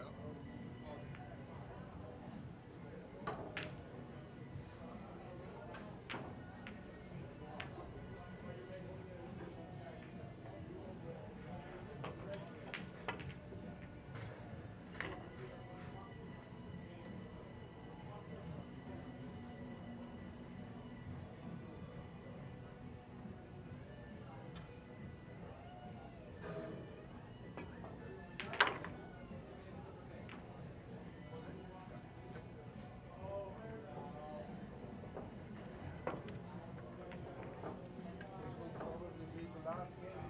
That's fine. We said we have 2 8 outs. It's all about table time.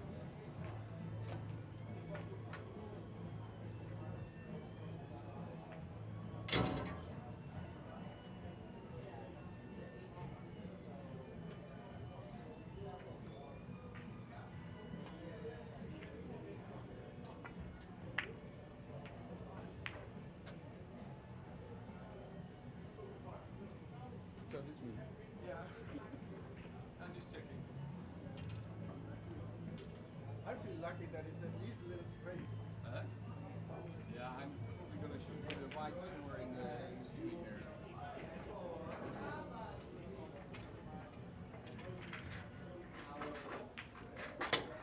There you go. You called it. Actually, that's an illegal shot.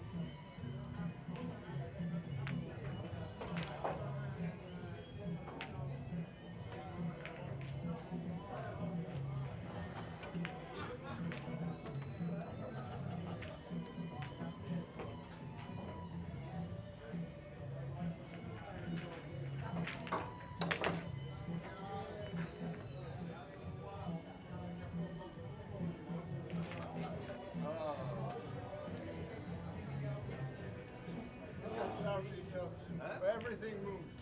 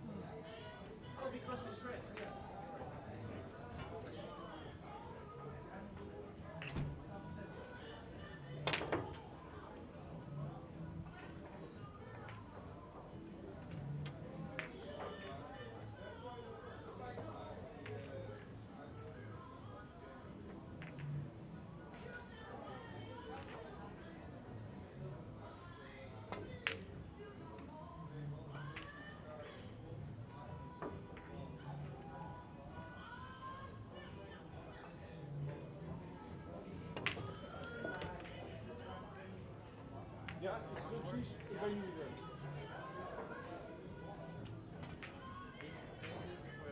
Ja. Balls, ja. Terug. It's only balls without counting. Once you get the 8. En als het zo is, weet je, als het 8 is, dan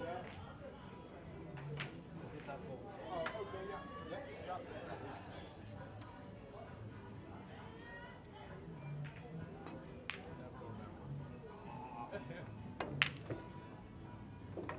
That's enough of that. Yeah.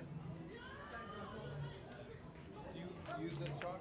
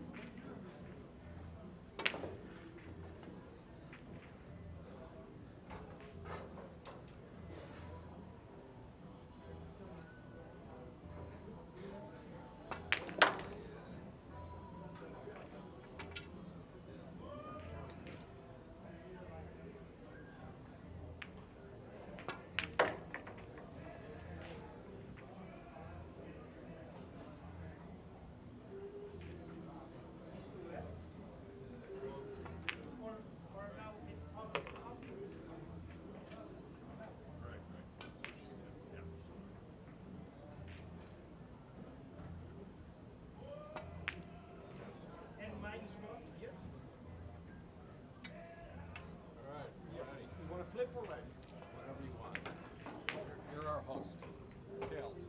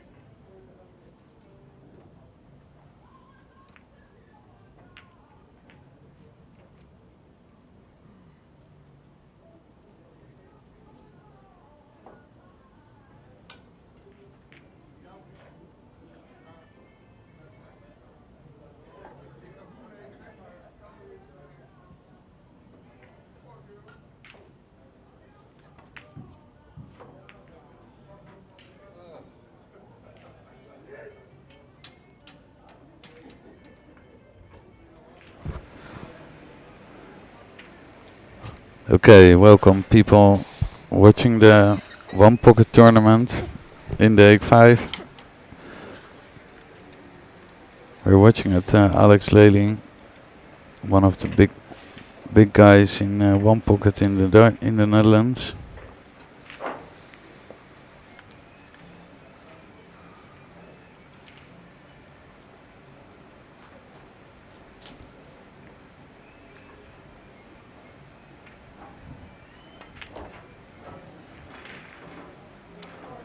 And he's playing cross. He's an American visiting us for this One Pocket tournament, which is very cool.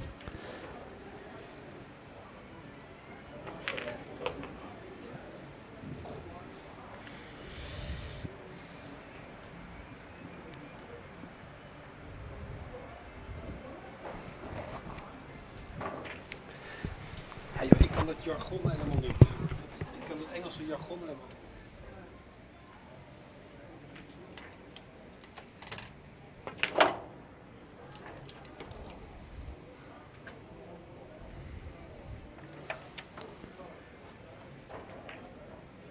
Alex showing some good skills here and winning the second rack.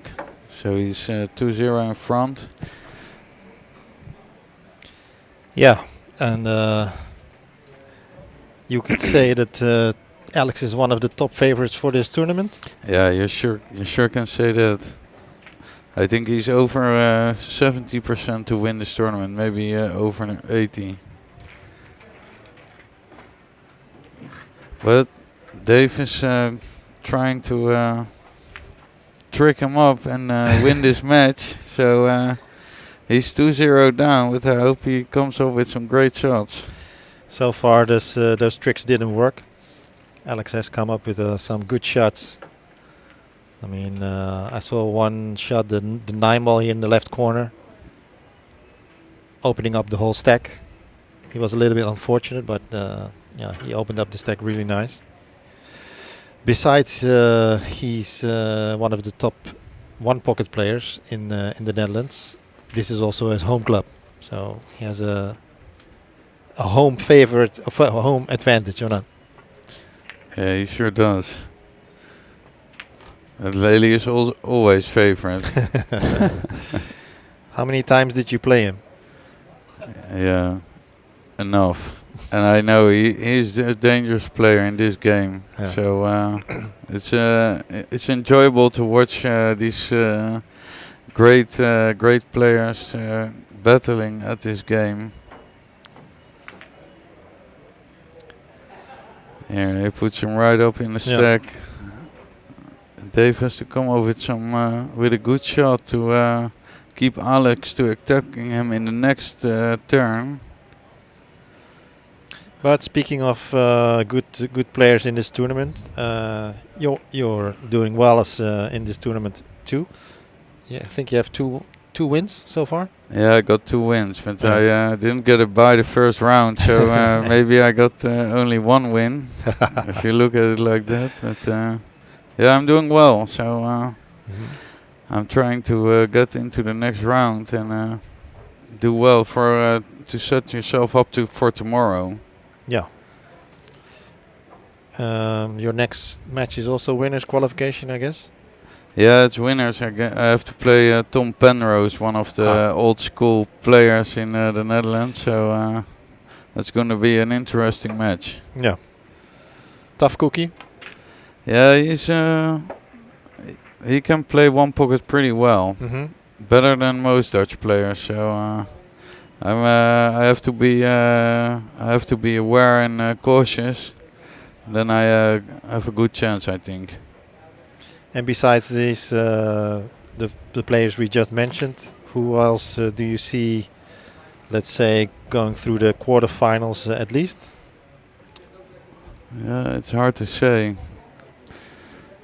We have all sorts of nationalities. I saw Swedish names. The foreign players I'm not too familiar with. So I heard a Swiss guy is playing really well. So I'm not sure how far he's gonna get up there. But Alex is for sure a finalist or a semi-finalist. So we're gonna see. I'm not too familiar with all the players today. Yeah, I see some German players, Our Swiss. our homegrown players are lacking a little bit today. Do you think they chickened out? Yeah, they might. They might. I'm gonna ask them. We can call them out. Who do you miss here in this? Yeah, in this for tournament? sure miss Pepijn. Yeah. Pepijn de Wit, and I miss Jelle. Mhm. Jelle is also a very good player from here. I miss Neem. He is over traveling, so okay. he is in Sri Lanka, I believe. So good reason. Yeah. There are a lot of good reasons to not be here, but there are also a lot of good reasons to be here, of course. But our viewers are probably not here now, so they missed out. That's a shame. Yeah, for sure. But it's only the first time we're organizing this tournament, having this tournament here in the Netherlands and in Europe as one of the first, the inaugural European OnePocket.org tournament. Yeah, that's a great idea actually. I think Staaf, the owner of this club, and Lely came up with that a few years ago during the COVID. Mhm. But now we finally managed to get the Americans to visit this club and play a tournament like this. This is great, great news for One Pocket in the Netherlands, and I completely support that. And that's why you're here. Yeah, for sure, for sure. I couldn't miss this one, of course. In your home club, you cannot pass on a for One sure. Pocket tournament. No, and it's a great website where you can learn a lot about this game, and it's onepocket.org. You really should visit it, and it's a great place to learn about this game. And we all see the big money matches being played in the States in this game, and if you want to learn more about how to play it and what the tactics are, then OnePocket.org is really the place to be. Okay. I will take a look at it. Okay, let's get back into the match because it looks like if we blink, we will miss it because it's already 2-0. A race to 3.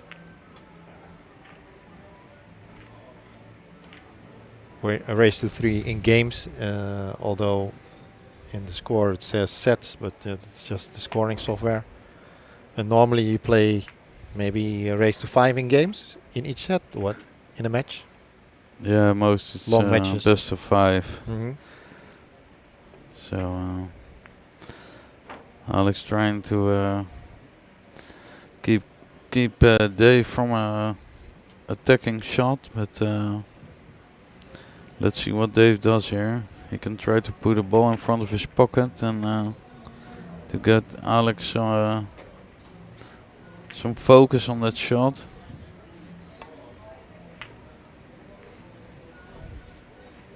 So Alex now has to come up with a shot on the 11 because that's the ball that is the most danger for him. But he doesn't want to leave a bank on the 4, so let's see what he does. He's gonna try to get into the rack, I think. Of the 11? Yeah, for sure. Like this. Yeah, that's a good shot. Good call. So now Dave has to come on with a response. You want to actually get the white ball to the other side of this rack.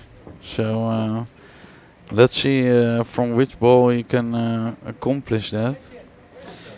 And I think it's 11-4 combination is on, so but he's gonna gonna be careful. Maybe he's gonna stick him right on top of those balls, just like that. So Alex really doesn't have a good opportunity to do something attacking. So he's looking for a spot where he can put white so that Dave can't put him into a predicament. So let's see what he does. Looks like he's gonna draw to the short rail. He keeps it high. Okay, now Dave might have He doesn't like to be shoot the big balls. He's gonna try the 3-railer.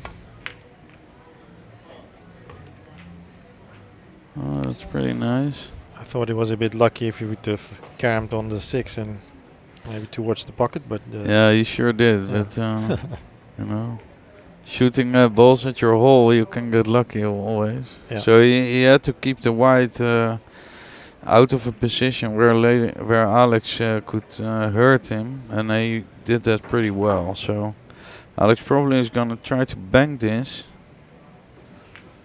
bank it towards his pocket. Yeah, and but not hoping that he doesn't make it. So it's a threat. Or? Yeah, it depends on what he want to do with white. So if he will stick white into the rack, he want to keep it in front of his hole. But yeah, for the looks of things, he's gonna go up and down with white. So it's a dangerous shot because the double kiss is also in there. So Alex may be a little bit reluctant to shoot this shot. Yeah, it takes a little bit more time. Yeah, he sure does.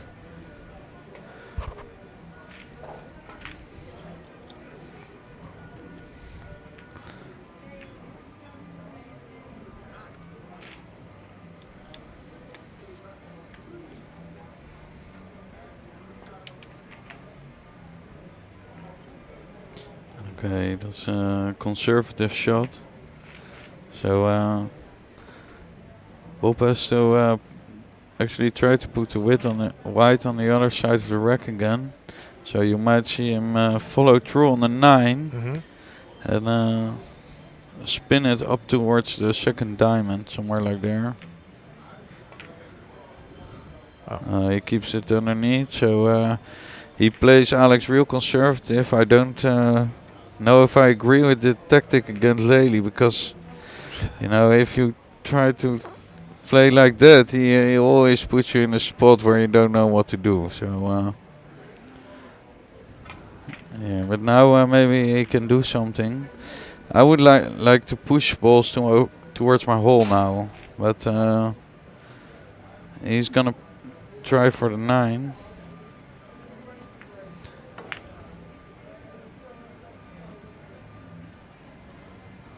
Okay, I'm wondering what Alex is gonna do now. So you played 2 matches on this table, right? Yeah, yeah. And what do you think of the reaction on the cushions? At the start, in your first match, I thought they were playing really short. Yeah, in the beginning I had to get a bit adjusted to the banking angles. Yeah. But after a while, it's a pretty consistent table. So if you find your angles, you're good. But if you're not there yet, you have to look around a bit. But yeah, they're small. The holes are really small. They're like 4 inch. Yeah, 4 inch. So I thought. yeah, big like the long pots and things like that are a lot tougher than you would normally have on a 4.5 inch pocket. But it's the same for your opponent, so you just try to keep him in a or in a defensive position, and then you try to score when you get a little chance, or put him in a difficult situation. So let's see what we got here. Alex doesn't. There was not really the result Alex was looking for, so we might see Dave going for the 2 here.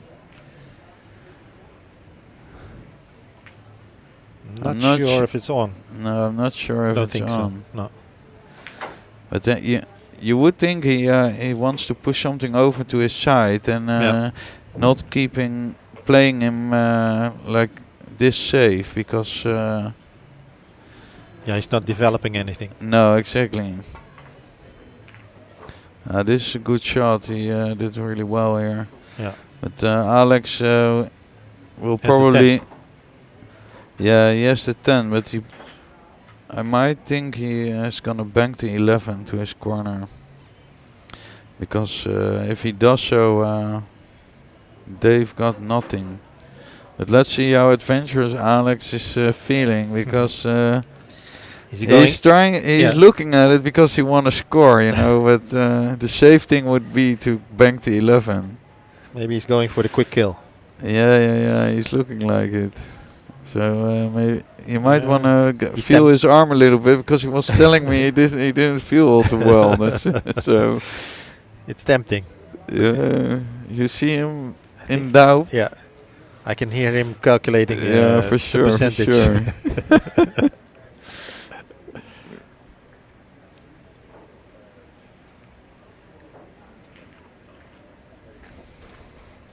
He's really putting some thought into this shot, but he's lining up the 10. So I hope he got the 12 after this.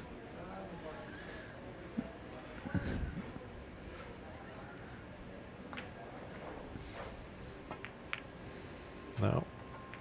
Oh, he made it. Yeah, that's Alex. When it really counts, then he comes up with the shots. Is the 9-4s maybe is it on 9-4 combination? I'm not sure. Or is he shooting the 7 past? For sure, it looks like he's taking it on. So I think it's there. Yeah. Yeah, that's a great shot. So now he has a good opportunity to put a good score in.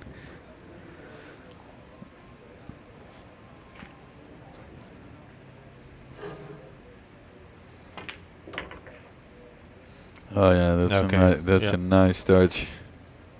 That's just a nice touch. Yeah. And I think he has just the right angle. Yeah, to clip the 14 and leave the 14 to the corner, I think.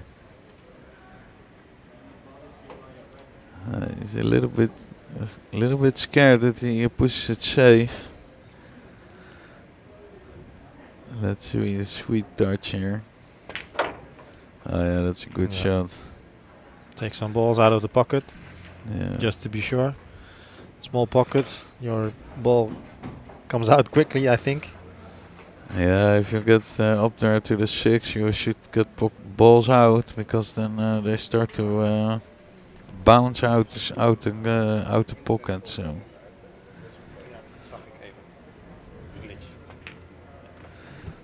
Yeah, this is looking good. Alex only needing 1 ball, I think. No, 2 he needs. Yeah. 2. The last 2 shots, probably. Yeah. Yeah, it's looking good.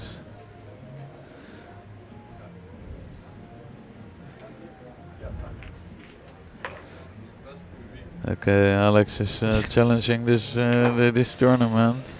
We're gonna try to beat him later on. Stay tuned. Okay, thanks Rolf, and I'll see you at the table. Yeah, really. Good luck in next match. Thank you. Okay, bye. Bye.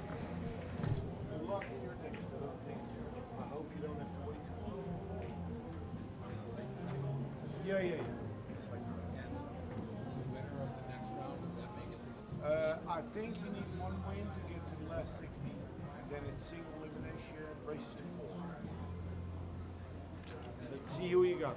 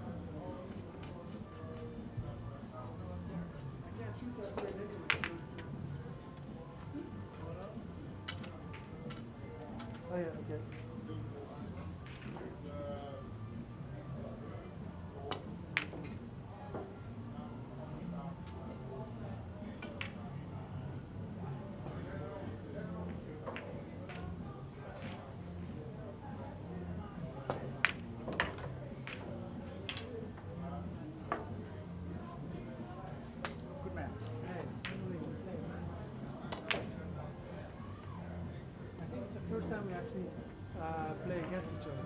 It is.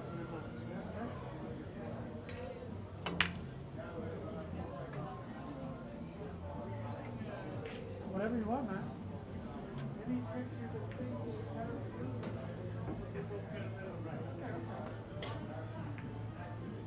Love to try new things.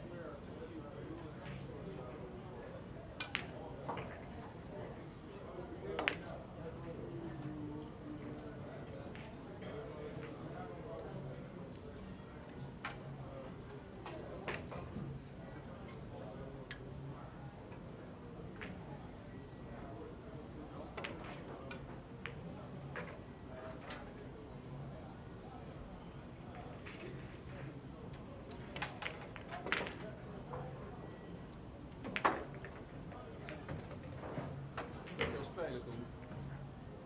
Wil spelen? Ja, wil spelen. Moet ik spelen?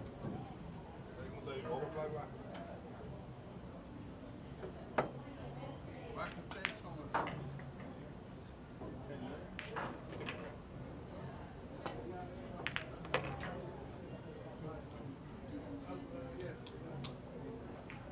Ja, euro. De euro? Ja, euro.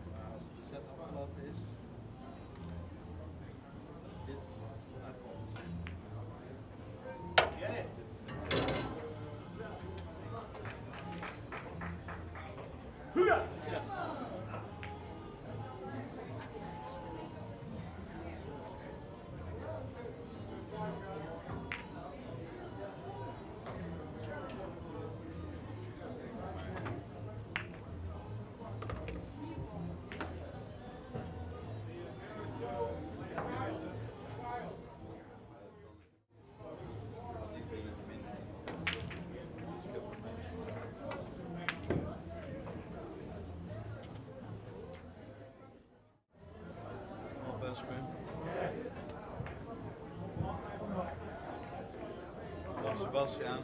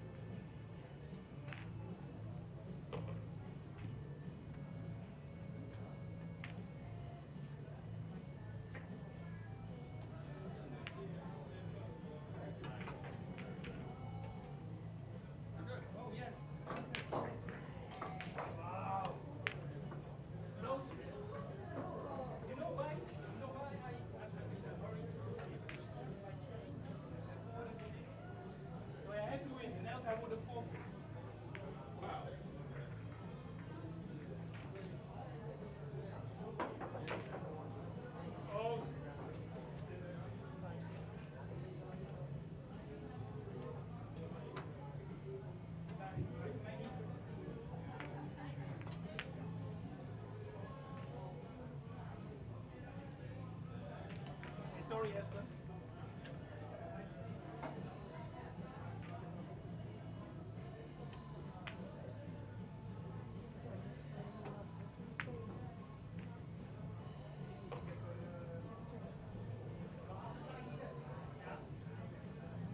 It's a forfeit.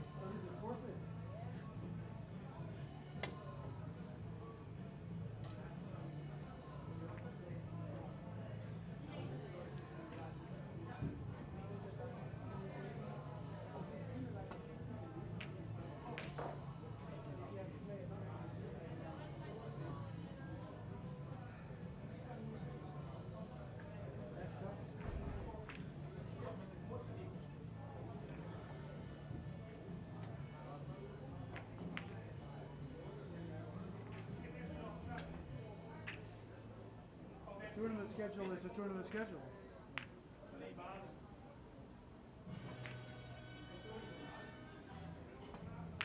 Half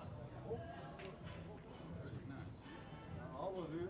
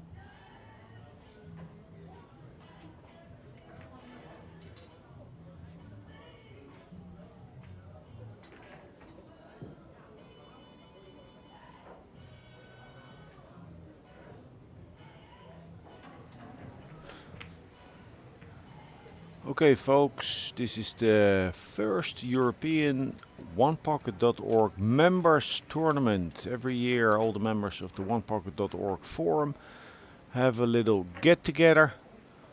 And Steve Booth, the man behind OnePocket.org, asked me if we could do something in Europe. So we did, in Hague 5, of course.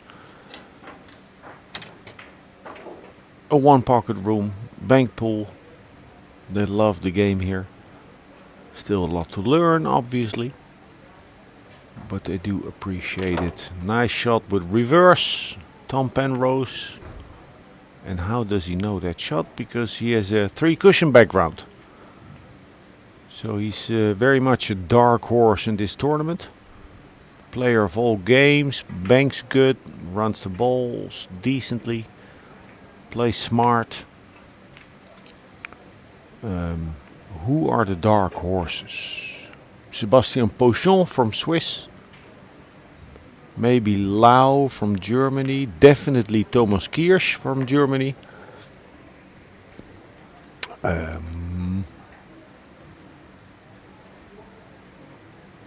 Well, we'll see. But he's down 1-0, Penrose. Table plays nice, I just played on it. Pockets are tight, but with the new cloth it just plays nice. Before they changed the cloth it was tough action.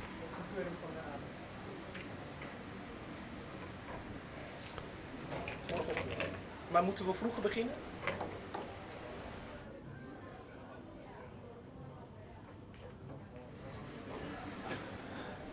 So, Van As, 4-0 down in this game. There was another nice game going on. Joris van der Poel against Kyle van den Bos. Kyle lives in Illinois, I think in Champaign.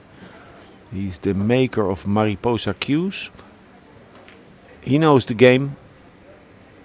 And Joris, Joris was, he represented the Netherlands in European Championships in the past. On the team with Van den Berg, Feyen, myself. He could play, hasn't competed in a long time. This was actually his first tournament in 15 years. And there was a real nice match. It was 2-0 for Joris, then 2-2. Came out winner in the end. I believe he ran 8 in the 5th game.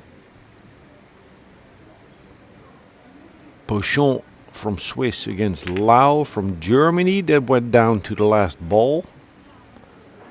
2-2 in games. 7-7 in the last game. It's nice. We have a nice schedule here. We're playing over 3 days. We have like 35 players in the field. So tomorrow 2 rounds. Last 16. Ooh, that's a little fat. Nice. Actually worked out perfect, even though the 5 has gone over to Tom Penrose's side. This is a difficult position to get out of. I like him kicking to the 15. But maybe he can... He can hit the... He looked at the 8 ball a little bit. Ooh. Nice. Oh, good shot. He's in stroke, Penrose. Previous match on the TV table that Van As played. He played against Gross from the US. I thought Rolf was playing a little too fast. There's seeing the shot, of course, but there's also preparing the shot and executing like he can. No, don't know if I like that shot. Too many things that Rolf can do from here. He can bank the 8 to the pocket.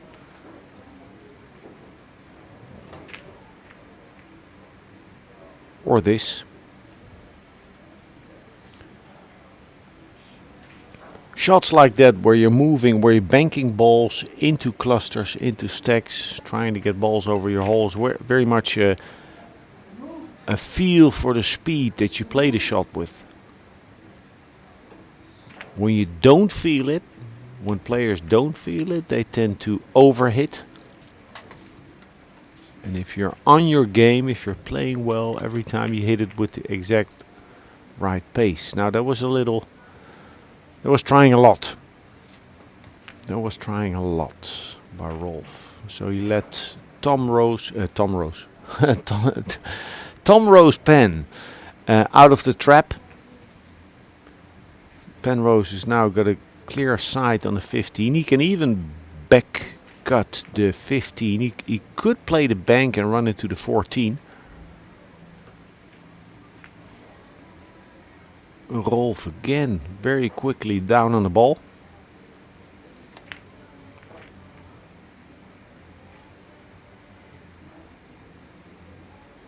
You know, which in this case works because his speed was perfect.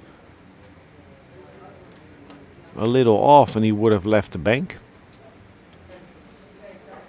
You cannot be in a hurry in one pocket.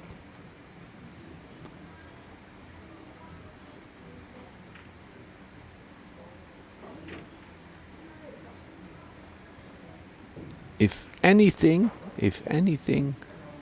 don't play the 9 but play the 14 and follow the cue ball to the 8 and leave him straight in on the 5.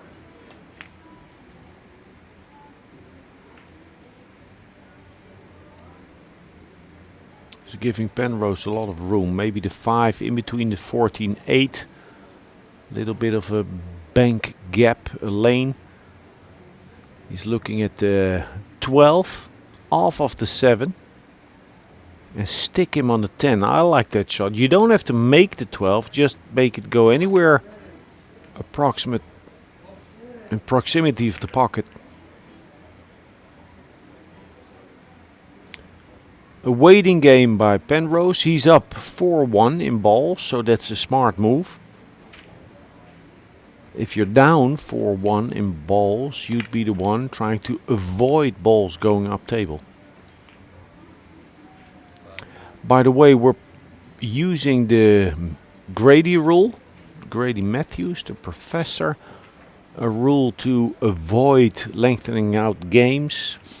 If more than 4 balls end up in the kitchen, they will come up to the spot. So now 4 balls in the kitchen. If a 5th ball ends in the kitchen after Van As his shot, the ball closest to the head string will go back to the spot. Very quick, Rolf. Don't play so quick. I don't think there's anything on the 6 unless he chooses to leave Rolf straight in on the 15. So I actually like Penrose's choice of shot. Playing a waiting game, being up in the balls. I don't know to what extent he is playing those. What the philosophy is behind his shot selection. Is it because he knows he should play the score, or because he's happy to just see something? Oh, Grady's rule. To see something where he cannot lose. So my point is, players that do not know one pocket, often they will play a very containing shot just because it's the one thing they see. Where an experienced one pocket player could play the same shots because he wants to protect the lead.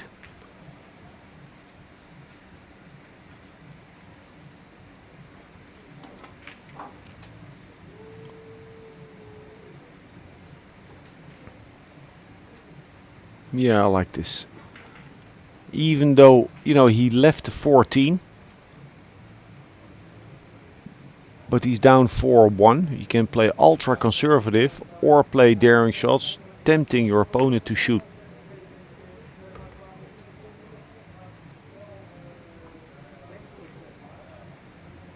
You can try and make the 9 or get shape on the 15. With a high ball. He's playing good. Tom Penrose is in good shape.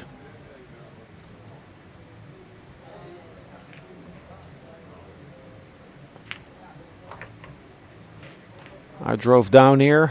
I live near Utrecht and I drove down to The Hague, to Hague 5, thinking, okay, who are the guys to watch out for? And then luckily I realized Tom Penrose is one to look out for.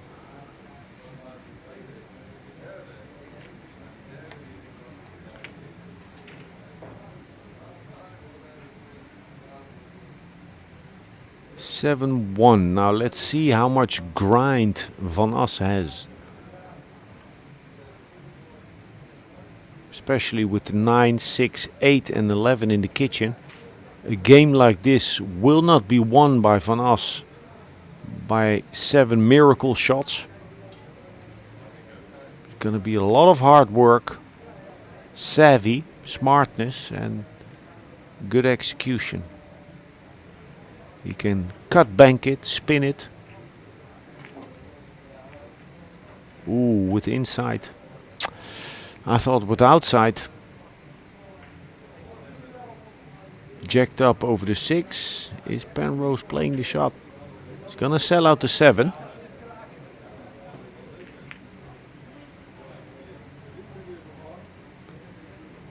Or worse even.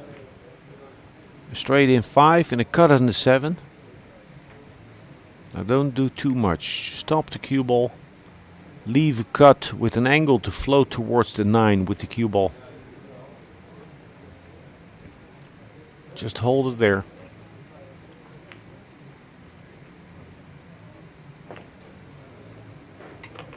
Slight angle, still good.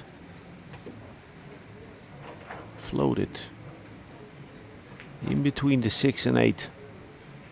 Very gentle. It's okay if the 7 doesn't make it to the pocket. Nah.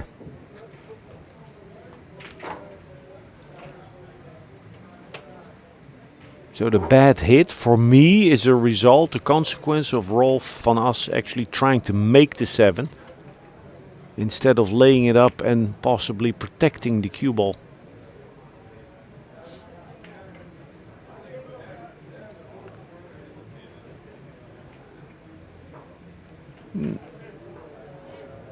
Only attack this if he will avoid the 7 off of the 10.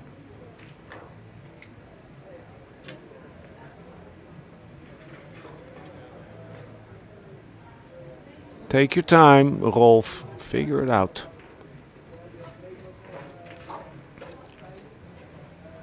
If he can play the 6 in between the 9 and the side pocket,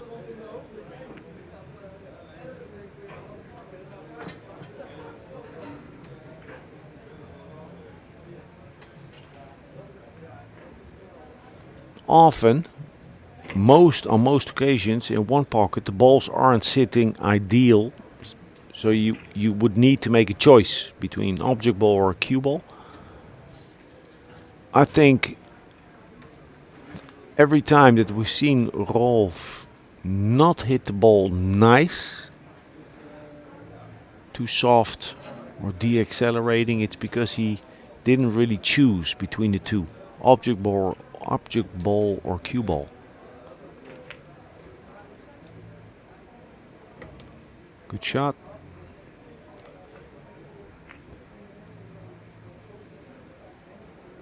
Better overcut than undercut.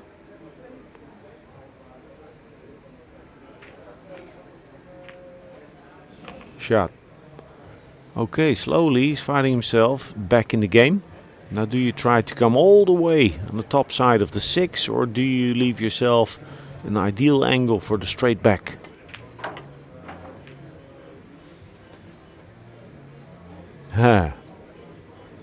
In trying to do the first, he got the ladder. Straight back is on, but the cue ball would flow to the long rail on the right. Maybe risking to leave a straight back on the 8 ball.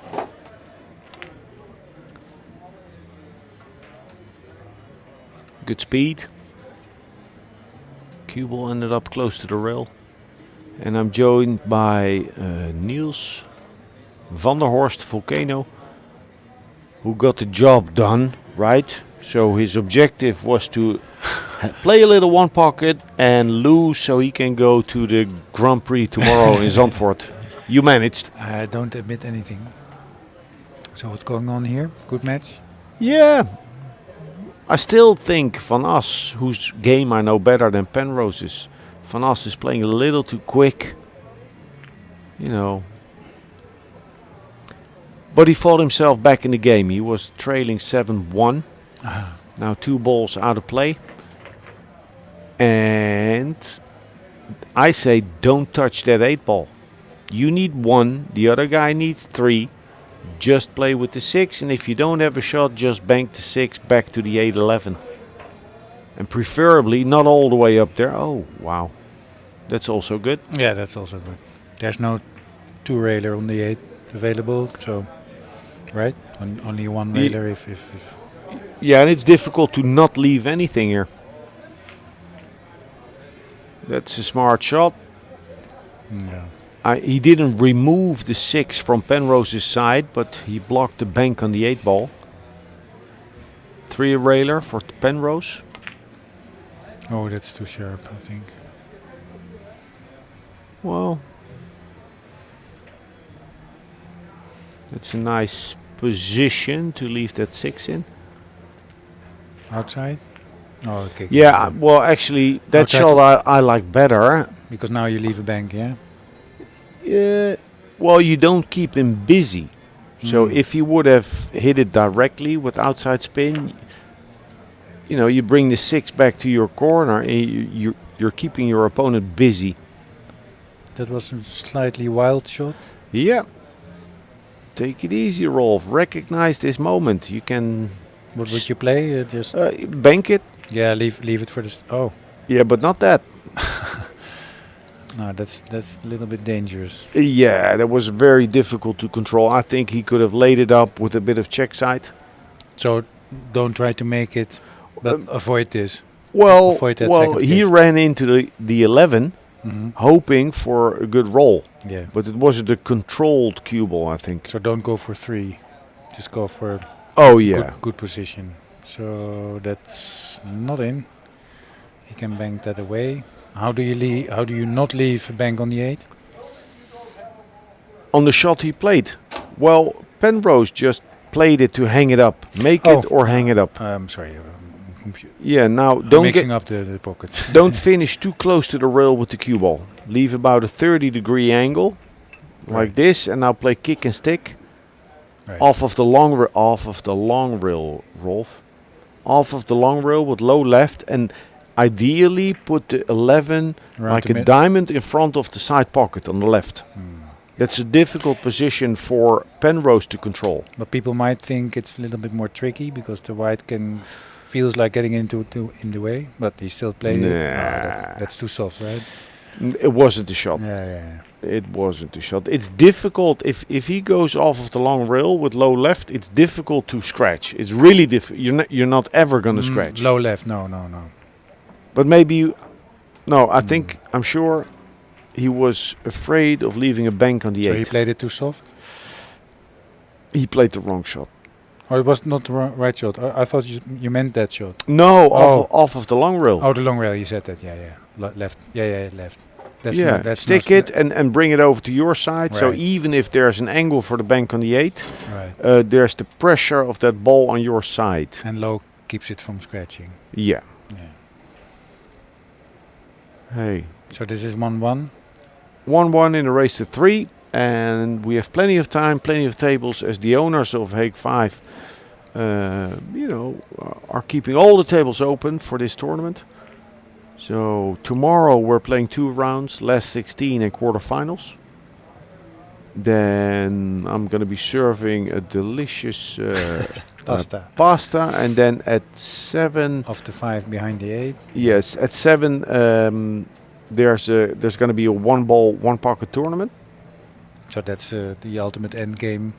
When it's 7-all. Yeah, it's nice. It's a little more controllable time-wise than playing a little 1-pocket tournament. It should be.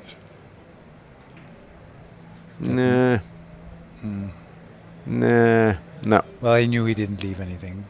Yeah, but the thing is, you're not leaving anything, but you're selling out your position. So he can just clear everything, yeah? Yeah, or even bring something over to his side. Yep. Although... Yeah, he played it a bit shy with the cue ball. Yeah, the white is not good. Yeah, he could have drawn the cue ball. I mean, they're playing so quick that it's our challenge to talk in time. Yeah, to say something useful. Yeah, they're playing. He's playing very this quick. into this. He's gonna kick it. Yeah, you might have to rail it into the pack. Maybe there if the 15-8. Oh into yeah, the 15. Yeah, definitely. Yeah. This is a good shot, although that's still a bank. There's a bank on the 4, but the same thing. He can only get the 4. And if he holds the cue ball there, not make the bank, he can lose the position. Yeah. Maybe he has an angle to work the cue ball. It has to be his pocket. Well, that's good. Well, ignorance is bliss. Yeah, he leaves a thin 11, which is not good. Well, now he should look at playing a stop shot on the 5. Stick it on the 3, and he needs to see if that 5 would bring the 2 ball to Van Ass's side. Yeah, but if not, I like the shot. If the 5 goes off the 9, 15 into the 2, it's not good. Yeah, but at least look at it, because if you can play a stop shot knowing 100% guaranteed that you're going to be sticking the cue ball on the 3 ball, where the white is, look at if it's going to work. Right. Nice little shot. Yeah, not really developed anything, but safe. Yeah. Yeah, well, you put him in a place where he can play no pool from. So 3 rails off of the 6, get on the other side of the 2 ball. You wouldn't leave this next to the chalk? No.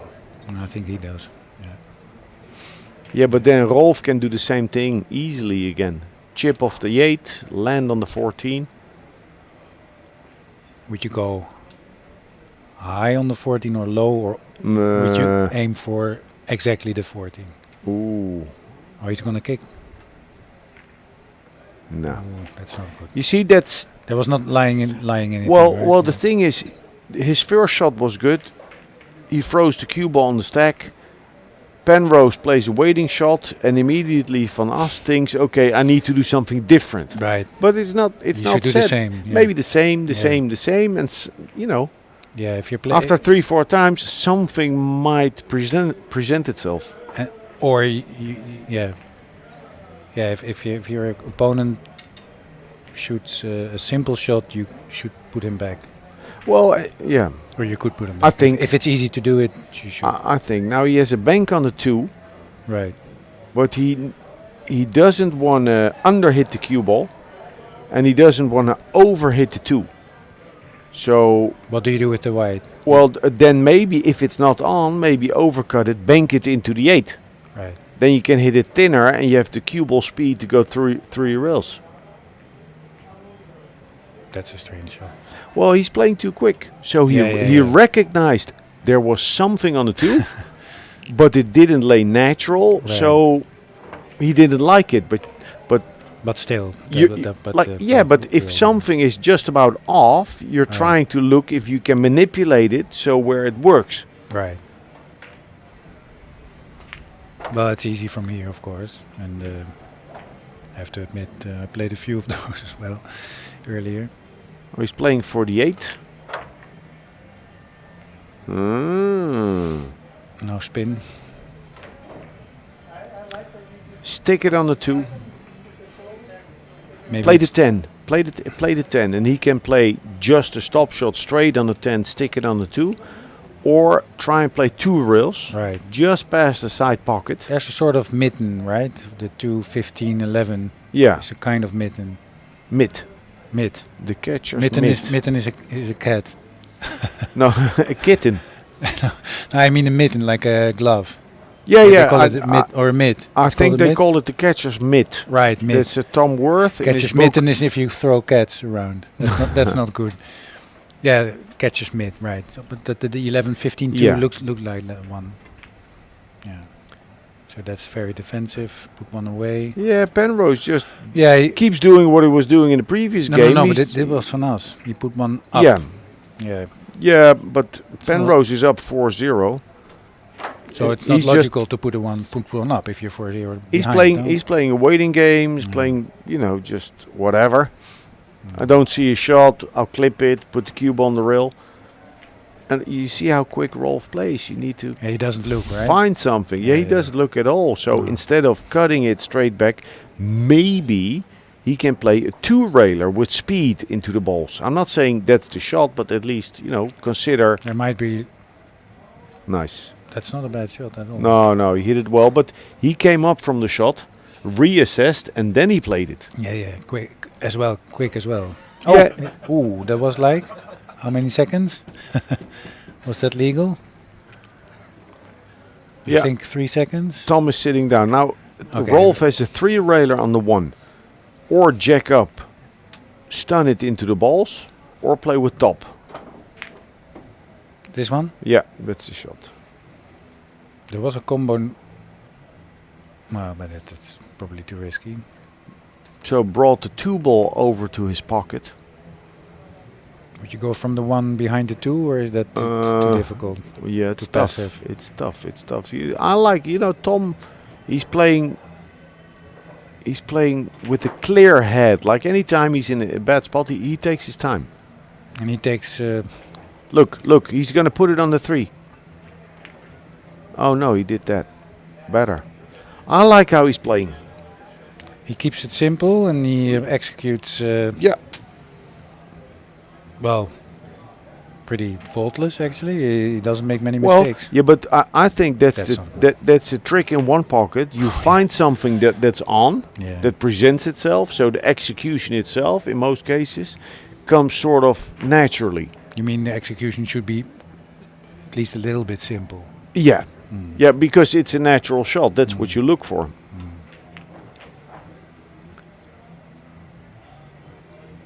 Well, we can say Tom. Now, Rolf. That was Tom, right? Yeah. Now bank the one into the cluster, but take time. Is it with a little more speed, a little fuller, or a little thinner on the low side of the 9? But the white is going to leave a shot on the 7, no? Maybe not.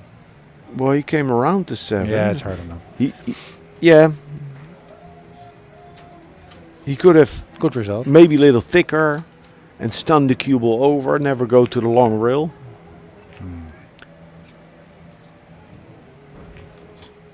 Again, they're playing so quick that it's difficult to make the call. Yeah. Well, that was just a miss, right? Yeah, that was just a miss. Now the combination with low glance off the 9. Cue ball safe. Play the combination. 11, so 15. This is Van As playing, right? Yeah. Yeah, he's playing to the left corner. Yeah, 11, 15. Yeah, you can, with the white, you can easily go to the right of our screen. Yeah, come off the 9. Right.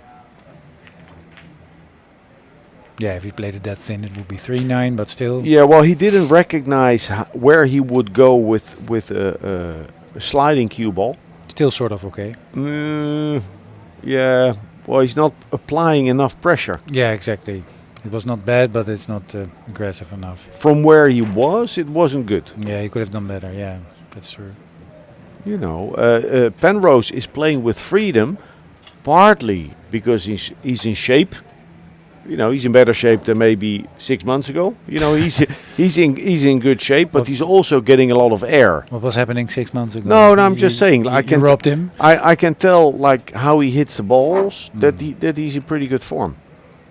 But he's also getting a lot of air from Rolf. Do you know if they know each other? Yeah, they know each other.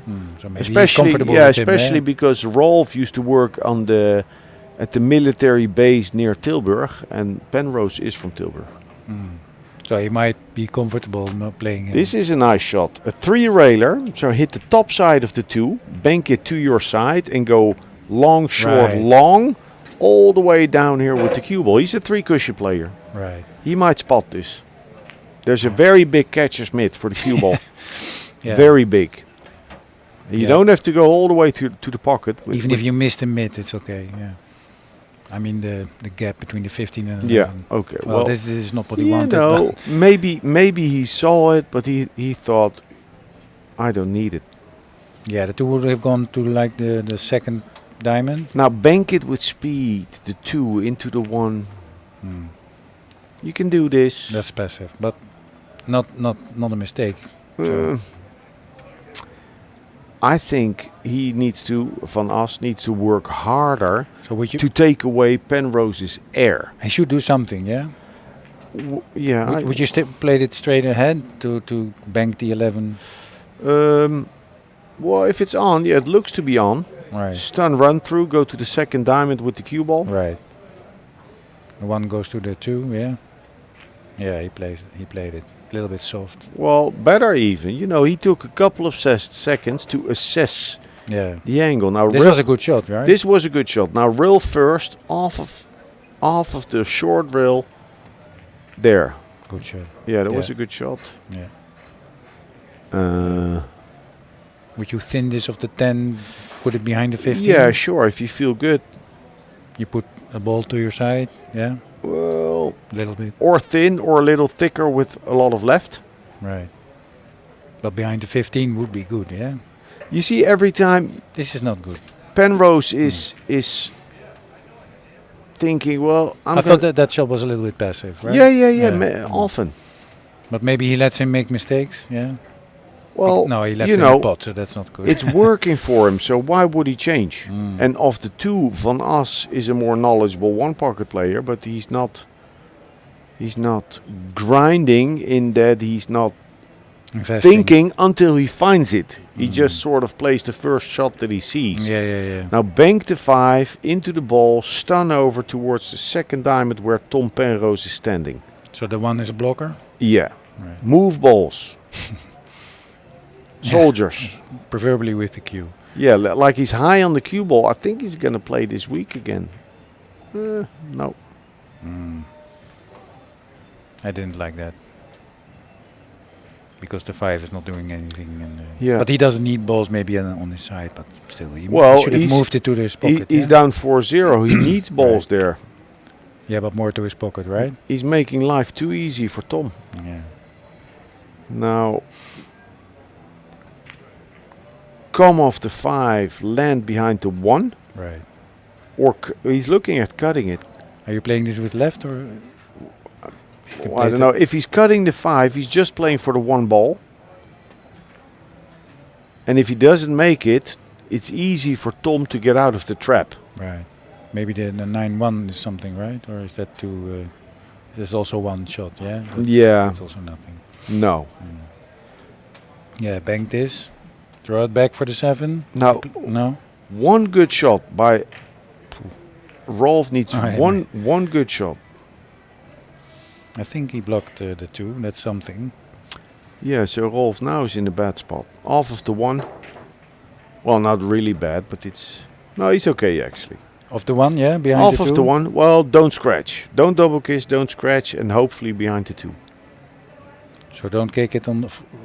He can. On the long rail? Yeah, but then you don't know what you're going to leave. Right. So this is the one. Yeah, that's the shot. That was unscratchable almost. Yeah, exactly. Yes, some constellation here, right? Yeah, it's getting interesting now. I mean, Rolf needs 1 good shot. 1 good shot, and he's back in the game. He's playing a waiting shot. No.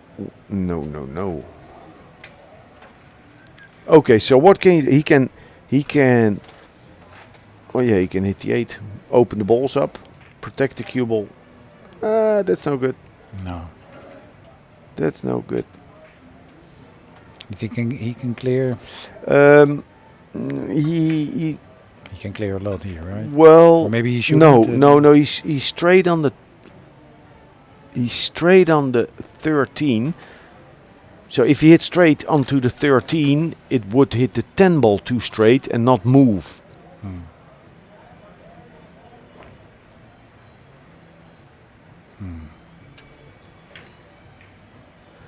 Rolf needs 1 good shot. Watch out. If you show Penrose the 15 after contacting the 2, Penrose can get behind the 5. Yeah. You mean the left side of the 15? Yeah. I think he should go up table, no? Maybe even kick at the 2 ball. Like 3/4 ball and the cue ball back to the short rail. Right. This looks good. Oh, that worked out fine.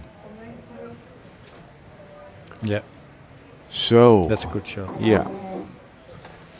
So now he's in a little bit of a trap. Yeah. Yeah, a little bit of a trap. So up and down kick is look smart. Yeah. I'm in a trap. Now I do this. Now you need to protect your trap. So now he should do the same, right? Actually, well, yeah. Or maybe thin the 2 and go back to that spot. But still, that is not necessary. That's what you talked about earlier, right? Yeah, but he should have played a good cue ball. Just cue ball in between the first and second diamond. But normally you would say make a little shot with the 13 there and keep it there. Yeah. Or off of the 2, but play cue ball. Yeah. Play cue ball, protect the 11. Yeah, it's amazing how still Tom is chipping away. He's chipping away. And he probably... Now, he doesn't need to go for the shot. Yeah, he might... He well, the 1 he can... Off the 2 maybe? No, he's just playing in pot. Okay. Well, that's an unnecessary risk, right? Yeah. He shouldn't have done that. Well, Maybe off the 2 was well, better. it's or make it to make it. Just shoot it. Make sure to make it, and then do something off of the 11. But with 5 6s. Yeah. In front with all the balls here, that's come on. That's such a shame. Winner qualification, so that's the good news. The good news for Van As, who's still not out of it, but looks like to be out of it. Because he's getting, this was a big chance. He's getting outplayed. He's getting out. Well, you know, you just missed that. Yeah. But the past half hour, Penrose is being the smarter of the 2. He's doing things that work. He doesn't do silly things, right? Yeah. That's pretty big in pool in general. Oh. Now there's your shot. Now, Rolf. Again, he has to make a combo. Maybe he should even go for the 10-5 here.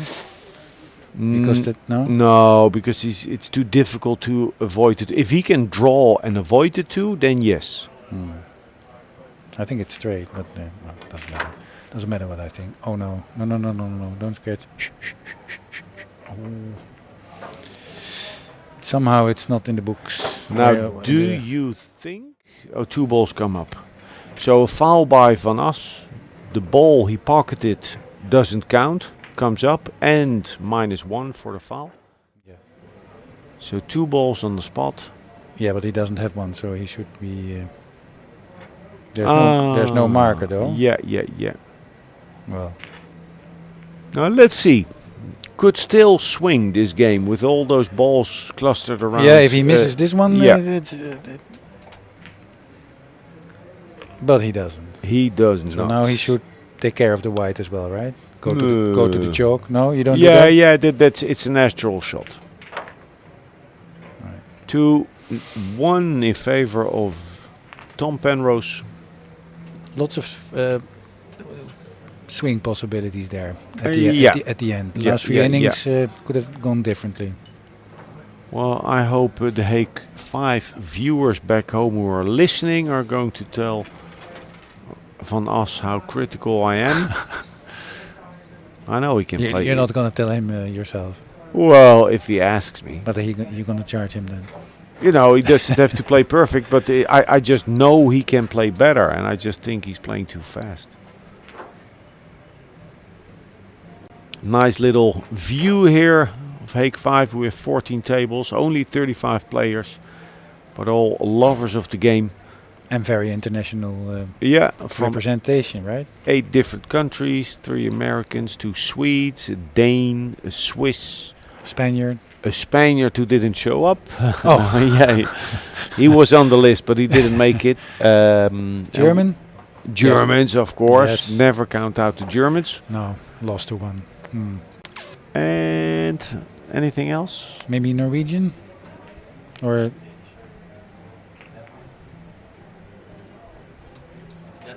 Oh, Danish. A Dane. Okay. A Dane, I mistook the flag. Yeah. There's a good Dane, by the way, right? Tolly is called, I think. Trolle. Yeah. It's not an internet... He drums better than he plays one pocket. He's a professional drummer. But he's pretty decent. In one pocket. That wasn't on Rolf.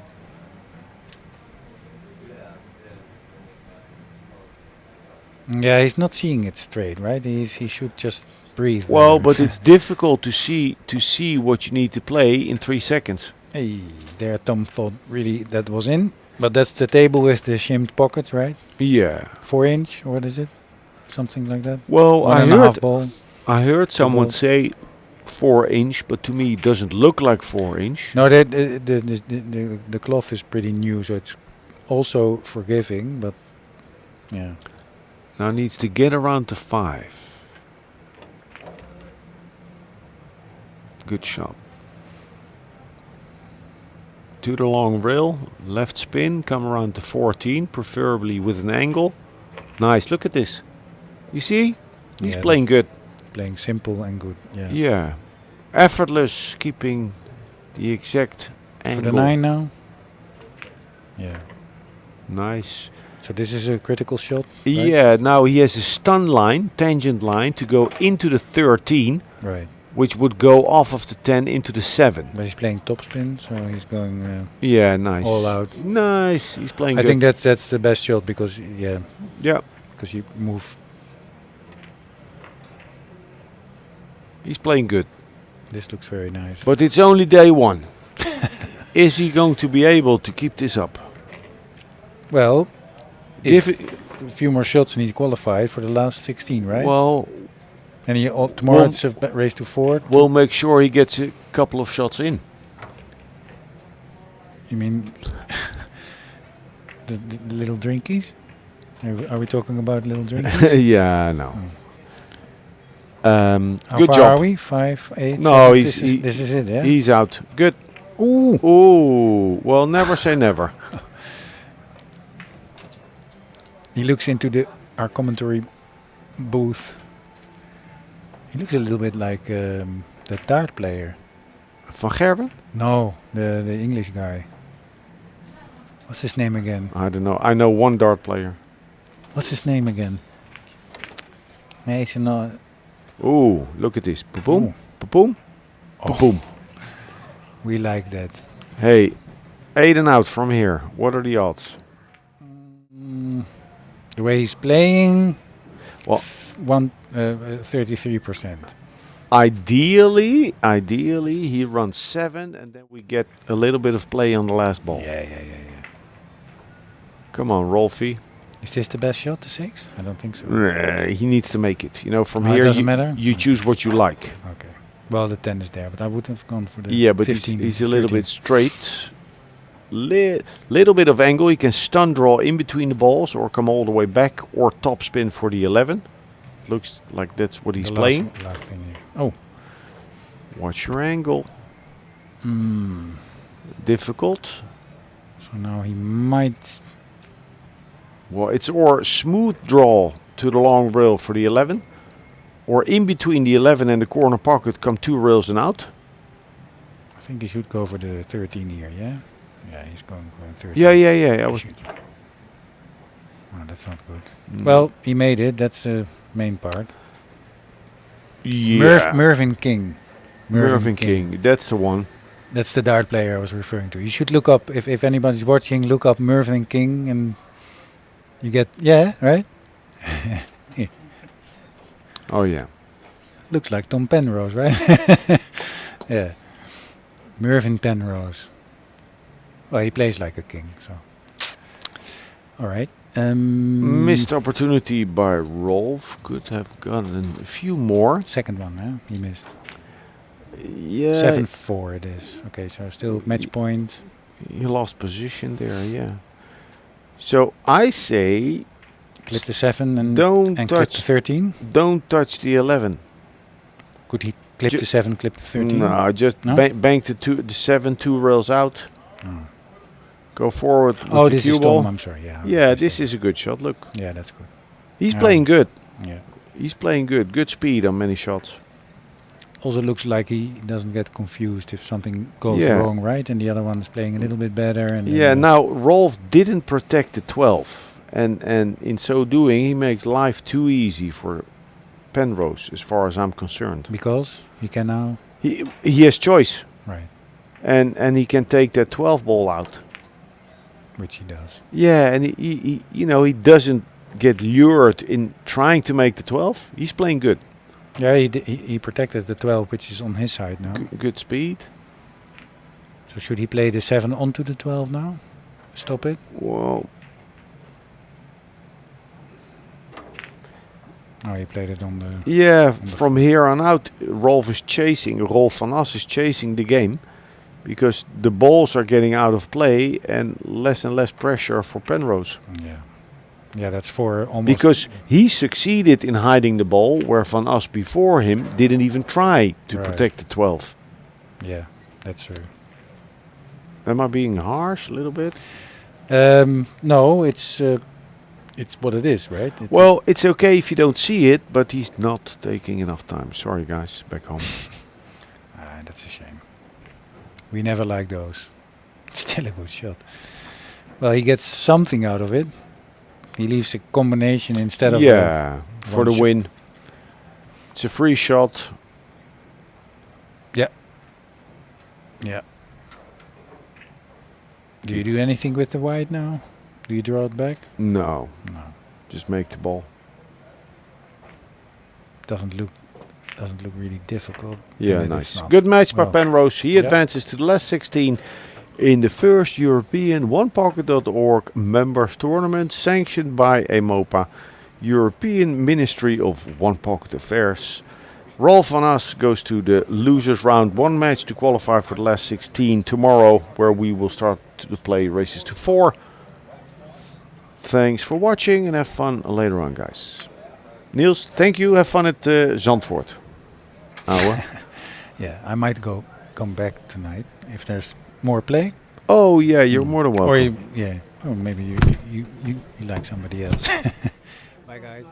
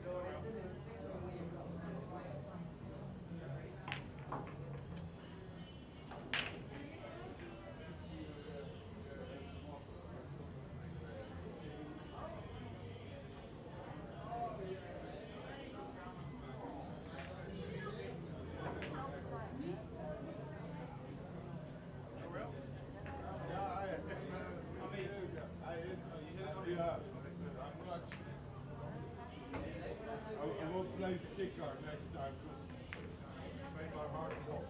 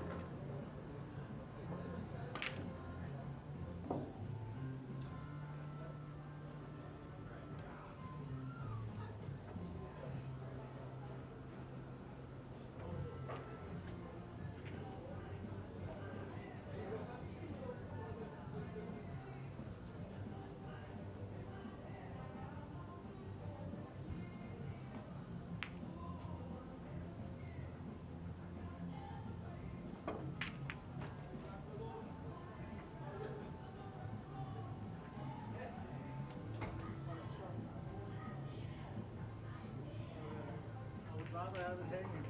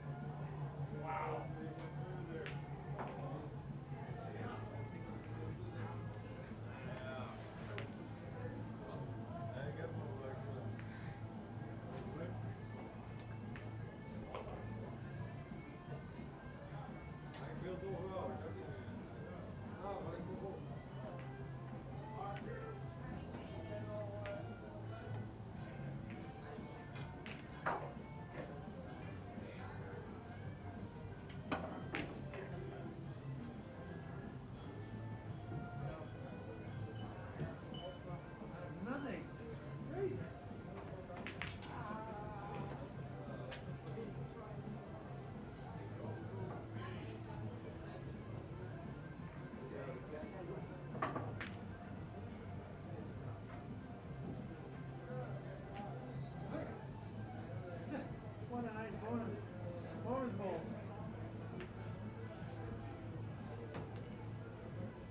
Yeah.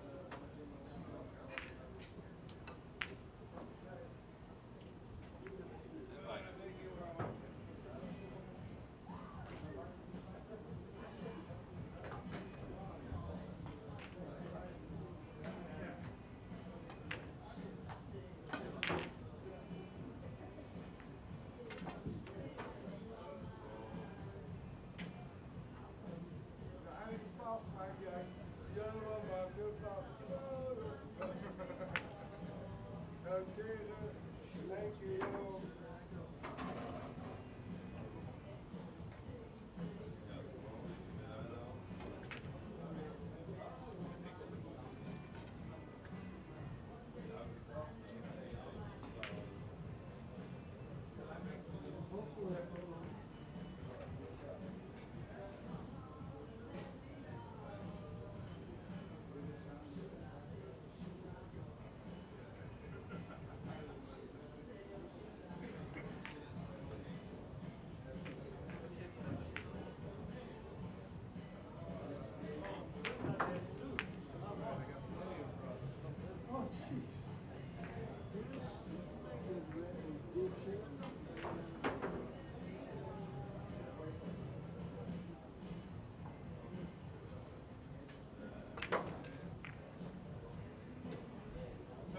Rub off that ball and give me a shot.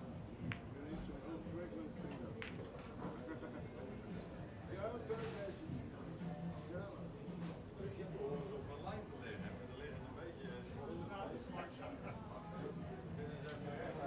Ja, ja. What says we're smart. We just love this crazy game. Joseph.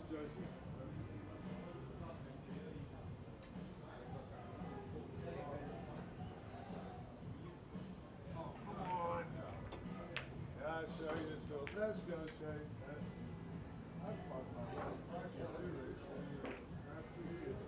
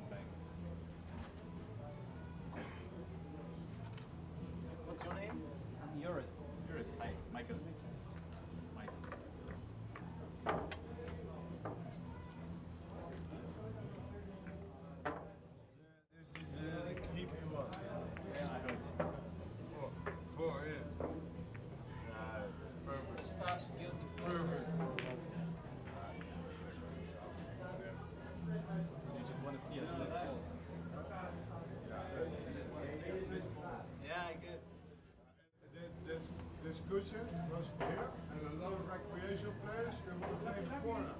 It is the most expensive table.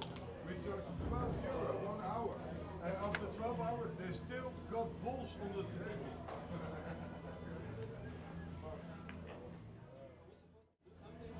I have no clue. I guess we can ask someone. Ja, ich spiele one goal, but not mental. I've seen the old trick, but people goals.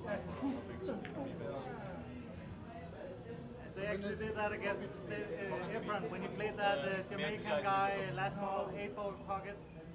Last break, they made commotion and stirred up, and while he was looking, they like bumped the table so many times, so the rack was so bad. Links is boven als ik het goed heb. Dat ben jij dus. Dat ben jij dus. Dit zit je dus. En dit is de set. En dan gaat hij op 8-3 en dan schrijft hij naar voren. En is niet meer weten. Ja, kijk, als je een fout doet, oh shit, dit kan dus niet min. Zo, oh shit, dat was niet de goede. Terug. Dus links, links, ja, boven. Van links naar rechts en van boven naar beneden. Ja, dan is het groen en rood gemaakt. Dus 8-3 is pap en dan yes. It's like this. These are this is that one. Yes, this is that one. If you done it wrong, then you correct on the right one. Okay, so we rotate over the balls on these balls and then these are sets or games.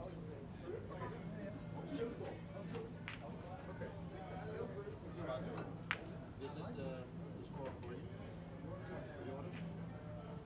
Yeah, and if you take this is another side for you. Yes.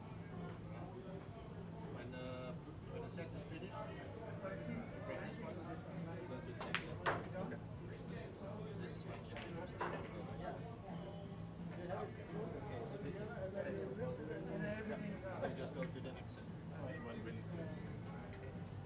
Thanks. It was worth all the money. $100 or something.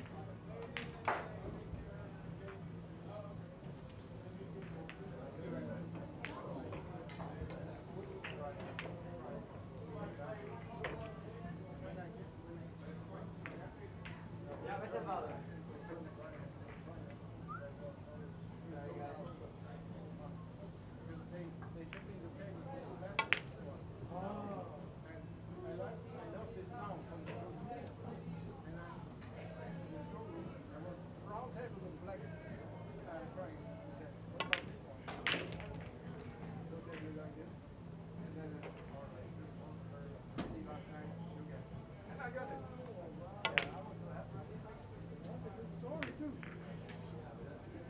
Now I have to finish this game. All right.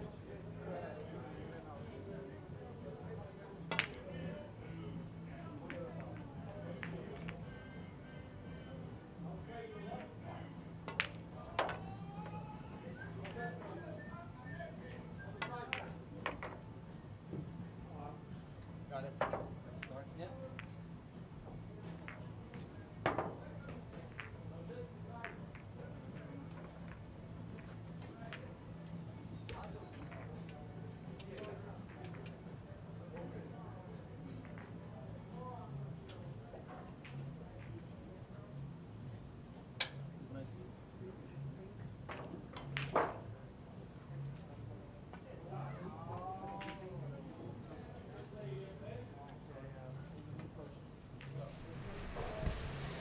So what up, party people?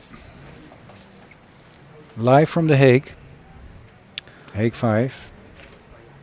Wat wordt hier ons voorgeschoteld? Even mijn collega voorstellen. Nou, dat mag je ook zelf doen. It's international. Oh, right. I'm sorry. It's English. I'm talking in Dutch. I'm talking to myself. Right. Next to me is Pascal de Smit. Well, thank you. Thank you, Niels. We're gonna have possibly a great match between Joris van der Poel and Michael Gotze. I don't know if I pronounced that correctly, but Gutse is right, yes. Gutse. Gutse. And Yours is an old timer, so to speak, but probably still in his 30s or maybe 40s. He told me he hasn't played like in 15 years. Last time he played a tournament, and this is for qualification, right? Well, I'm not sure. Or one before maybe, but I'm gonna check that real quick. And when I say I'm gonna check that, Jimmy is gonna check that. Quite an open break. Yeah, it's a loser's qualification. Thinning of the 4. Leaving a bank on the 7, maybe, if he can pass the 2 and stick it to the long rail. I think he's gonna try to play it into the 11, yeah. Or maybe even the 1. No, he's gonna try to make it off the 11 and leave the cue ball behind the 4. Well, not behind the 4, on the other rail, I guess. Wow. Into the 11, yes, but scratching, unfortunately. And to address the elephant in the room, Michael is playing with. He's handicapped. Well, yeah, he doesn't have a left lower arm, but I can speak out of personal experience that. What was your score against him? You lost 3-1. He beat me 3-1. Yeah, he's really good, and so. Very dangerous player. Yeah, he's a dangerous player. He's a really good banker, and just scratch the ball. But he's a really good player, and. So yours didn't opt to shoot the 2, but cleared balls from his opponent's side. Well, I think he left the bank on the 2, and I think Michael was gonna play the 2 into the pack. Stun over just or maybe above he's the gonna side pocket. Or he's gonna play the 2 into the 7. No, your first call was correct. Yeah, that nudge on the 11 is not bad, because it's maybe a little bit fortunate, but there's no ball on yours side. Well, he can play the 2 actually if he can, and maybe he will, but it's it's risky if he misses. Yeah, gonna sell out. There you go. Which he does. So a little bit high stakes there. Yeah, well, I don't know if that's. If you like a beer. Yeah, that's thanks. Well, I don't know if that's because yours doesn't play one pocket a lot. There you can see he has no hand, but you can still see he is quite. His left arm is useful, so he can bridge quite decently. Well, yeah, it's. That's we said it, and now I think he deserves, if you ask me at least, to not be treated as someone with a handicap or being disabled, because he plays lights out, and I really enjoy watching him play. He's a crisp player, right? He has a nice attitude also. Oh, he has a nice stroke, and his position play is good. His banks are really good, and he's smart. So I like that, and he is. We like smart people, right? Playing one pocket. Yeah. No, I mean playing one pocket. Yeah, of course. I think, to be honest, I think he's pretty good at rotation as well. He's a good shooter. Yeah, he shoots well. So just slow rolling the combination. No. And why did I say slow rolling? Because this might happen if you don't slow roll, but now he's going to play the 2. That was not quite necessary. He could have played that slower, but still good position. A little bit hampered by the 14. He might go into the cluster of 3 there in the middle. Yeah, like hiding behind those balls. Yeah. Yeah. He intentionally did not go for the pocket, but for his position, which is very dominant now. So, do we know the ball count? Well, yours... He might do it now. No, he's not good. Yeah, he might yours put in should the ball. Play the real first and pot the ball just pot the ball and leave it close to the 2? Well, if that's available after putting the 7 back, I think it just is.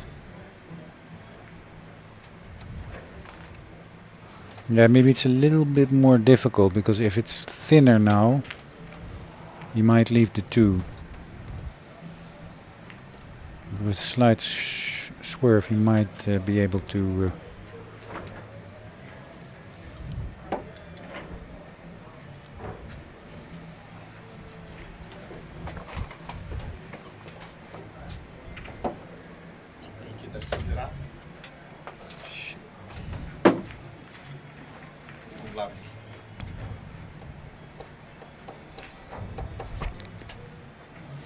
Oh, what he... Yeah, oh yeah, he needs to get rid of that 14. Yeah, he's making this. It's a good shot. Yeah, perfect. So now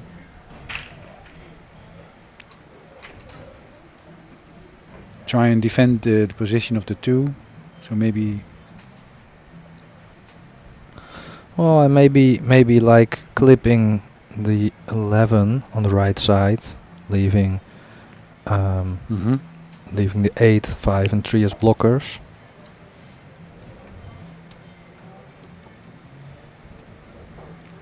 Would you take a foul on the cluster of 4?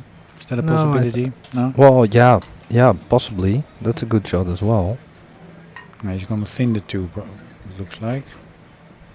Not sure if that's the best choice, but well, understandably you don't want to give up a ball, maybe with 3, just 3 ahead, but he doesn't leave. Might have tried.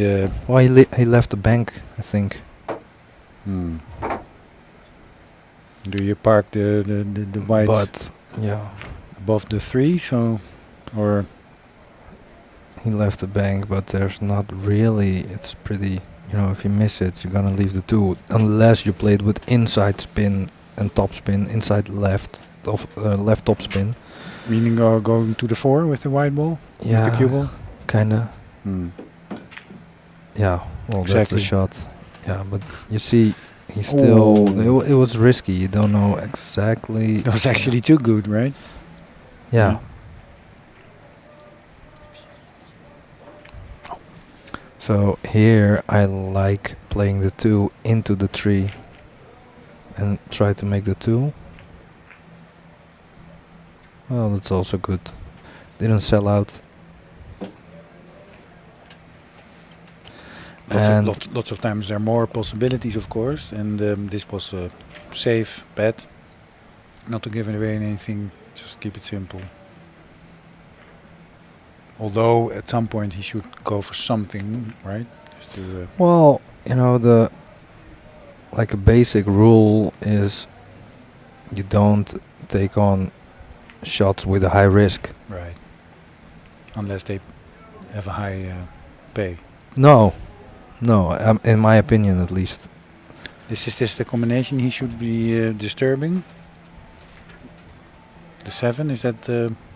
maybe it's possible to play the 10-3, I don't know. No, I mean, should he disturb this because it's dead, right? I don't know if that's... I kind of feel it's not high? dead. High or low? It's... Well, if it's dead, then he definitely needs to disturb it, but don't know if it is.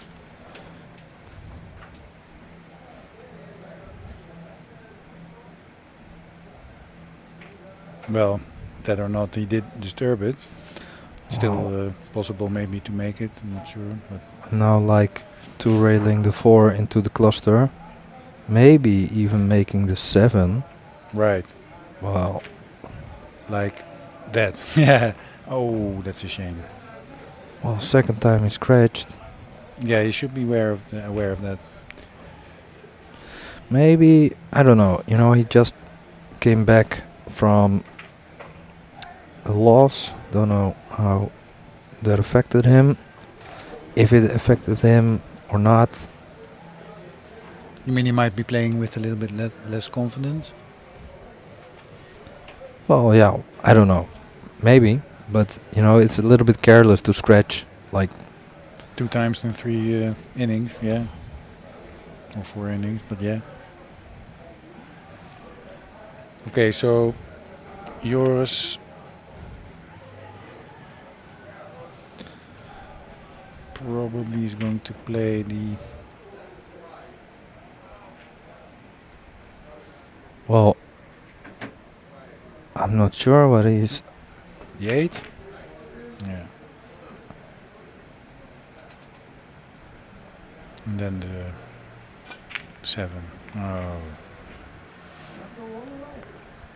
That was a little bit rusty. He But might- I that's Michael's pocket, right?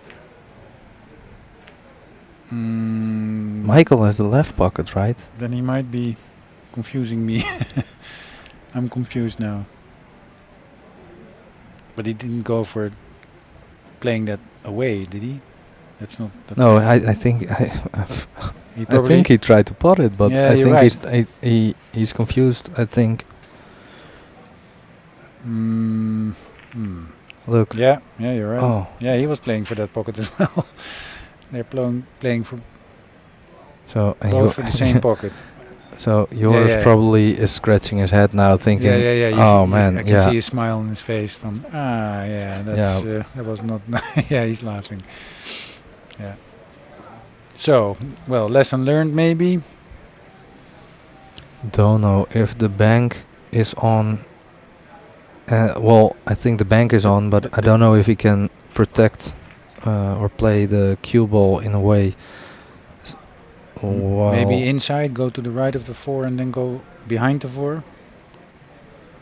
Yeah, I don't know. With inside. I don't know if that's on. Looks like it's on. I don't know. Feels a little bit. He wants to shoot. A little bit funny. He might also decide to just play it away. Yeah. Yeah, I like that better. To play the 12 into the 4 and hide behind the 7 with the cue ball. But you have to make sure you hit after the bank, you hit the 4 ball, like half ball. Otherwise That it stays there, yeah? Yeah. Yeah.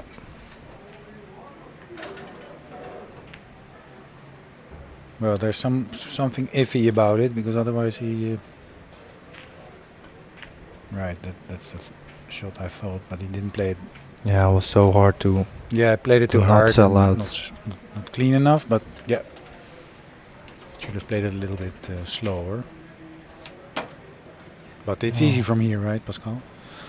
Oh, from here it's definitely easier. I'm always winning. If I'm sitting here, I'm winning all the time. I win tournament after tournament, I win.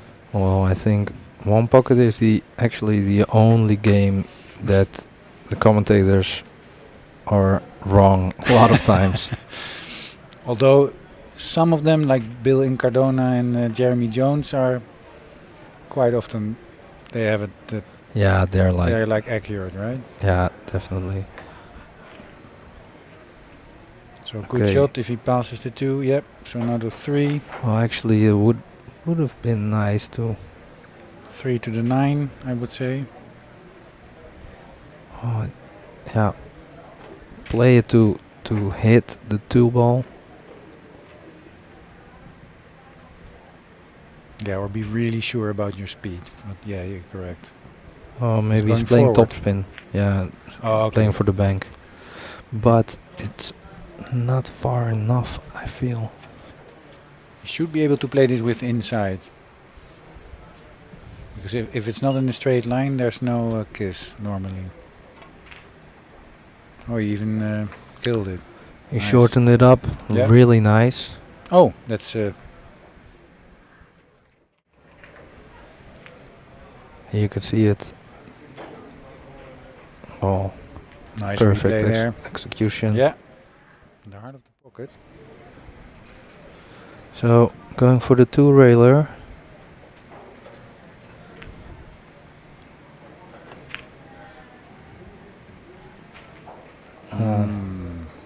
Let's go with the cue ball. Cue ball is a little bit loose. Yeah. it's not really difficult to get. And I think Joris can play this 2-ball for free. Right. To play the cue ball to the left side of the 10. Might even play the 9 for free, but he probably is going to play the 2.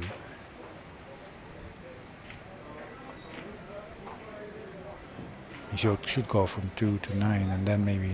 I don't know if... the 14 can we see the other angle? Yeah, oh, yeah, maybe you can play for the 9, but if you do that, then you possibly give up the 1 ball if you hit the 8 ball when you play position. He should be playing for the 9 now, yeah. Nice. He's confident. So now up to the what's the down here, the 10. Yeah. Little bit of inside. For the 10. Where's the 7 going? For the bank shot or for the position? No. Yeah, or maybe even bank shot. Yeah. I like playing position for the bank shot. Oh, yeah, the bigger angle than that. Well, very good shot. It kind of forced it also. Really nice. So maybe the 14 goes. I'm not sure. Looks like it's might go, might not go. I'm not sure. I think if he plays into the 1, that's also good because it's tougher for Michael. And then nice spot there. Gonna see if he has position. Well, probably should be possible to pot the 14 here. He's looking, but sorry about that. All meters are going into the red with you sneezing. I try to sneeze away from the microphone. Yeah, at least one record there. Yeah, so the 14 must go, otherwise. Maybe it didn't, or it was a bad shot, but we're getting. And there was always gonna be a sellout. Yeah. So 5-4 to Gutse. 6-4, 7-4. If he leaves a good angle on the bank on the 14, he might bank it and go to the 8 or 1. Maybe he's drawing it now and play Also position possible. for the 1 or the 8. That's probably even better. Yeah, you're right. Play it in between. Yeah. Oh, he could go further. Oh, this is even better. Well, I don't know. You were saying that we were all most likely to be wrong with one pocket, so that was for the 11 there, yeah. Oh. But a little bit difficult, right? Well, I like to play it here with high left, and to play position on the right side of the 14. Then it's a shot to nothing now. Very nice. He's confident. Really, really good. That's really good. So this is for the game? Yeah. So just Game roll it ball in. Don't look at the white going to the right of the 14. Well, he's not gonna miss this. No, exactly. So 1-0 to Gutse.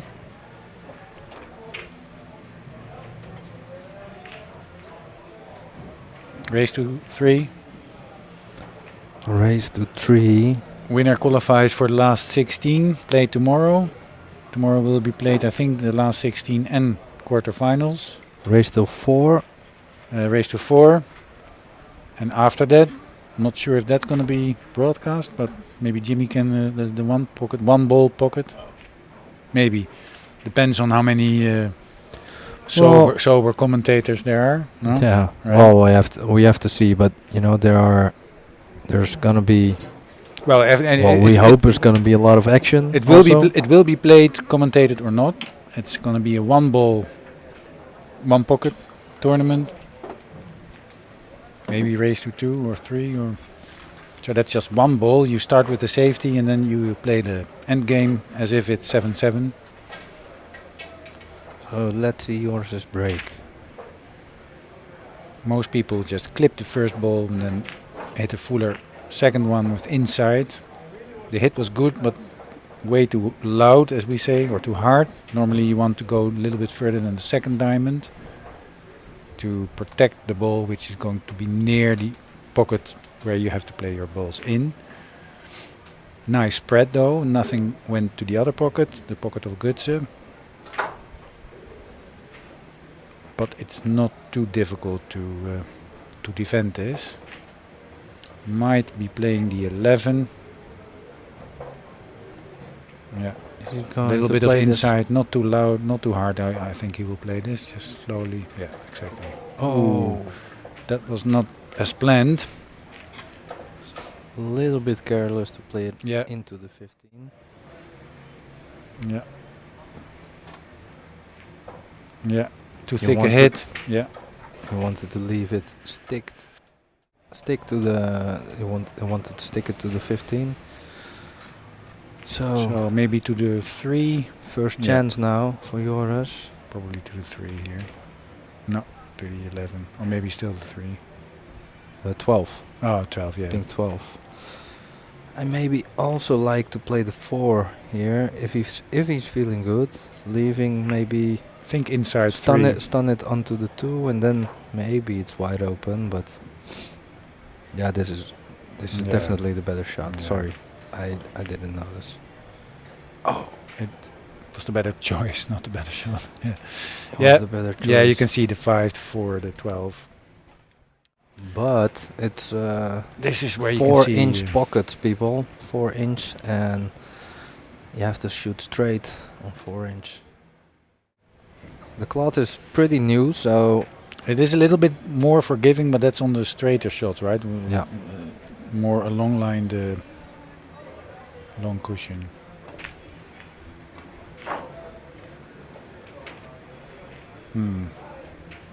Good idea, maybe not the best result, but still ball to his side. Oh, it's Might have. I don't think he gave up the bank on the 3. No. I think it's pretty good result. Yeah. You know, sometimes you just have to get out of the inning and, you know, not leave a shot and live to die another day. Be happy with what the table gives you. Well, you know, sometimes it's just that there isn't like a smart shot.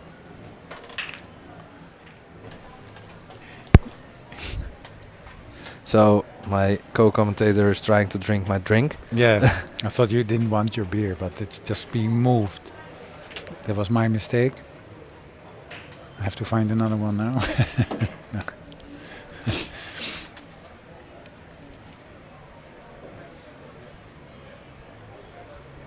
So is he trying to bank because position is pretty tricky?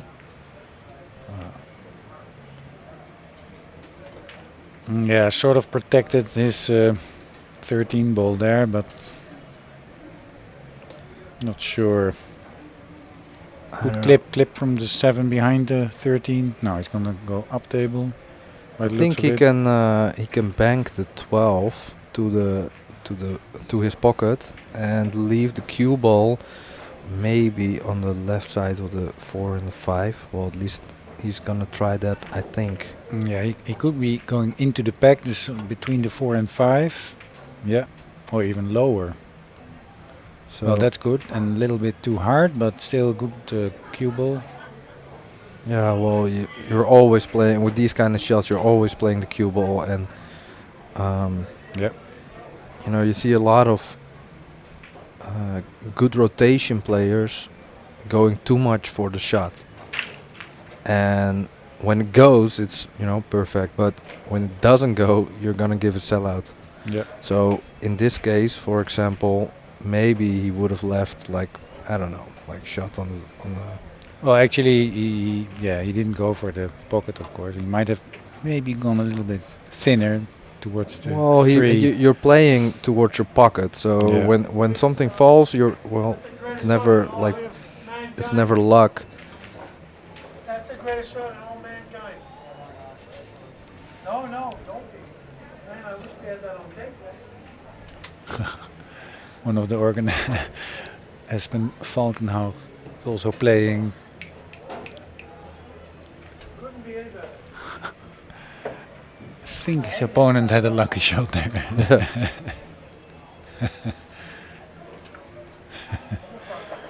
Well, he kind of left a shot here on the 13, but it's so hard to bridge that he isn't gonna take it.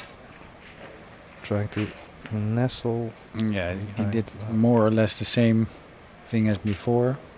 Well, now I don't like this shot because now he left the possibility for Gutse to play the 8 into the pack, or maybe clip off the 7, or play into the 7. 1 goes.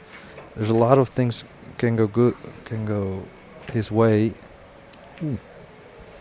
Well, and he played that a little bit pretty strange. I don't think maybe he intended to play more topspin, but yeah, definitely too low on the cue ball, but still was lucky to leave it safe.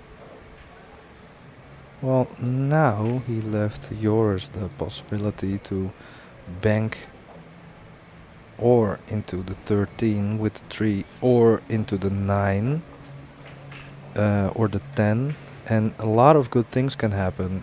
When you play into the 9, maybe the 7 can go. When you play into the 10, maybe the 11 can go towards, at least towards your pocket. So if you can defend the cue ball, or if you can play the cue ball in a way that it's yeah, he's gonna safe. play it thick, high right. So but quite soft, but still play it containing. Yeah, a little bit more speed would have been a little bit more pressure. But he left a bank shot on the 8.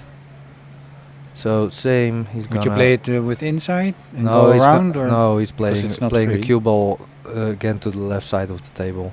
Maybe below the next 6, yeah. Next to the below the 6, yeah, for sure. That looks like oh yeah, he clipped a 12 there. But very good cue ball, so no harm done. And if he would have made it, he would have had a next shot. So that's quite a good shot. So he's now looking at the 11.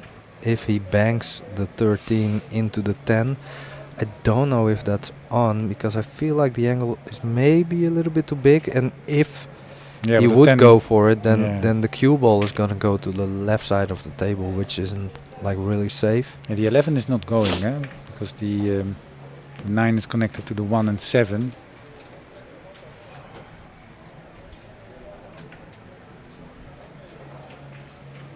Right? So if you hit on the 10, you're not gonna get to the 11. Well, if you hit the 9, and then you can put your 7 towards your corner, or clip the 14, but that's difficult. So you also want to have your cue ball on the right side of the table. So I'm not sure if that's the correct shot. Yeah, he's choosing something else. Well, he could maybe go for a 3 railer. I don't think he's doing anything. He's just playing it thin. Right.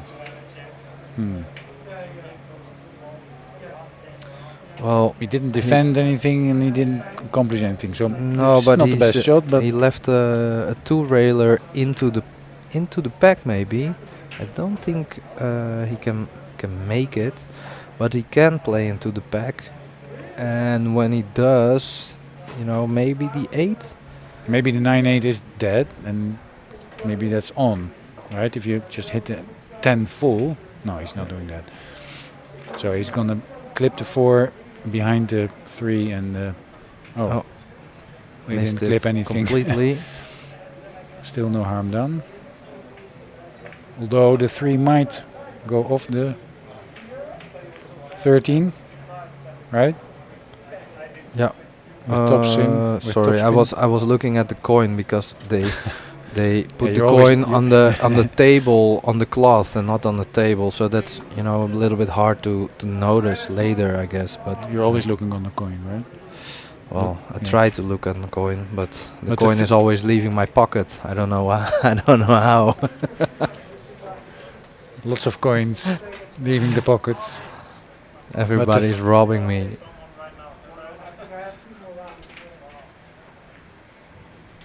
He's not playing the 3 of the 13. That's a little bit surprising. I think that's definitely the on. bank. No, I think the bank is on. That's definitely on, yeah. And if he makes it, then he has the 4. Right. No. Too thick a hit, but how's the speed? Speed's okay.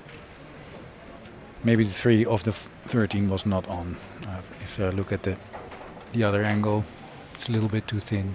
Oh, so this will be a thin hit, right? I think that I little bit don't of know left. if the double kiss is on. With no inside, yes. If he uses inside, the 6 ball is gone where the white ball is going.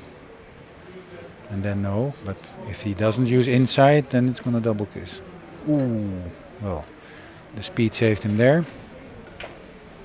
Well, it's a good shot. Yeah. So I think the 3 of the 13 is on now. So there was the left spin, but he crossed it. Like right, the cue 3 ball of went before the ball.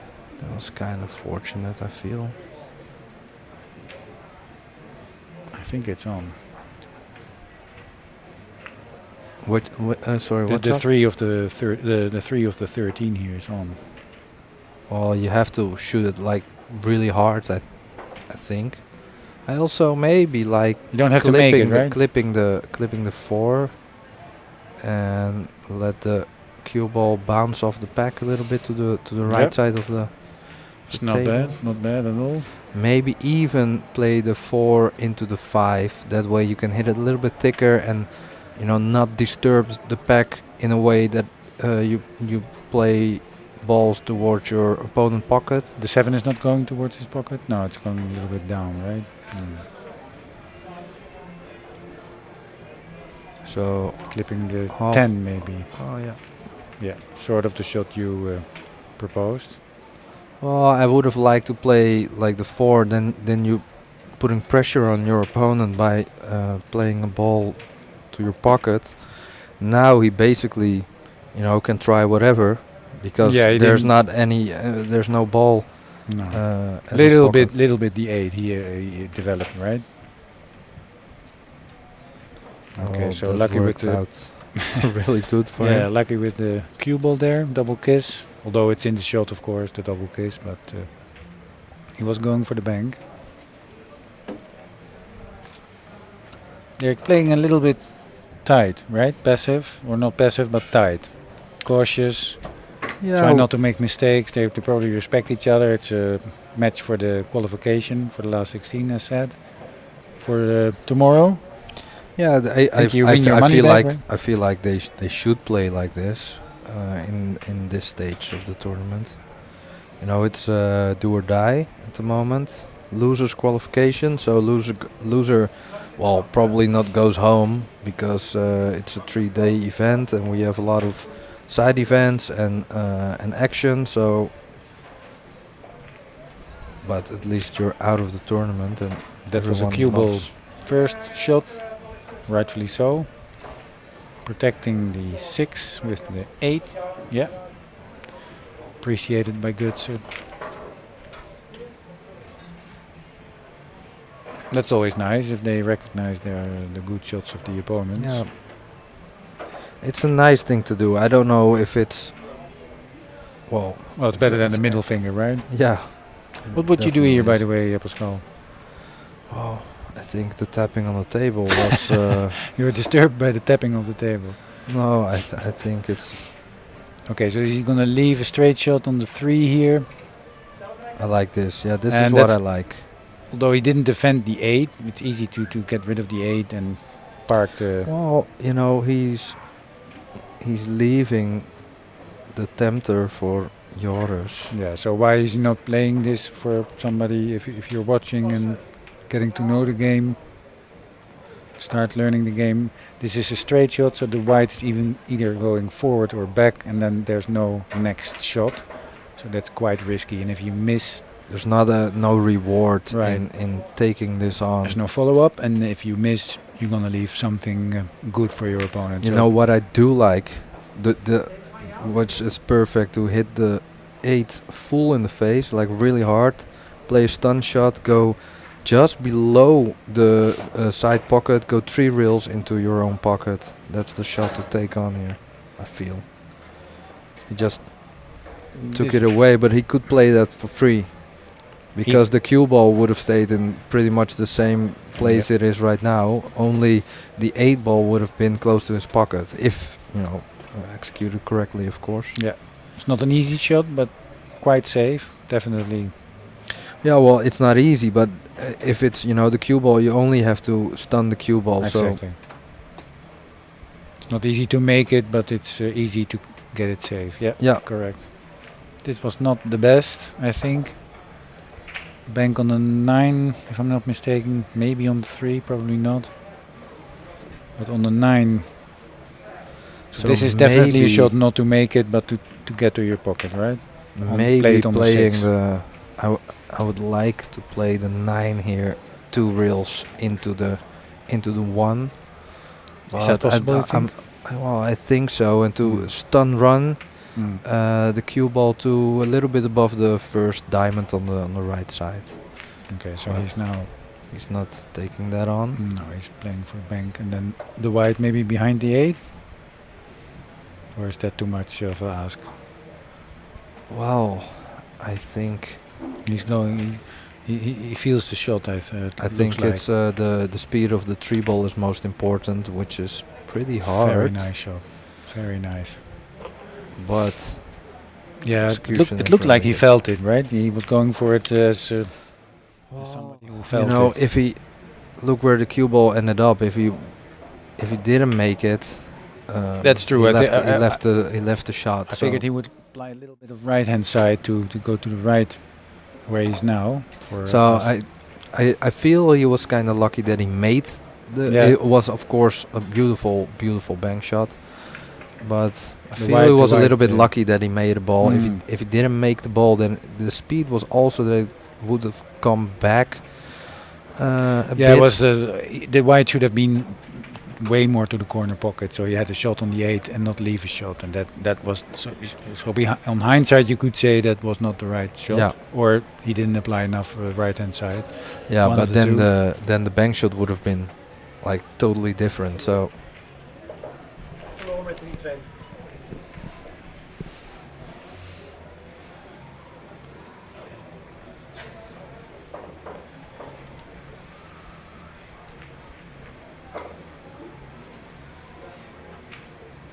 So is he banking this into the pack? You mean on a 2-railer? Yeah. Into the pack? And stun it to the side? Long rail? No. Oh, he definitely went. Oh, that was a nice kiss. Couldn't have been sure not to leave anything, but he didn't. So now Gutse has to defend. Not too difficult.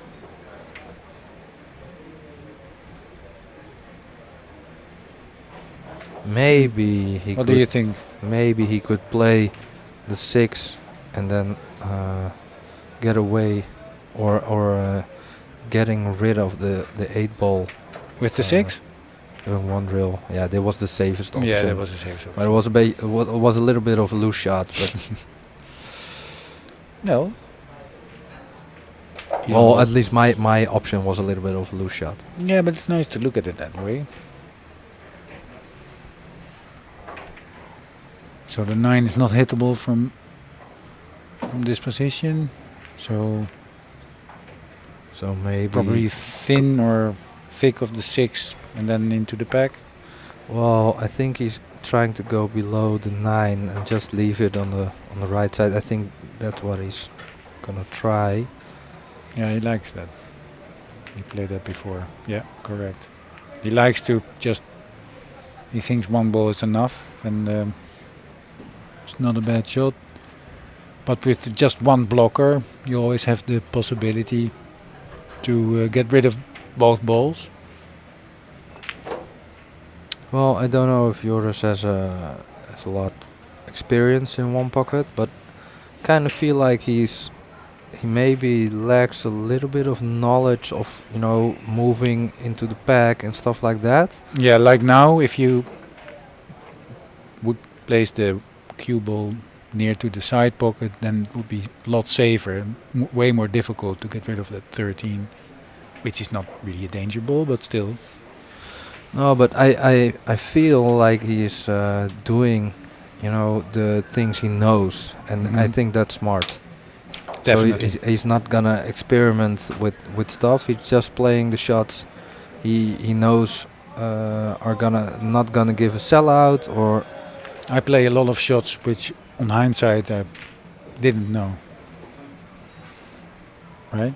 yeah, but you always play loose. If I play at all, yeah. Sorry, it was a little bit of an inside joke. Loose cannon.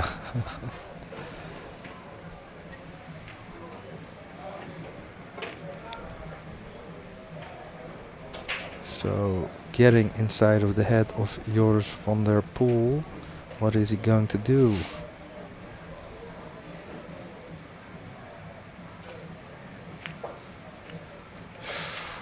Yeah, a little bit dangerous. Left the bank, I think, on the 13. Yeah, definitely. I don't know if he really... yeah, well, I think he left maybe the direct bank even. I think a direct bank, but he should play it anyway. And if the 11 also goes, then then Joris is in trouble. And the 7 goes. Didn't play it that well though. Well, it was difficult because you don't want to hit it on the point, of course. Right. Should have played it a little bit slower though. Yeah, right? Agreed. Because if you're not sure making it, you should at least have it hanging, and then protect it even by 1 ball is quite a good result. But easy from here. I don't think he's playing at 2 cushions. Well, good white ball, I think. Even though he left. Nah, not really. Maybe a 2-railer on the 7. Would you do it? Would you shoot that? Kind of free. Oh. Yeah, if you can avoid the 6 going to the... Well, I think it's a little bit of... it's a long distance and it's a little bit hampered, but there is, like you said, there is the 2-railer on the 7, and you could play through the corner around the 6 to play position on the left side of the table. And then if the 7 goes... Or even then go in front of then him. you have like 3 balls waiting there for you. Right. He probably goes in front of the 6. No, he's not going to do it at all.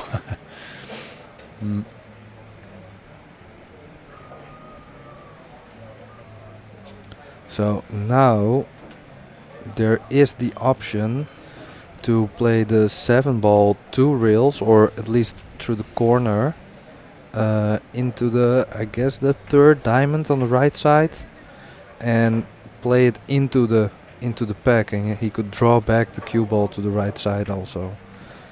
But you mean below the side pocket, the 7? Yeah. And then going into the pack? Yeah. So like the yeah, just draw it back like straight, draw back, and... You think you can apply enough speed? Yeah, I think so. Yeah, if you like... yeah, definitely. Give it a whack.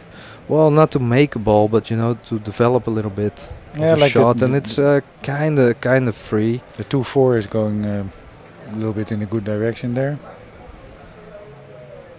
right? The only thing, if he plays that shot, he's gonna leave the bank shot on the 6. So that's maybe a big no-no.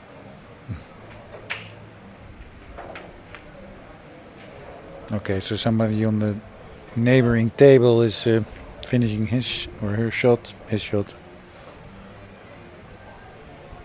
So now we're going to see what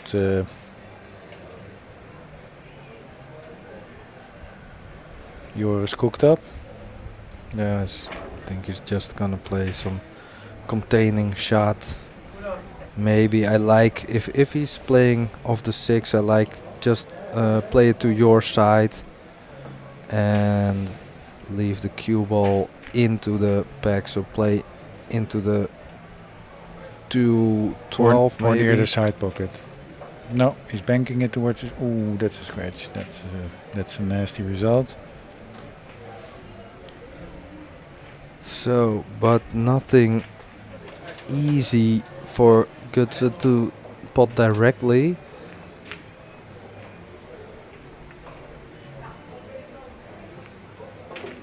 So he's probably gonna play the 6, play a bank shot into the 9 or into the 13.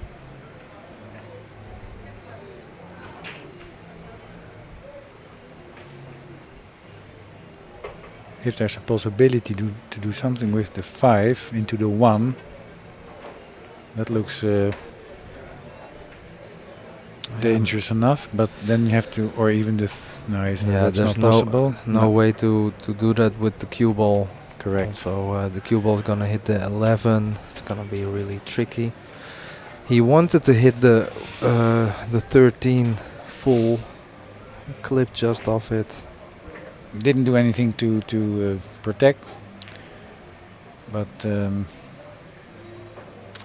so Joris is thinking now. He's thinking, yeah, this bank shot is really on, but yeah, missing means selling out. So what I like, if you would go for the shot, leave the cue ball maybe on the end rail. Yeah, just like that, and leave the 7 into your pocket. Yeah, now it's almost good, but now it's not an option to go for the 6 anymore. Now he has to address the 7. So good cue ball then from yours, yeah? Yeah. Yeah, so this has to be very precise, or double kiss, yeah? Yeah, the double kiss was all. I felt like the kick shot was the kick shot was better shot. choice. Yeah. Of course, ladies and gentlemen, this is always after the shot that we know best. No. We definitely know best. Oh, yeah, that's right. I'm mistaken.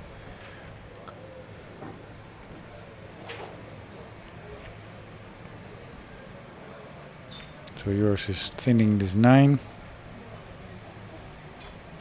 Oh, Maybe where's the cue ball going? No.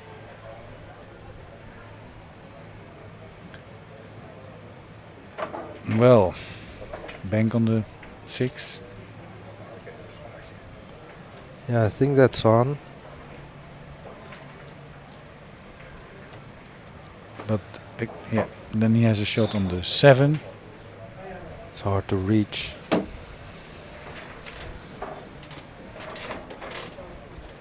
That's why we have an extension, but he's old school. He's old school, just hurting the knees and all the joints in his, what is it, left leg. He should get close. Yeah, that's stretching all right. Stretching of an old man we saw there. Yeah. But still protected the 6, and the 6 is all right. So even though he was quite a way off the pot, still a good result. Can he get rid of the 6 with the 8 ball? Is that? Yes, and he thinks so too. So exactly, that's the. Oh, the good cue! Whoa. The 6 almost pushed the white out, right? And then that would have been mayhem, but it didn't happen. So good cue ball. So yours is gonna stick the cue ball to the 2, I think. I think that's. Yeah.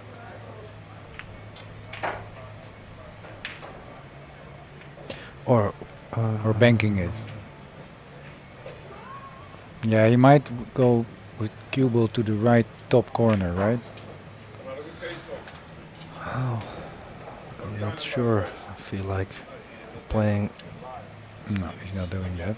Yeah, I feel like this is the correct shot.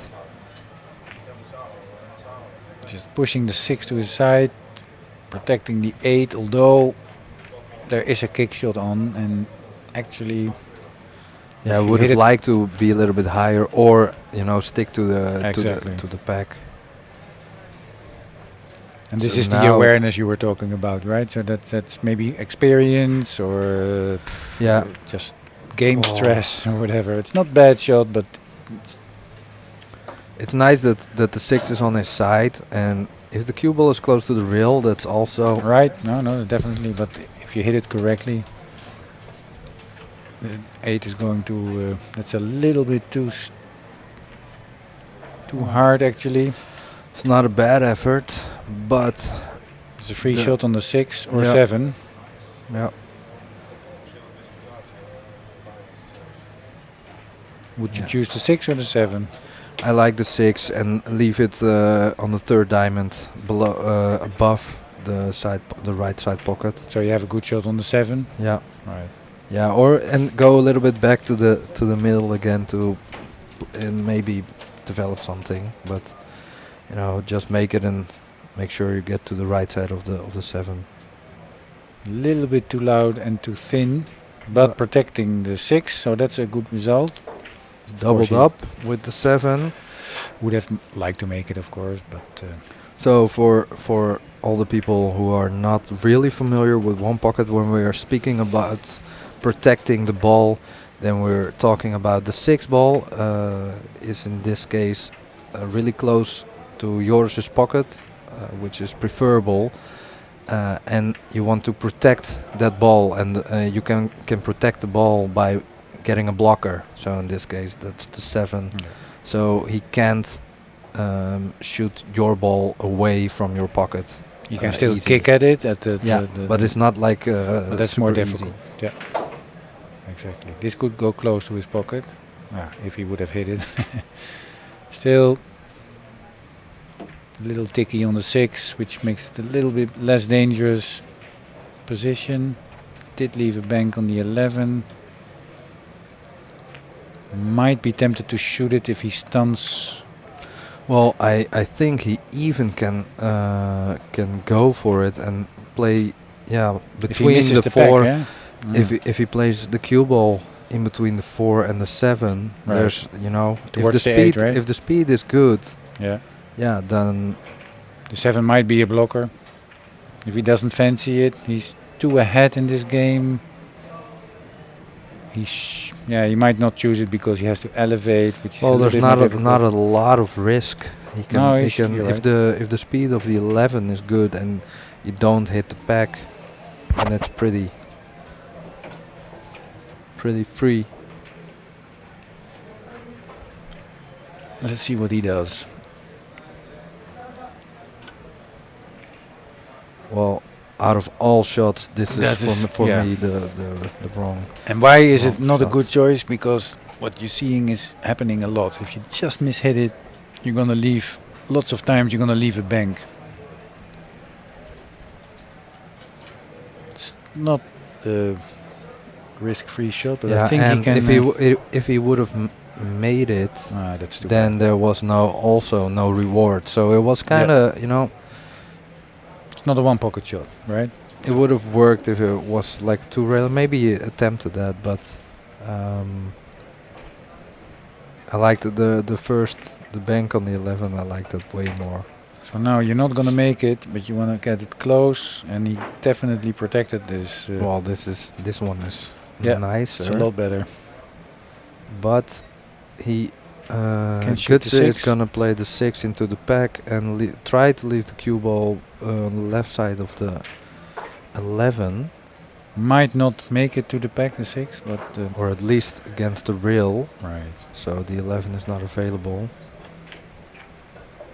Well, he definitely hit the pack and developed the 12, which is very good. So now the right side is pressure on yours now. There you go. That's like a good super shot. good cue ball. Played it a little bit thicker, so he. And a lot of times, you make a ball of these shots. So then he could have made the 11, made the 13. Maybe he could have played 8 and out from there, but. Well, he did leave a bank here. I'm not sure if he can apply inside to go with the cue ball between the 3 and 5, which would leave a combination on the 5-1 or a direct shot on the 3.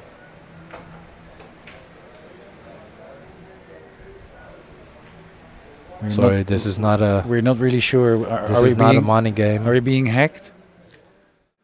Our tech man Jimmy Warong. Let's see. Wants to play for money. I think. I think he's gonna do what I. Yeah. No scratching, please. No scratching, please. Yes, very good. Again, we are being hacked. Our general director is. So very good shot. 13 is near his pocket. Like in 2-3 innings, things changed quite a bit.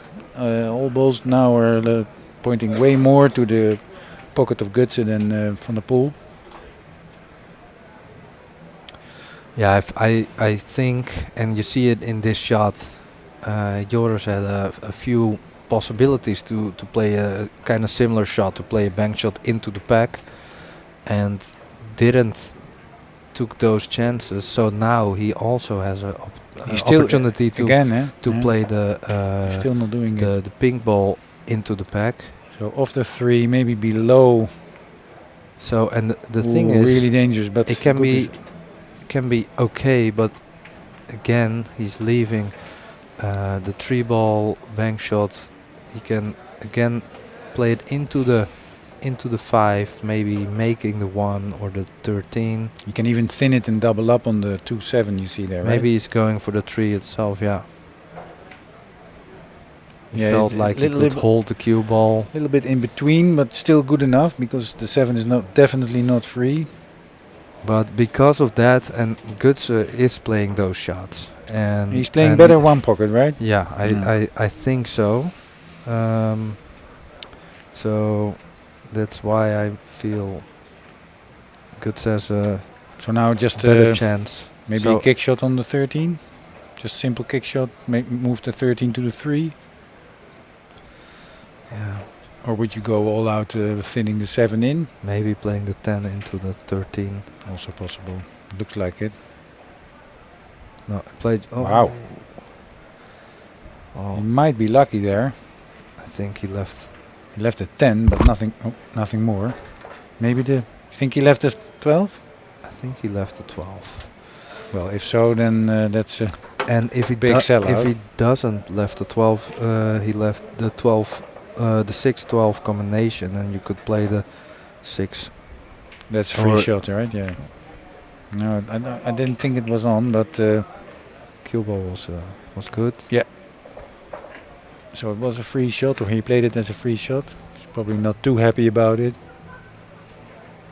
Yeah, he doesn't seem to be bothered, so which is good. So now this is a good example of, I think. You could play the 12. Well, can we have the other? Yeah, I think you can play the 12 in between the 13 and the 3, and then you play not to make it, but to play it to your side and leave the cue ball on the right side. Yeah. Oh well, this is even better, but similar, a little bit, partly what you said. It was like. Maybe forced to more risk. Maybe it was dead on to that side of the 3. Well, I don't think he went for that. Maybe try to make directly. No, not that. But I think. But if you play it that hard and you miss the ball, well, I don't know. Then it could bounce back. You sell out. It worked out really good. Yeah. Now, but. Have to be a little bit critical as well, of course. Later in the evening. So is there a possibility to pot the 3 of the 13 and leave the wide to the short rail, so the 12 is not makeable? I don't think it's that shot is on of the 13. I think, but could be wrong. That's not bad. That's a. Oh, that's pretty good effort. Good result, even with the ball near his pocket, protected by the we talked earlier about. See that again. Oh. Yeah, he thinned of the 14 looked like there, but I like it. If you go for positive shots, lots of times it seems like the ball or the balls or the table will. Well, you know, he played a good cue ball, and then you deserve like every. You get rewarded by the table, right? Good energy.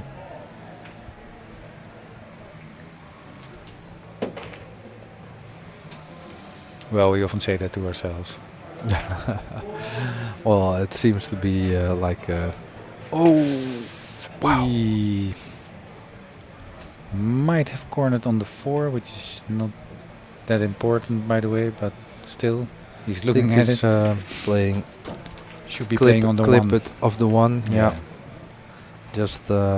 Still, those shots are tough. If you're playing away and you want to go behind the 4, maybe he doesn't want to do that. He just can go straight through towards the 3, but still, then you leave banks. No, I think you want to leave it to the at the first diamond to the against the rail. Yeah, he recognized that if he would have tried to leave it behind the 4. Well, with a lot of spin, you see in the, in all the old matches, you see Bustamante. He's like the king. These kind of shots with a lot of spin, and then stick it to the left side of the 4. Yeah. Even stick it to the 4 and the short rail, right?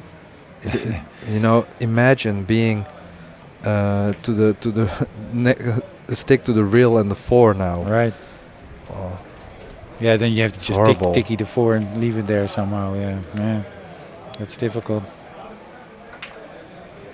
Yeah, that requires a lot of speed control, which we all have, but not every shot, right?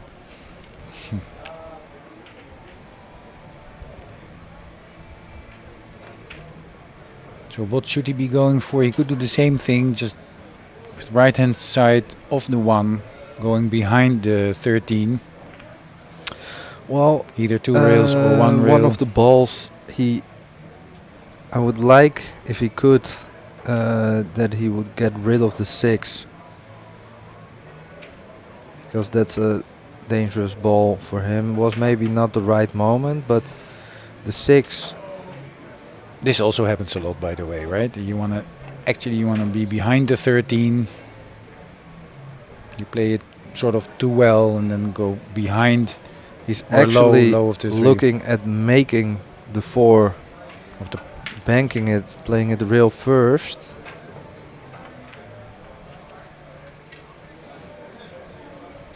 Oh no! Sorry. His gesture. He played real first to not double kiss. Yeah, I think his gesture there suggests that he left the bank on the 13. If so, Joris should try and put the white near towards the 6, so stun it a little, or hit the what's that ball 12. I don't know if the 14 is playable. Okay, so probably was not able to do this.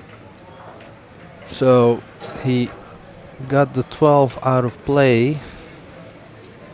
So the 12-5 is not playable. This is a sort of mid-table game, right? Not up-table or mid-table. Everything is in the middle. Well, maybe we can take a while this one. Maybe we can see the whole table view. Yeah. Maybe no. Well, maybe I like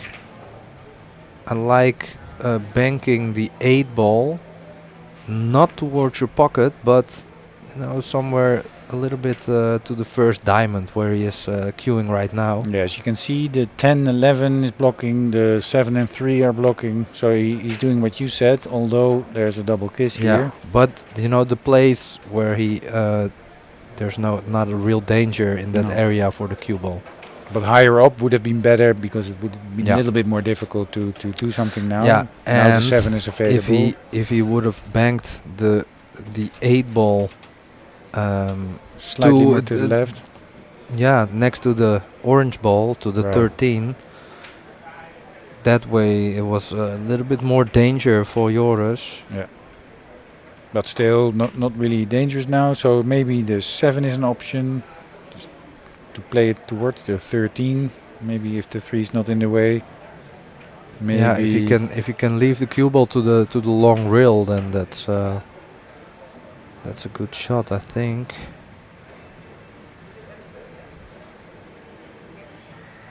Or wait, sorry, we're totally, or at least I'm totally looking at the wrong.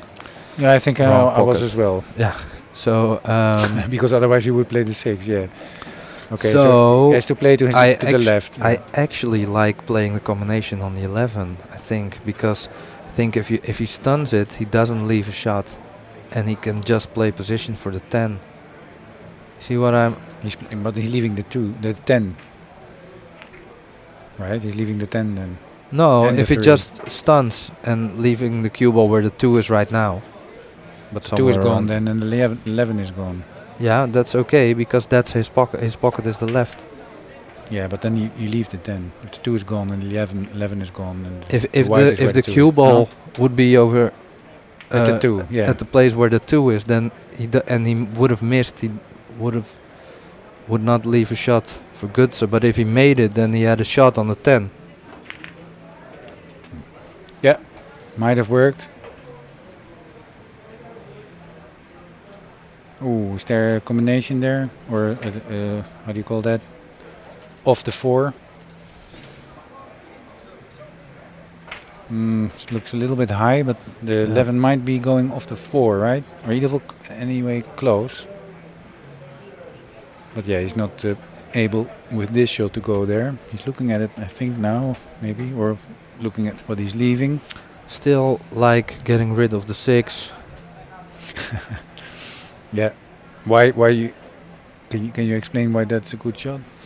Well, there's a lot of positions where a lot of shots that are almost available for Joris, but he actually can't play those shots because he would have left the 6 otherwise for Gutse if he missed it. He made the area way bigger for the white. Yeah. For the cue ball now, even up to the 8 and 10, it's all safe there, right? Yeah, so now the whole right side is safe to play so for Joris. If possible, the 5-12 or 5-13, I think, those 2 balls next to the white cue ball. Yeah, wants to. Maybe he should try to split them. Yeah, but I don't know if that's the right moment. If he can, maybe develop something now, but. You're right. I think that's that's for Gutse. He has to put something on his side or better at his hole. He might go low to the 3. Yeah. Well, that's not too bad. I like that. He developed those balls. So now the whole right side is where Joris could play safe. It's not so safe anymore. It's a lot smaller. Still curious if he would play the 11 thick if the 4 is going close.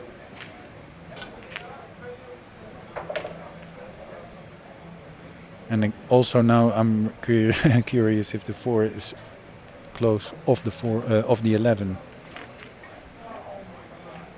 Cannot be too far away, I think. But, it's probably not there. And there's no possibility to hide, right? So the 10-8 is not that good there, right? You want one of them 2 balls gone. You might pot the 10 here. No, but he got rid of it. Well, that's not a good shot. Yeah, he left the 2. Yeah, he didn't want to do that. I think he miscued there. The white might have gone behind the 8, right?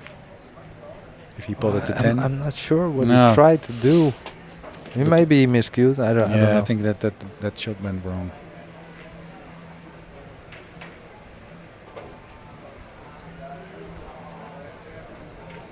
So you would play the.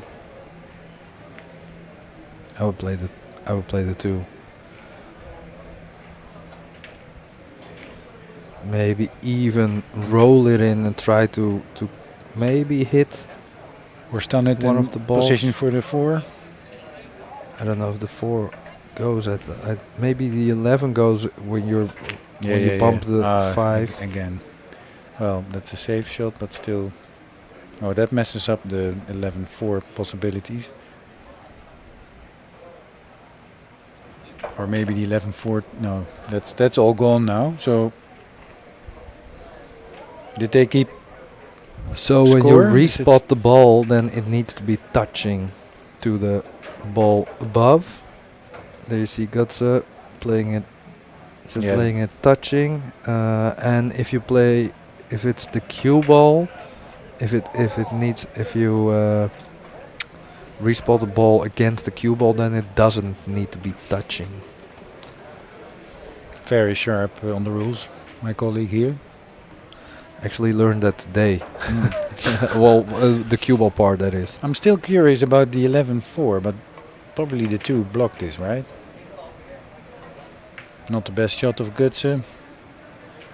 Was a free shot though, although he left the 12. The 12. Wow, he's not Well, really left it, but no, that has to be a spectacular shot if that's free. That's not free. I But maybe like, the 11, I right? like clipping the 4, playing the combination and playing the 2 against towards your pocket and hiding behind the 10. So Maybe so even thin? make it, yeah, thin it off the 4. Thin it off the 4 behind the 10, yeah.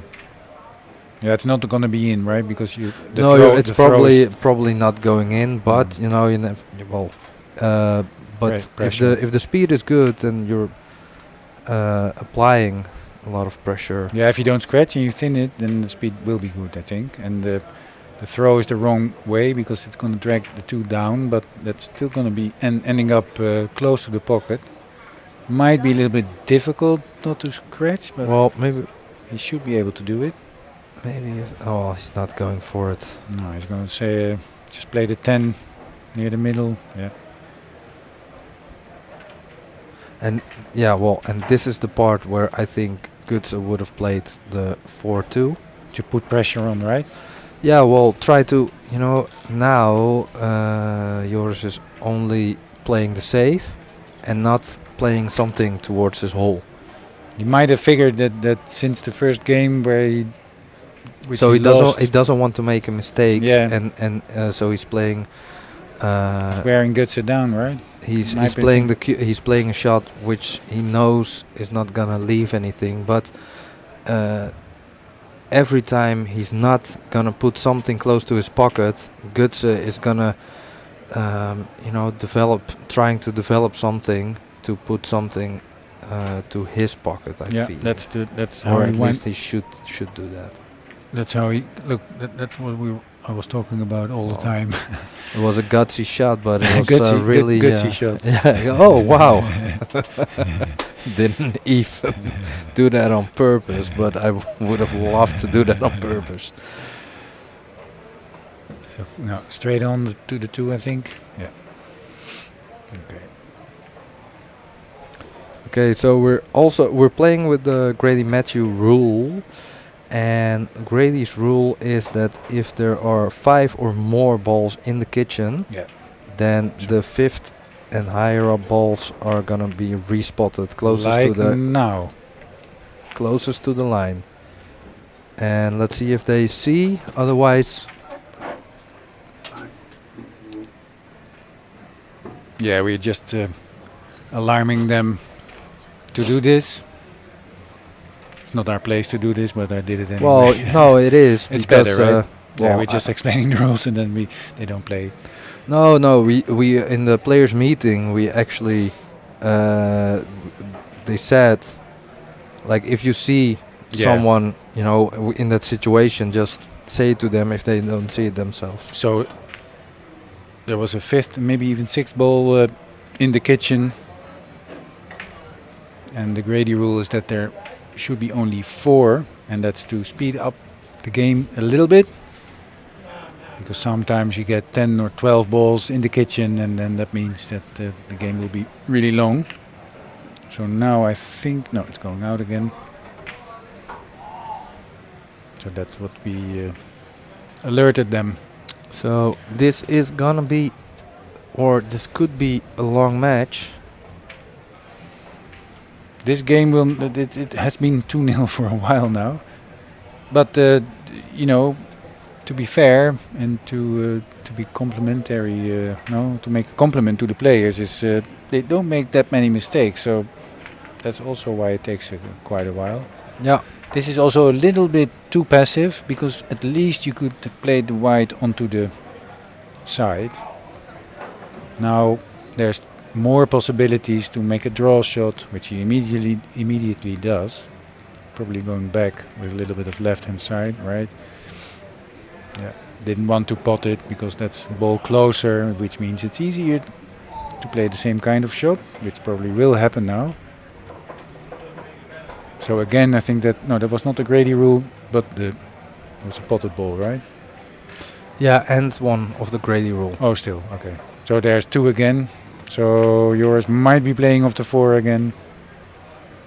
A little bit of right hand side and bottom, and then go back to where it is, where the choke is.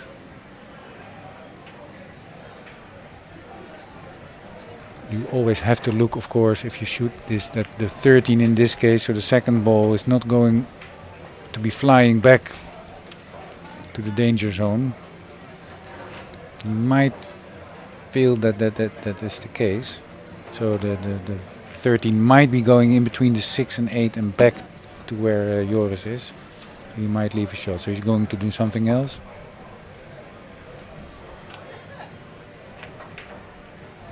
Also unintended double kiss, but if you look to the right side, the 5, 2 and 11 covering each other. So only the 3 could be a possible shot.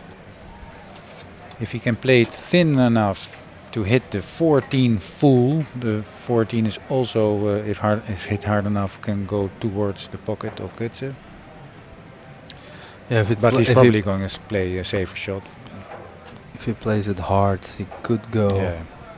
And then the white is maybe. like the third diamond below the 8 ball there. But it might be not the correct shot. This is why I'm sitting here, of course. Lots of commentators say that. That's why I'm sitting here and not playing there. Well, I have to admit that that's the case in this example. But he's looking at it, right? He's looking at the white on the 14 of the 3. Yeah, he's playing it. So two balls are going to his pockets. Very nice. Wow. Very That's nice spot. Really nice shot. Slightly misjudged still though, or to play too Well, slow because the 14 is too never- high. No, but it's not a reward, right? So You never can. Well, it's really tough to. But it was safe, so that the cue ball is good. Yeah, that means that it's quite a nice shot. Good pot. Is he going to bank the 1? He's No. trying to get rid of the 8. Maybe 2 rail it to his side. No, it's just. I don't know what he. Yeah, that was just getting out of the inning, right? Yeah. It's a little bit passive for me.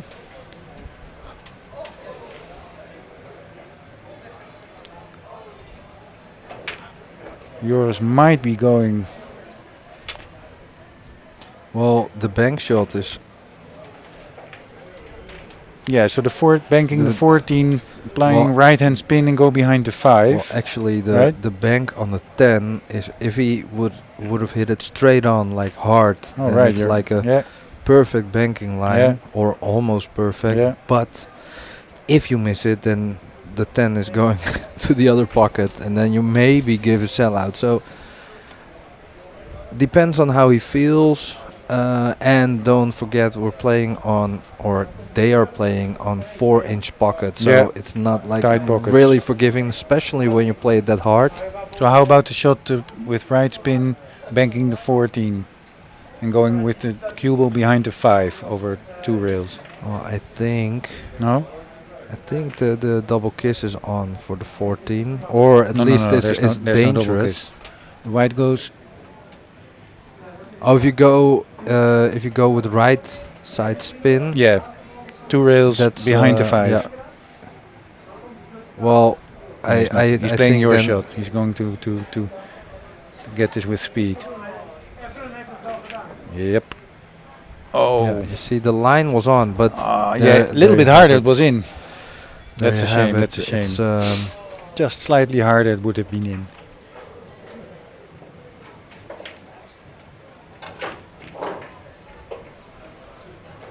Als je nu leeg speelt, dan komt die terug op tafel. Lots of matches going on. Still. You think there are money games somewhere? Probably, right? I think so. Lots of qualification matches. You can look at Q score to see. Oh, is this passing by? Yes, it is. That was not intended, or was it? Oh, it was. Sorry, I thought that was yours.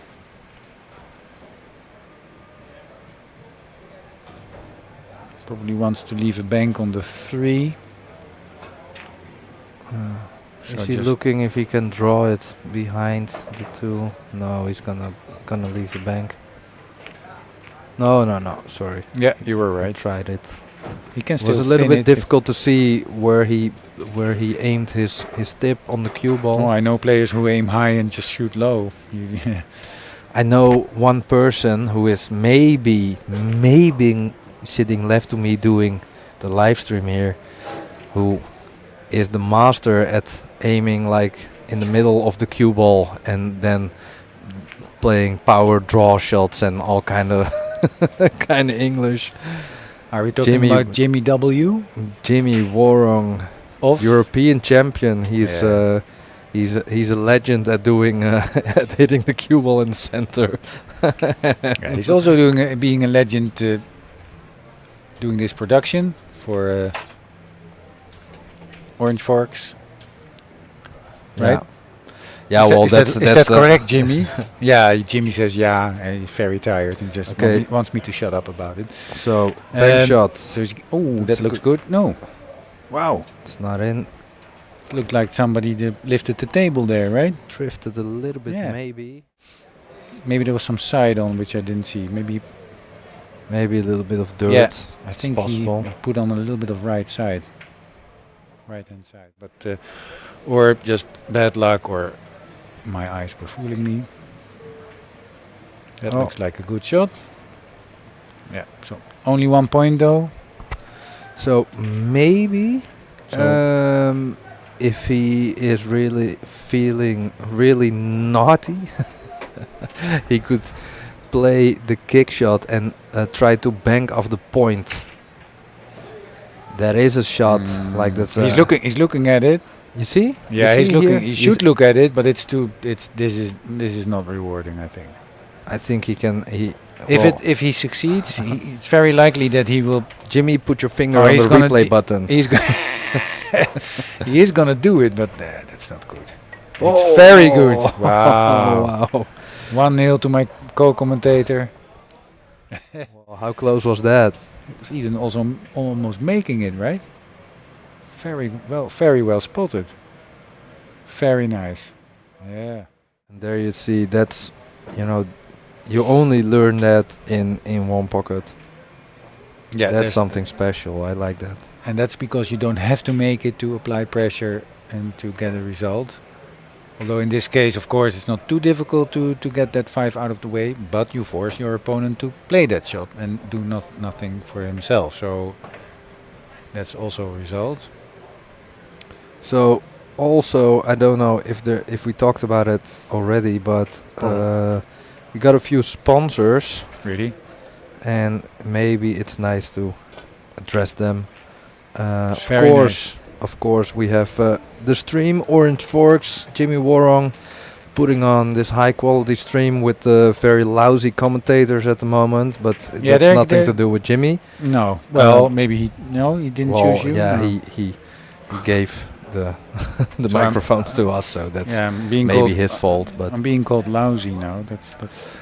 But we also have Hague 5, which is the pool room we are in right now, and you never see this but they actually closed the pool room for 2 days just for the one pocket tournament, and now they're actually getting in some people because there's room, but they gave the priority of the pool hall for the tournament, so that's really special. And also of the 2,000 euros added money is 1,000 is from Steve Verharen from Hague 5, also known as Staff. And the other 1,000 is from Joe Long, attorney by law, Joe at legal225.com. So if you have a problem, you can, and probably live in the US, you can contact Joe Long. He sponsored the other 1,000 euros. Yeah, he's closely associated to OnePocket.org, no? Right? Well, not really. He's. Or is he just a fan? He's he's a big One Pocket fan, and he's also involved in some games with Alex, I think. So he's a friend of Alex. And should we go into that that involvement? Is that? Well, I don't know, but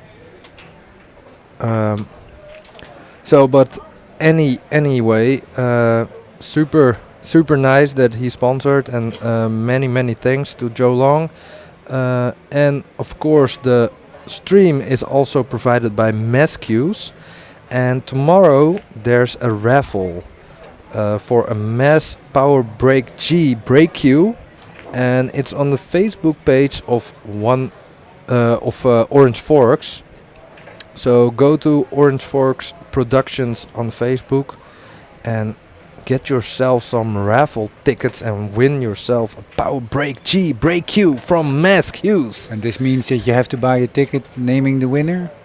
What's that again, a raffle? A raffle, it's like a lottery. So you buy like a number, and Orange Forks is gonna do like spinning a wheel with numbers on it, and they do that live, and you can just pick your numbers, and you can buy them, and the winner gets the break queue. Is it including shipping? No, international buyers only pay shipping. Oh, international buyers only pay shipping. So, and when I say international, we're in the Netherlands right now. So outside of the Netherlands, you pay shipping. Inside of the Netherlands, it's free. It's including the shipping costs. So if you're an international raffle player, you can come to the Netherlands, to The Hague, because and if you won, then you can try it out and maybe get involved in a little bit of the action over here. So, and of course the tournament is sanctioned by the European Ministry of One Pocket Affairs. Or also known as chairman and more than just as chair. Also the one and not paying member, probably non-paying member. You're also right, and you have to, as a chairman, you have to. I'm paying by warning you. Have to be warned. I'm paying now by making making it known. Meanwhile, you won't believe it, but it's 2-2 in the second game. This is quite a battle. This is. What was he doing there? He wanted to get the 7 close. Well, I think he tried the combination and leaving the cue ball safe. So would you? I must admit that I am a little bit lost on whose pocket is whose. Left is. I think left is yours. Okay, so then he could play the 3 of the 7, yeah, billiard. Or is that? Yeah, maybe that's. Well, maybe that's on. Maybe it's that's on, a but good maybe he's spotting the 7, doing that, which is not a big problem. But then you have to be sure, and also leave something for the next shot. Yeah, that's the problem. I feel with that shot. You have to power draw it to leave yourself a shot. That's so he's playing bank on the 4. Not sure where the white is going. Looks like a good shot, decent shot. Not behind the 8, which he probably would have preferred. But leaving this 14 is not that big of a risk. Well, I think maybe he's going for the 14 and leaving yours doubled up. But that's, behind the 1, yeah. Well, maybe even behind the behind the 12. But Yeah, but that's I difficult feel that's speed, not right? very That's difficult rewarding. speed. Yeah. Maybe making the 4 also. This is very good effort, although was really risky. But yeah, it was not. It was not for free, right? Because doubling up, that's not really doubling up. So now he's looking at your shot and maybe making the 4 in the process with the 3. Exactly, but in this case it's way less risky because the 4 makes it a very big pocket, a way bigger target than just a pocket. So even making the 7 wouldn't be a problem. He just has to go for the... No, it's not about he wants to make the 7 is the ball he needs to make. The right pocket is his pocket. Right. It's a little bit late for us as well, people. So I think I have might need a nap. Yeah, but still I like it when he shoots the shot. What I was talking about. Yeah, that earlier, of course. That really long bridge makes it a little bit more difficult. Oh, well, wow. he's lucky there. No, not really lucky. So you're saying, well, thank you. Yeah. Those are 2 balls for me. But especially because the 7 is makeable, right? Yeah, and now the 7 is makeable. So needing 4 balls. No, well, you can see definitely the first 2, but then it will be a little bit more difficult. So he should go, if the 14 passes the 1, which probably is not the case, but then he should go for the 14 maybe. Or try to do that, and otherwise he just should take the 2.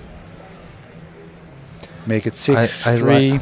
I like playing position for the 1 in the middle of the table, and then crossing to try the bank shot on the 6. Yeah. So if you play position now a little bit maybe above the 2, then you can maybe even cut the 2 in if you're perfect, and otherwise you can play the bank shot on the 6. Yeah, I think it's better to play play a position for the 6. So towards the 2. But that's also like very one pocket like. So, yeah, so and maybe if he's a little bit short he can bank the 2. Okay, Yeah, so he didn't want to do that. I don't know why. Maybe he's gonna 2-rail the, what's that, the 13. It's not a really. I didn't like this shot actually. Maybe the 13 2-railer is on, but yeah, but if he 2-rails it and where then the cue ball is gonna go to the 14, high up on the 14, between below the 8. Right? It's possible. Well, it's 12. It's probably the 12. 12, yeah. Yeah, I'm not sure if that's pink or... Oh no, the other one's orange, yeah. No, probably the white one, the white balls go, the cue ball is going too hard for that. Yeah, he did try it, but... Yeah, but if you make it, then you don't have like another shot. Well, another 2-railer. Actually, this is a misjudgment, right? Because there was no way... Yeah, another 2-railer on the 6. Well, now, yeah. you know... But still good it's not bad. Ball. It's not bad. Good because object he's, ball. Now Gutse has to play that shot. Yeah, he was going for his pocket there. Actually, that's not a really good idea. But if you miss it, you leave a bank. But all right, he's playing there, not me. I don't know. Maybe the 2-railer is on the 2, and the straight back on the 13 is definitely on. Might be able to be putting the white ball in a way that he can thin the 6 also. Maybe even the... No. Oh, he's going for the 6. Bank shot on the 6 and trying to play position on the 13, I think. That's really might be hard to hold. Right. And he didn't. Speed not good enough, leaving sold out a shot on the 13 there. We have to be straight with this, right? He sold out there. Yeah, definitely. Yeah. So playing, if he would have been straight, then he would have played topspin to bank the 6 in. Now he's gonna play position for the 2. Yeah, and making it very nice. So and now if he's not super straight. Oh, we can see it with that angle. Yeah, you mean that the white making this is not going towards the 6, but a little bit to the right of it, and then he can leave a bank. He might even, yeah, play it a little bit faster. It's probably, well, it's okay. It's okay because the table is wide open on the right side. The only thing is that the white is coming back, and then you leave an easier bank if you leave a bank. If you know what I mean. But the cue ball is going pretty loose if he goes for this shot. That's what I mean. Yeah, he's going back ending to where up it is. where, yeah. So now he might leave a bank or this. Not really sure. Thin one maybe. He's not looking at it, so he probably is going to play this away, right towards the 8. Yeah.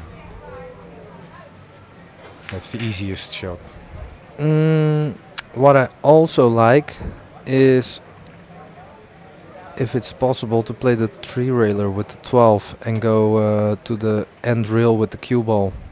So play topspin with the cue ball, going to the second diamond or the middle diamond, and go 3 rails with the 12, or maybe stun it over to the end rail. I don't know exactly how the angle is, but that's depending on the angle and need. But going for the 3-railer, if you can leave the cue ball safe for the 6, that is what I like.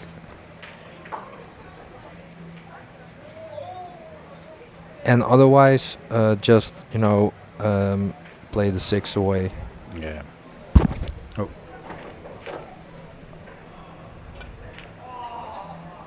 Six toward the 8. Not leaving anything. Maybe the 3-railer still is on. I'm not sure.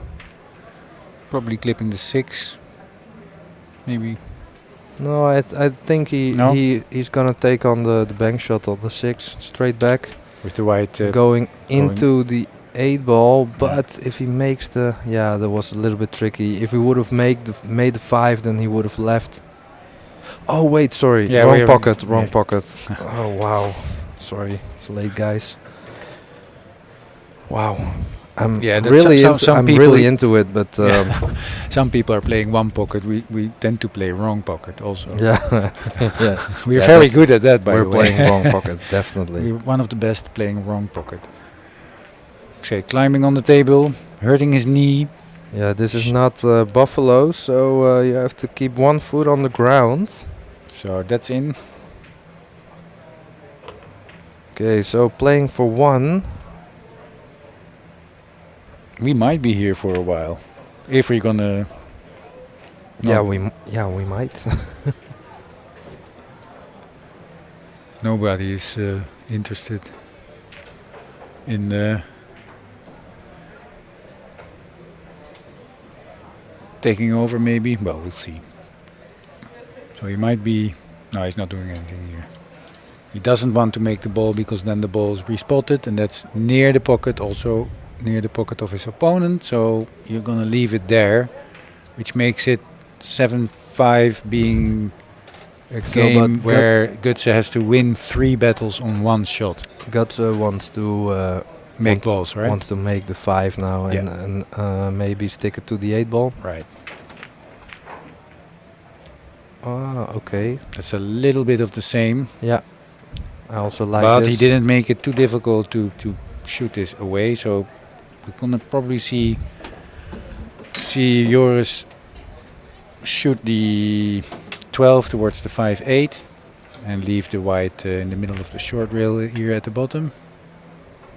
Oh, let's see what he does, because even if he feels good, he could even go for clip it, for thin it in, or go for the or banking it towards his pocket, or going 3 rails towards his pocket. But he shouldn't take any risks, right? So it's good to think about it, but this is, I think, after all, it's good to look at it, but this is the better. Yeah, definitely. Better shot. So now, if with lots of left-hand side, well, maybe not lots of left-hand side, but try to make the 8 if possible. Yeah, or the 5, of course, but same problem, or maybe not problem. Yeah, so Joris is of course a pool player. Like we said, maybe not too experienced in one pocket, so he likes to shoot and looks if the two-railer on the 14 is on.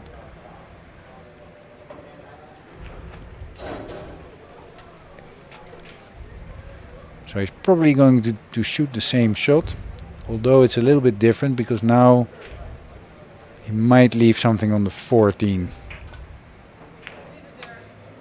And 5 in this case, so if that's going off the rail, right. Well, so he's gonna take this one on. Yeah.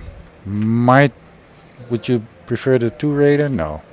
Because No. He's gonna take the 5 on, hit the 12, maybe making the 8, and if he makes the 5, then he also maybe develop something on the 12, but at least he's on the good side of the 8 who gets respotted. Oh, he's not taking it on. Yeah, well, I can understand it. Whoa. Well, I didn't. I think that wouldn't have been a bad shot to take that on, but there was no big risk. But we are amateurs, right? So yeah, but Jeremy Jones and what's his name, Bill Cardona in Cardona might have commentated differently here. No, they probably would have said the same thing. I feel. Thank you, and thank you. Yeah, I think because we're up there, yeah. No, definitely not. But you know, some shots are easy to see. Yeah. Okay, so Joris doesn't want to leave anything, so he doesn't want to pot this 8 ball. Sorry. So he doesn't need to do anything actually.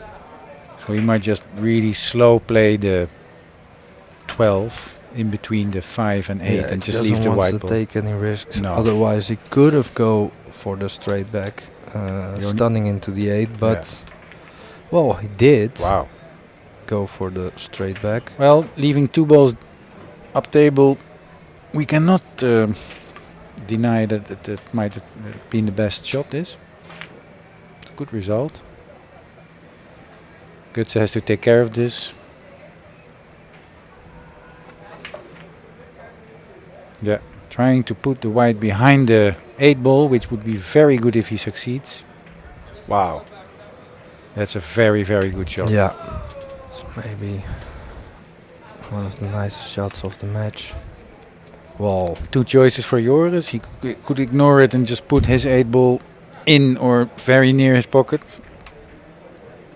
It's not too. If you don't have another option, that's not definitely not a bad option. Might be looking at a kick shot. Well, we're drawing it. Or he's banking it. No, is he banking the 8? No, a kick shot. Okay, a good speed here. It's the best shot. Yeah, good speed. He leaves a bank, but not an easy one. Not an easy one, but it is pretty. If you can negotiate, missing the scratch, then you know, with a lot of left-hand spin. Yeah, you should go for this. I think it's not that dangerous.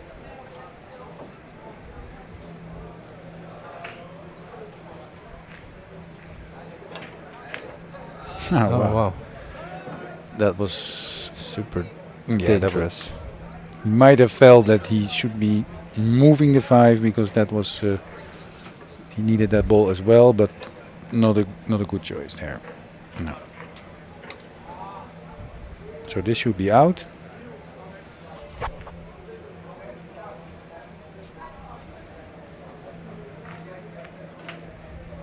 But it's not. Oh. Yeah. Oh, and even left the bank. That's makeable. That's makeable. He should go for this. Just thin it with enough speed. Actually, I like just getting rid of the 5 ball here. Yeah, thin. And you can make that one. And reset the game.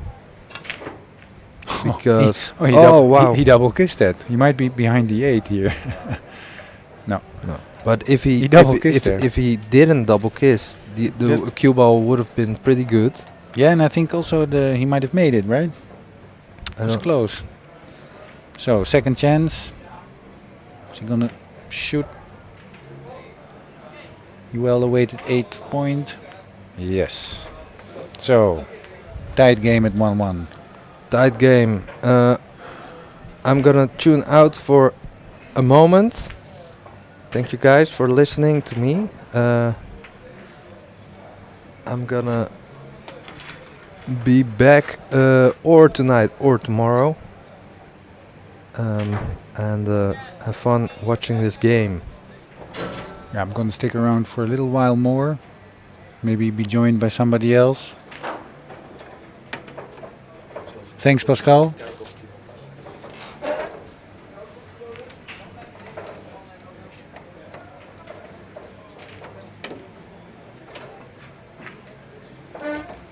Oh, scratch on the break.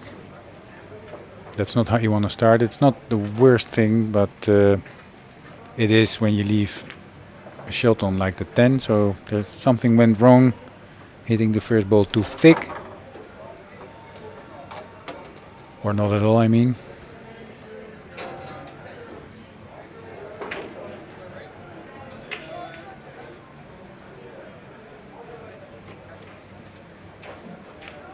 So it should not take care, it should not take the other balls in consideration. Just go for your own pocket. Shoot as many as you can. Draw it back a little. Easy shooting. Yeah. There's no such thing as easy shooting. It should have been, but it's not. So I think the path of the 13 is free there. So after the 13 he can bump into the 7 or 9 or stun it onto the 3. He's close to the rail, so you don't like to elevate your cue. He might be rolling into the 9. Or maybe he can play the... No. Play the 2 I was going to say, but that's not likely.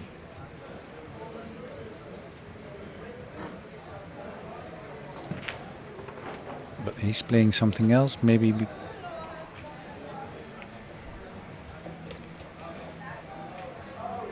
Yeah.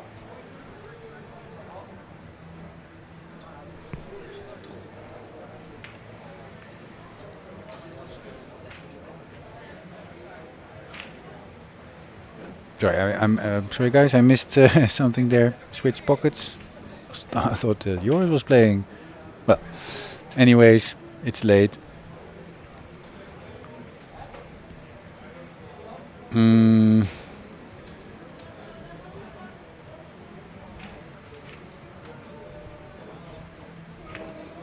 Yours missed in that pocket.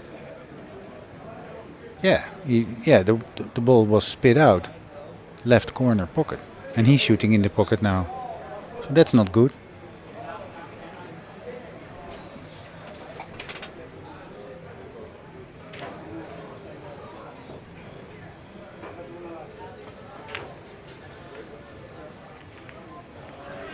Maybe yours played in the wrong pocket. Yeah, okay. So thin cut but not thin enough. A little bit of a scrappy game now, and your commentator is also being a little bit scrappy. But it was a little bit confusing, but it was because Joris mischose. So now he's playing the 11 in his pocket. Enough speed there, so a little bit of left hand topspin on the 10. Will be a little bit above the 15 there to shoot the 1.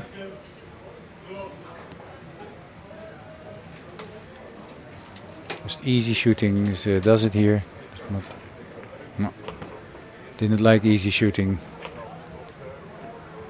And he might have blocked the path to the 1. Maybe they are a little bit, Joris is maybe a little bit tired. Not sure what he's asking. He's asking something of good, so maybe he forgot again which pocket he should be shooting. Looks a little bit tired, Joris does.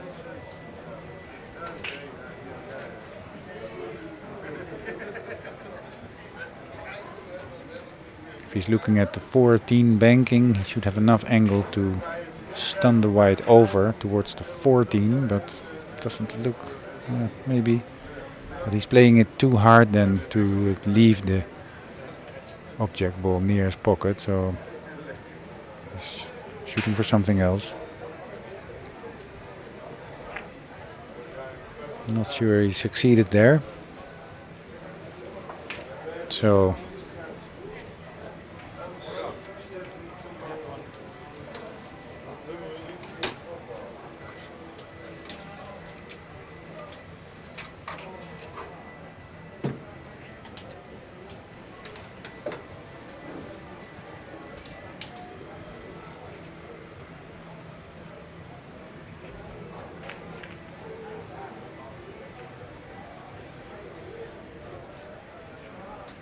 some players are getting through, walking to their table of their matches. So Guts should be able to play this 12 in his pocket. Yeah, he is. Clipping the 1 means he's a good position on the 15. So easy, slightly drawing the next shot on the 15, leaving it for the 6, or if he wants to shoot it, go up for the 9, 7 or 2. Position wise it's unmissable, you would say, but yeah, there's the commentator curse, of course.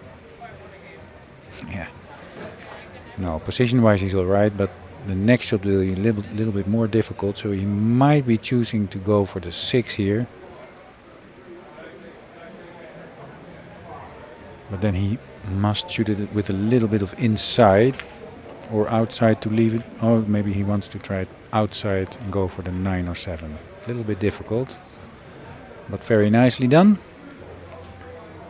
So now I'm going for the 2 probably, hoping to miss the 7 with the white ball, with the cue ball, and position it for the 7 or 9. Looks like that might be possible. If he clips the 7, he might mess it up, but he doesn't.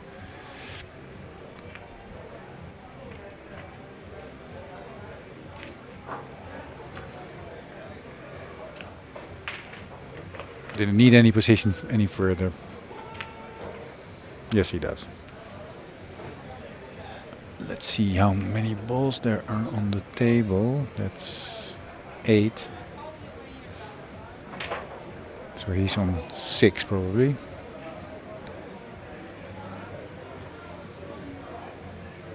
Or 5.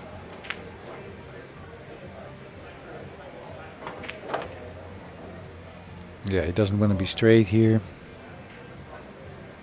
He sort of is.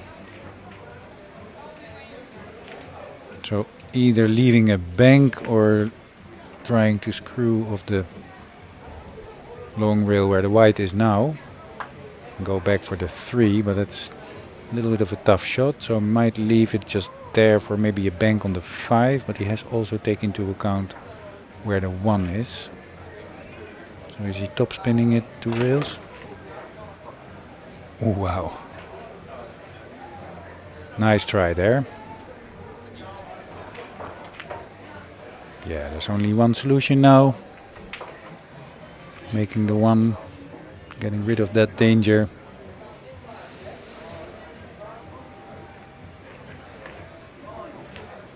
Didn't want to leave the white there, but it's always good to place the white, to place the cue ball then in the middle of the table.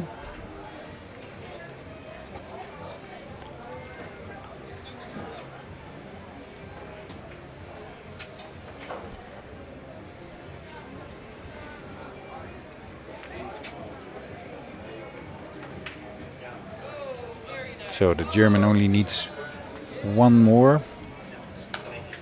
feels like Joris needs to win this game, because otherwise he looks a little bit tired. Otherwise he might just lose too much grip on the match. But it's a tough ask. They're placed all right. In one inning he can get near.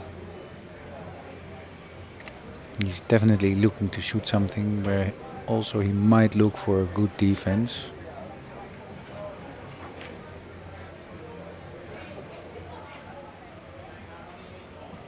I can see him looking a little bit overthinking stuff. He's not very clear on what to do. So I'm curious on what he decides.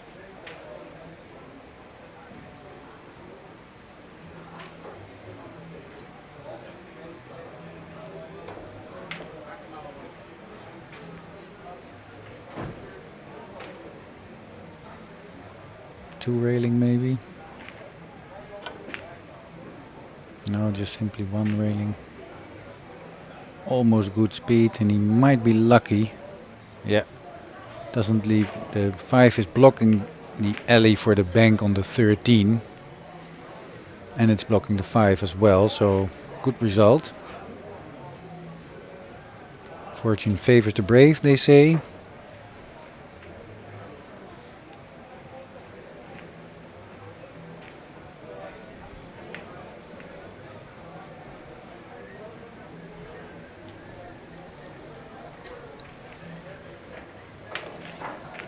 Yeah, no heroics there. Might have wanted to put the cue ball a little bit closer to the short rail, but safety first. There's a Dutch flag at my name. I'm from Germany. Oh, that's terrible.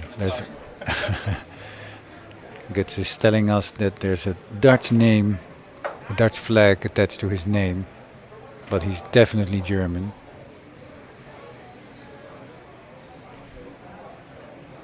Maybe it's just to make him feel welcome, I don't know.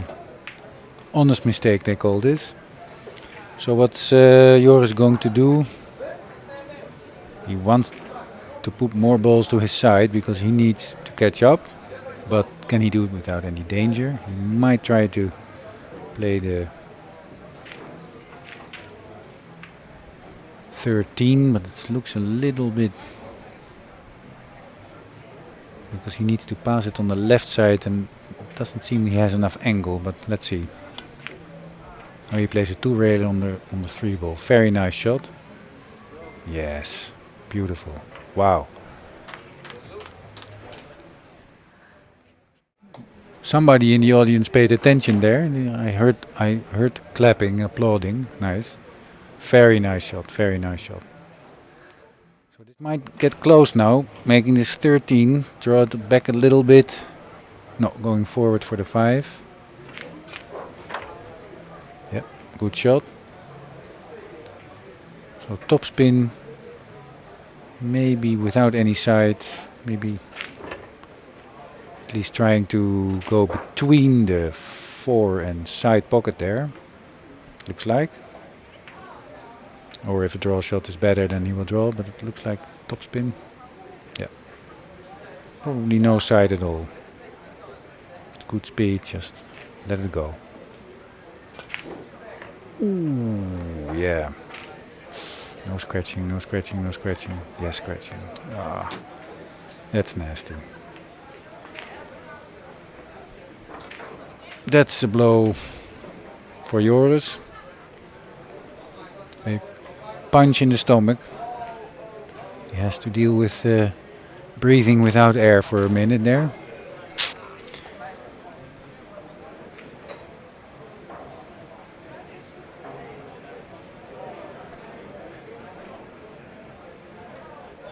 Yeah. Looks like 2-1 to Gutse.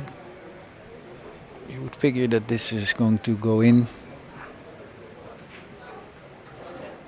And no, I'm not practicing the commentator's curse. This is going in. Whee! Yes. Much quicker game. A little bit due to the There we can see wobble it 2 times, wiping the feet as we call it. Toop, toop. Still safely in. Much quicker game than the last one.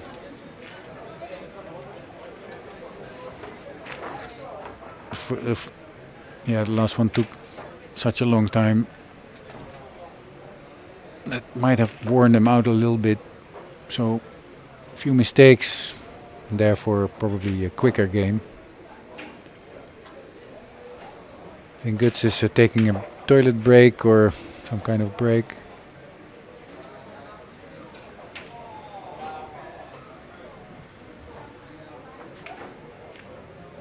Are there any, I'm going to confer with my colleague Jimmy if there are any upsets on the scoreboard, score sheet. He's waking up now.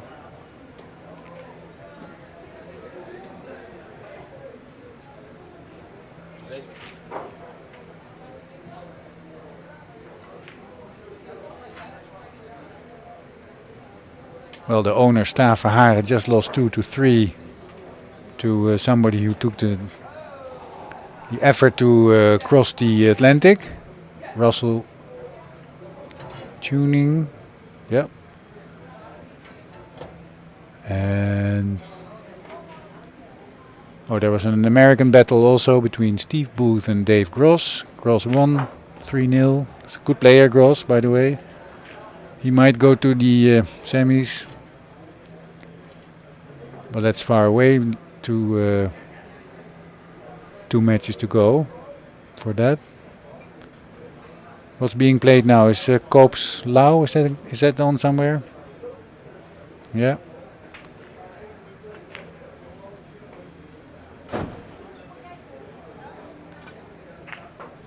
So we're going back to our match. Again, a little bit too hard on the break and not really putting any balls towards his pocket. Maybe somebody can teach yours that, because such a dangerous player with a better break is even more dangerous. But Guts won't mind, because now he can defend. Try to put something to his pocket, but what can he do?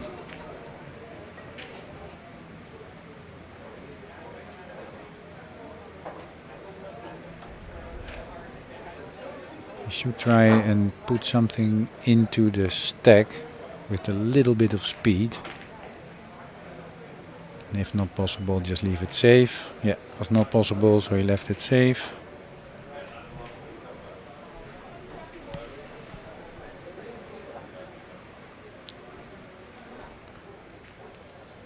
So yours might thin it.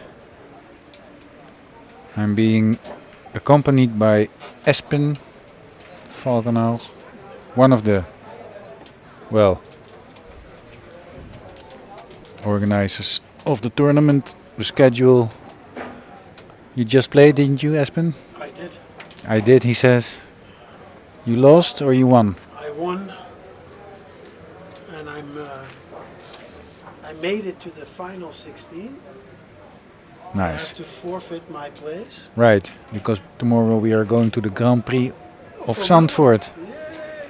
And we are not ashamed to tell you this, because it's a big event, and both of us at the same time got lucky with people who invited us. So yeah. Sorry to interrupt you. Oh. But this is bigger than Formula 1. But okay, it's okay. It's okay. We think it is, but 100,000 people tomorrow think otherwise, and that's why. But you're right, it is bigger.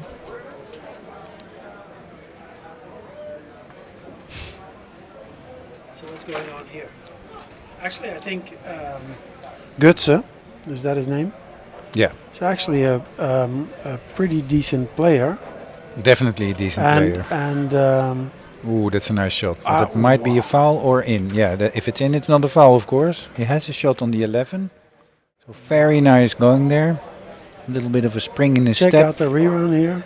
Wow. Yeah. 11 on the 14 on the 15. Well spotted. If it was not going in, it would have been a lot of pressure. But there's lots of options. So now the 14, ideally he should go with the cue ball into the 8. and leave himself on the 2, possibly the 5, but that's what he would like here. If he doesn't trust that, he could go 2 rails towards the 3 and 14, that is. No, he's going high, so he's going to the 8. Well played. He didn't get stuck on the 8 ball, which is also possible, of course, but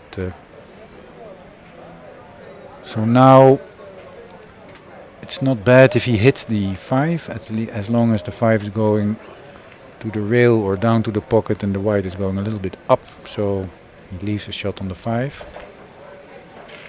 Should be like this, yeah. Beautiful. Yeah, that's really good. Nicely judged, because you can easily go behind the 14 there. Do we know where we are in the ball count? No, this is the first inning where there's been ball spotted, so that should be 4-0 now. So now he's going for the 8. He wants to for the either 5. directly He's going for the 5. I would play it like, yeah, he's going for the 5, but the position on the 8, directly on the 14 or 2 rails behind, and if the 9 passes the 8, then I think it does, but You could actually shoot the 9 ball, stun on the 6. It's a kind of a safety anyway. If the 9 ball goes in, you'll have another shot. I think he could play the 9. And you wouldn't give anything away. And the 9 on the 1 on the 8 might be possible. If the 6 is not moving, he could use the 6 as a blocker. He's going to shoot the 9 on the 6. He's just going to pot it, right? He's just shooting. Yeah, he's shooting. Yeah. Very well played. Nice.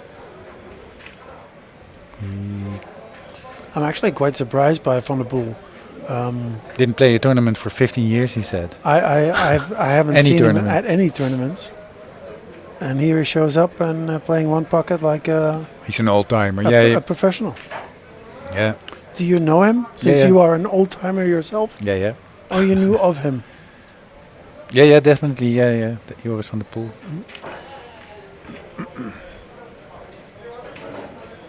So this passes a 3. So just draw above the... Ooh. Only the speed kept that out, because otherwise that was going in, because the pockets are tight but a little bit forgiving. But you can see it's a little bit speedy. Very close. So now Guts has to think, okay, I'm 6-0 behind. Am I gonna drop the 6 in for 7-0, or can I play it out? He seems like, I think he's going to try to get it out. Yeah, that was not as hard as it looked. Still not an easy shot to control the white ball. We've been scratching a lot of those, right? Yeah.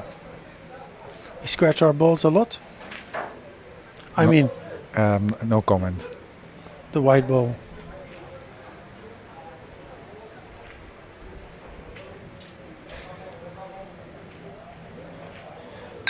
Clank. Oh. Oh, neighbor, what are you doing now? It's a good thing it's only water. Very good thing. Flavored, but nice.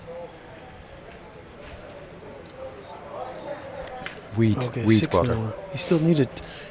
That was his last. He was going for the last 2 balls there when he missed. Yeah. So that was unlucky. But he's still controlling the game. He just needs to watch the white ball here. He should play conservative now, of course, with the 6-0. There's no point getting aggressive at this point for him. No. He should try and, because there's room for 3 more balls in the kitchen, so he should try and get them upstairs, so make it more difficult to run out for his opponent. Yeah.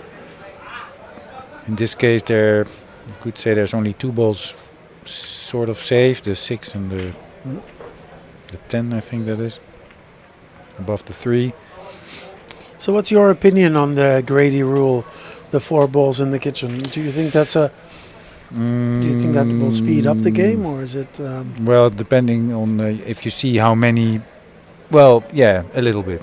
It works. It definitely works, because I've been doing it a few times and see people doing it a few times. It's been done here once or twice, so Yeah, but not that much.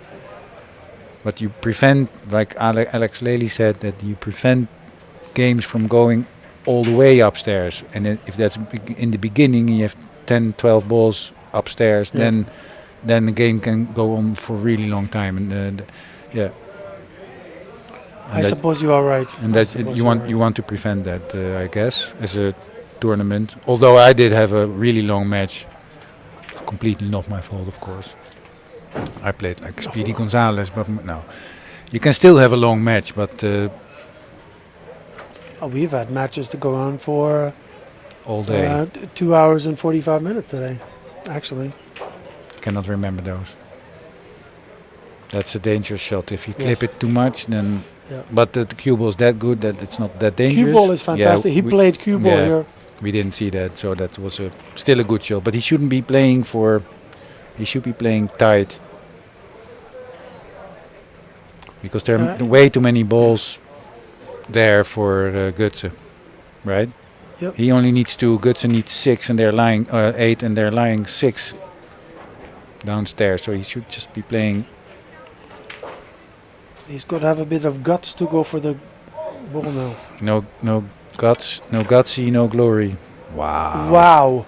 So with a little that bit. That is an excellent shot. That was very precise. Beautiful. Little bit of left-hand side, I think. Wow. No, right-hand side. Check side. Wow. Very precise shot. Well, that deserves. And it's all in, eh? You're going all in, basically. Maybe not, because the 3 is not potable, I think. But the 7 is. The 7 is, but it's also not really free. So maybe you could call this a well-taken risk. That's a pity. That's a bad shot. Bad execution. It's the adrenaline of the previous shot. Might be, or combined it's funny with. That. Yeah, definitely. Yeah, as good as that one was, as bad this one was. Yeah, exactly. Or bad, yeah, but we know how it is. Your eyes can play tricks on you with the lighting. Suddenly you don't see it anymore. So this is where you should be looking to put balls safe above in our picture. Shoot right? the 7, cross the 7 over, put the white ball all the way up top in the kitchen, nice and safe. You're not leaving anything. You wouldn't go for the 7 in the kitchen? No. I would cross it over towards the 10 ball, leave it on your side. But I think the 1-4 is dangerous. Well, I would go for the 7 upstairs, but he might not. Maybe he might not. It is. He could play. He's actually going for the bank here on the 8 ball, it seems. And I think that's a silly shot, but yeah, I think he almost scratched. He is scratching. Oh, he's scratching. Oh man. So it was a silly shot. That was. Yeah, that was way too risky. He might be lucky not to leave anything easy, but this 7 can be played. Oh no, it cannot be played. No. Again, he'll shoot the 8 ball, leave the white ball on the short edge. I don't think he's going to shoot any balls unless he shoots the 1-4. Unless the 7-5 is thinning the 4. He can shoot the 1 ball without any danger. Yeah, he should try that and get the 4 close and get the white behind the 8, right? Yeah. That's it. Yeah, he's not doing that, but he should. He's not doing it. He should. I think he should. I think that's a wrong choice, but anyway. The good thing about that shot was opening up those balls, so it's easier to shoot them for Gutse because he's still 5-1 behind. But well, again, up here it's way easier than playing down on the table. It's also cooler in this room than out in the pool room itself. There's a fan blowing somewhere underneath us. Yes. Yeah, 3 fans. 3 fans. Looks like a. It's fantastic. Looks like a. Like lights. 3 like. It's been a long day, hasn't it? Okay, so what will we have here? Well, actually, the Not so position much. is a little bit better for Joris now, Joris van der Poel, because a little bit Guts more. is on the table. Sorry. Yeah, but any All he needs to do, shoot the 112. Do you think if he pull kicks against the 12 is going in? No. Is the 12 going in? No. No, it's too risky. But if it's going in, then Your it's going in. opponent needs 3 balls. It's too risky to try to kick now. You need 7. He needs 3. No kick. But if it, I understand. But if it's going in off the 1, you only have to hit it, and you're not selling out anything easy. So, but it's probably not there. So what is he doing?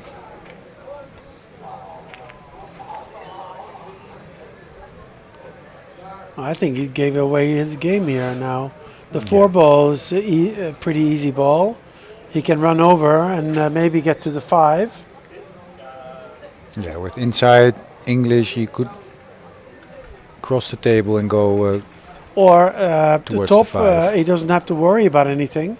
Actually, he can play straight 4 down into his pocket, come twice over the table for the 10 ball. Yeah, but that might be a little bit too hard, and then the white is going back to the right again. But true. He can drop it in, maybe with lots of side, and he might be able to play for the 10, or maybe leaving a 2-railer on the 15. Or he can also try go 13. for the 5 now, and then up again for the 7. Oh, the 5, yeah, that might be clippable, right? Yeah. Actually. Yeah, he's looking at it now, the 5. Yeah. He leaves a bank on the 7 if he misses, but if he really drops it in, then he should be playing this dead weight. Really, really slow roll this. But real good pool players weight. just make it. Dead weight, that's it. That's it. Oh. No, it's not that weight, and if it's not that He weight, actually you leave a hit bank. it. Too thick? It's Yeah, way quite, too thick. Wow. Way too thick even. Wow.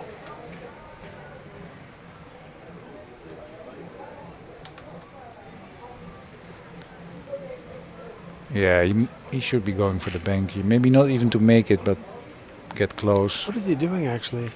Oh yeah, he's trying. Oh, look at this. Oh, go Very on nice. in. Very nice. Ay, ay, ay. No risk.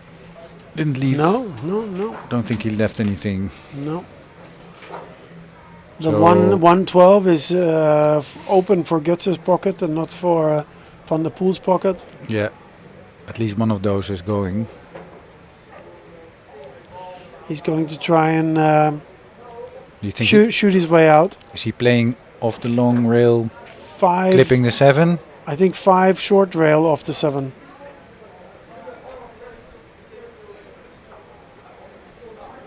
Or he might shoot the 1 onto the 7. But then he better pocket it. Yeah, I think he will Then shoot he the must pocket it. 5 is easier to steer. No. If we can view the table from the top again, you can see that the 5 and the 7 are almost in line. If Really difficult. Yeah, if the He one c- is yeah. if the one is going will miss the 7 and go on the long rail and then hit the 7, then that's a good shot. Yeah, but I don't That think he might be can the get to case. the 1. No. I don't think he can get So to the 1. why are we talking about it then? No, you talking about it. No, What I, is the- I think he will clip the 7 with the 5, either from the long rail or directly, and maybe put even the 5 or 7 towards his pocket. But It's difficult. This is. and if he doesn't know, I've seen him decide to go for his own pocket. So he might be two railing He can this. shoot the white safe, top rail, in the corner. Then it's difficult to get to the 7. You'll have to really super thin ball.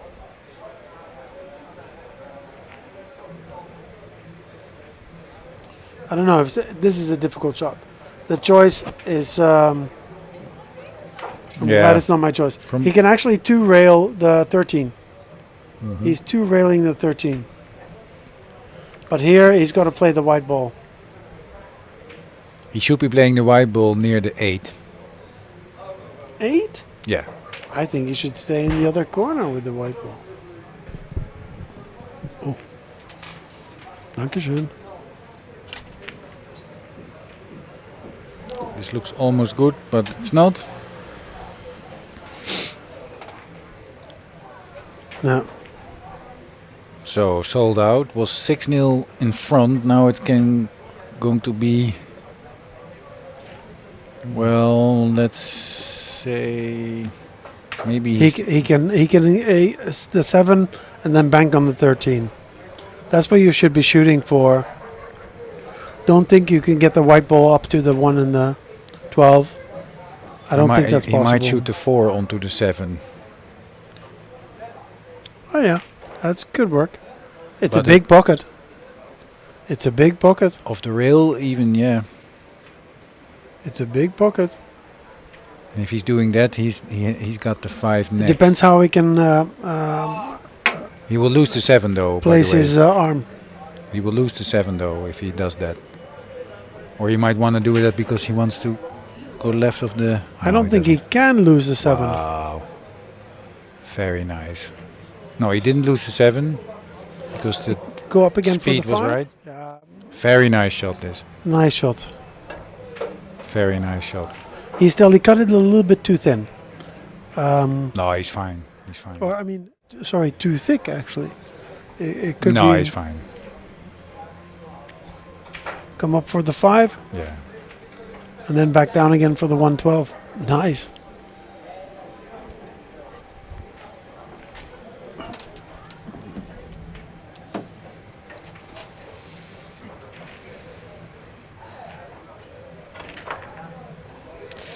Why would he do that? Actually, he got away with that one. Little bit, yeah. He got away with that one. But again, he was brave. Oh no, not again. Sorry, yours was earlier. It was brave, but good result. Not undeservedly. No, certainly not. He can shoot the 5 without penalty. Yeah, he should be able to put the white below the 13. Actually, behind the 13. You can roll up behind. That would be best because then you have a shot on the 13. Yeah, if that's possible. Yeah. Then. But what we mean is that if you go for us to the left of the 13, at least. True. Then you don't give up a shot. But if possible, this is slow rolling, and then you have a good chance of covering if you miss. Right? No, he doesn't do that. No. He was just shooting, which is also understandable. But he lost it here on the bank. Yeah, he sold out the bank. That was the one thing. Okay. The problem with selling out the bank here at this point is that you also give away the 13. The bank is not so difficult. You can run up for the 10, but then you also have the 13, and that's all Van der Poel needs to win this one. Yeah, he has 6, I think, right? He's got 5. He needs 3. So this is the winning sequence for Van der Poel. That's in. It is in. And he has, well, not the winning sequence Nope. just yet, I think. No, you're right. Unless he's going for the 10 now, but he's not going to do that, I think. He will do the Stop 13 shot, and then stop shot and then bank on the 1? On the 3. If the 1 is possible, the 1, but I think it will be the 3. Which is also makeable, right? Mm-hmm. The 1 ball.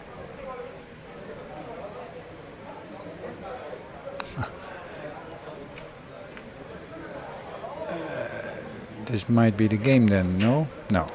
No, we still need 1. There's a little bit of... Gesteggel. No. How do you translate gesteggel into English? Debate. Oh, debate. Debating. But it was informative debating. Oh, I have a lot of debate with people, but... Not informative. Never. But it's the one he's shooting, so well spotted there, Aspen. And he did not make it, I think. Did he? Did he? No, he didn't. It's covered though, but should be able to... he might even... No, he's probably going to shoot the 12 here. A little bit of inside. And try and play the cue ball towards the 10. But this is an extreme double kiss situation. Yeah. There's no way to get out of this one unless you You really have to force it. Actually, you didn't. No.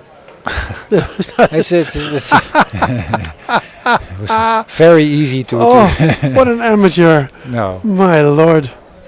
No, it's all right, man. It looked like a. I don't know. It looks like a double kiss. That's fine. If you, no worries. You can make your mistake. I need to go back to the book. Or buy a new book. What is he doing here? Just getting rid of it. Yeah. Has to look out for the double kiss. The double kiss would leave the ball in the pocket. He doesn't want that. He managed that very well. Van der Poel needs one. I think he's shooting this. Oh yeah, he's banking the 8. He might. Maybe he shouldn't, but he will. Not enough topspin to not leave the 1. Ooh, that's dangerous. Well, he did leave a bank here, but it's not easy to make it free. But bank. you can cinch this one. You can cinch it with inside English. If it's hard enough, and you hit the short rail, then you're lucky, and the ball gets out of there. I think he doesn't. He's not going to take the risk. But ooh, that's not good. And that's the risk. That's the end of it. That's the actually it's not the end of it. It's 2-2. We We have another hour of fun. We're gonna have a hill. Indeed.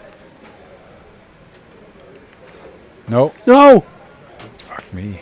Oh, what did I say? Oh. Well, I rather I'm not. sorry. He missed the ball. I'm sorry.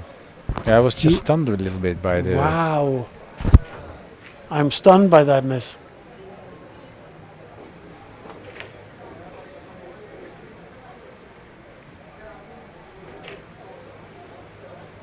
Do we have any positive comments on this game?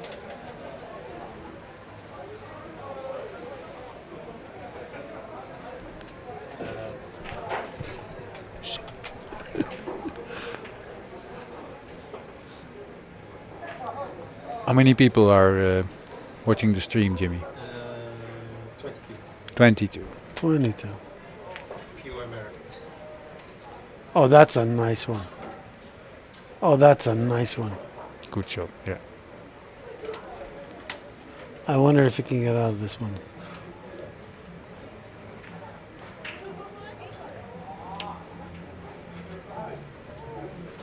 Few Americans. Well, we should definitely say hi. These guys looked over at this. What's going on in there? What are they running?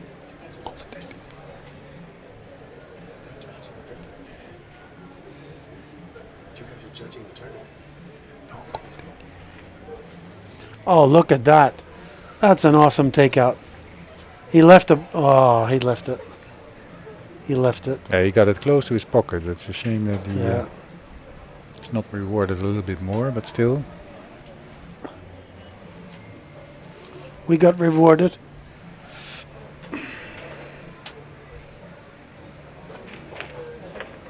Wow. Okay, 2-2.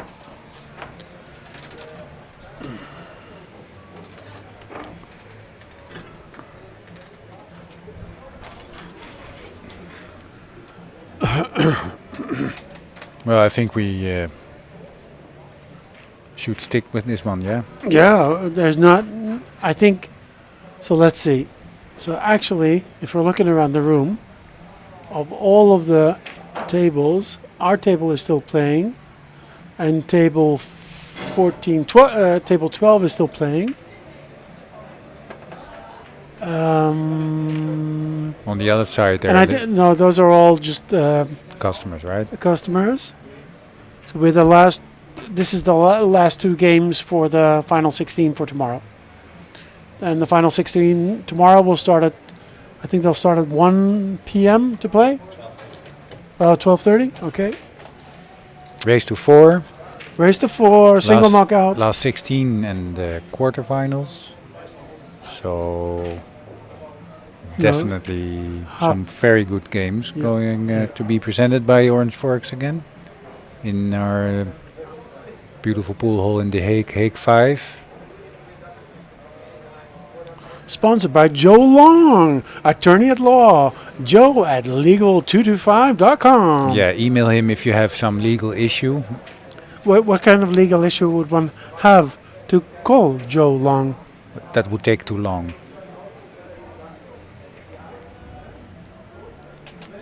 And of course, it's sanctioned by IMOPA, the European. We are old men. I can't even read it. The European Ministry of One Pocket. Right. Association? Ooh, What's association. The A? What's And the this- A? and this- you have it on your shirt. Yeah. What's the A? I don't know. Affairs, right. Oh yeah. Yeah. So the European Ministry of One Pocket Affairs. One Pocket Affairs. Affairs.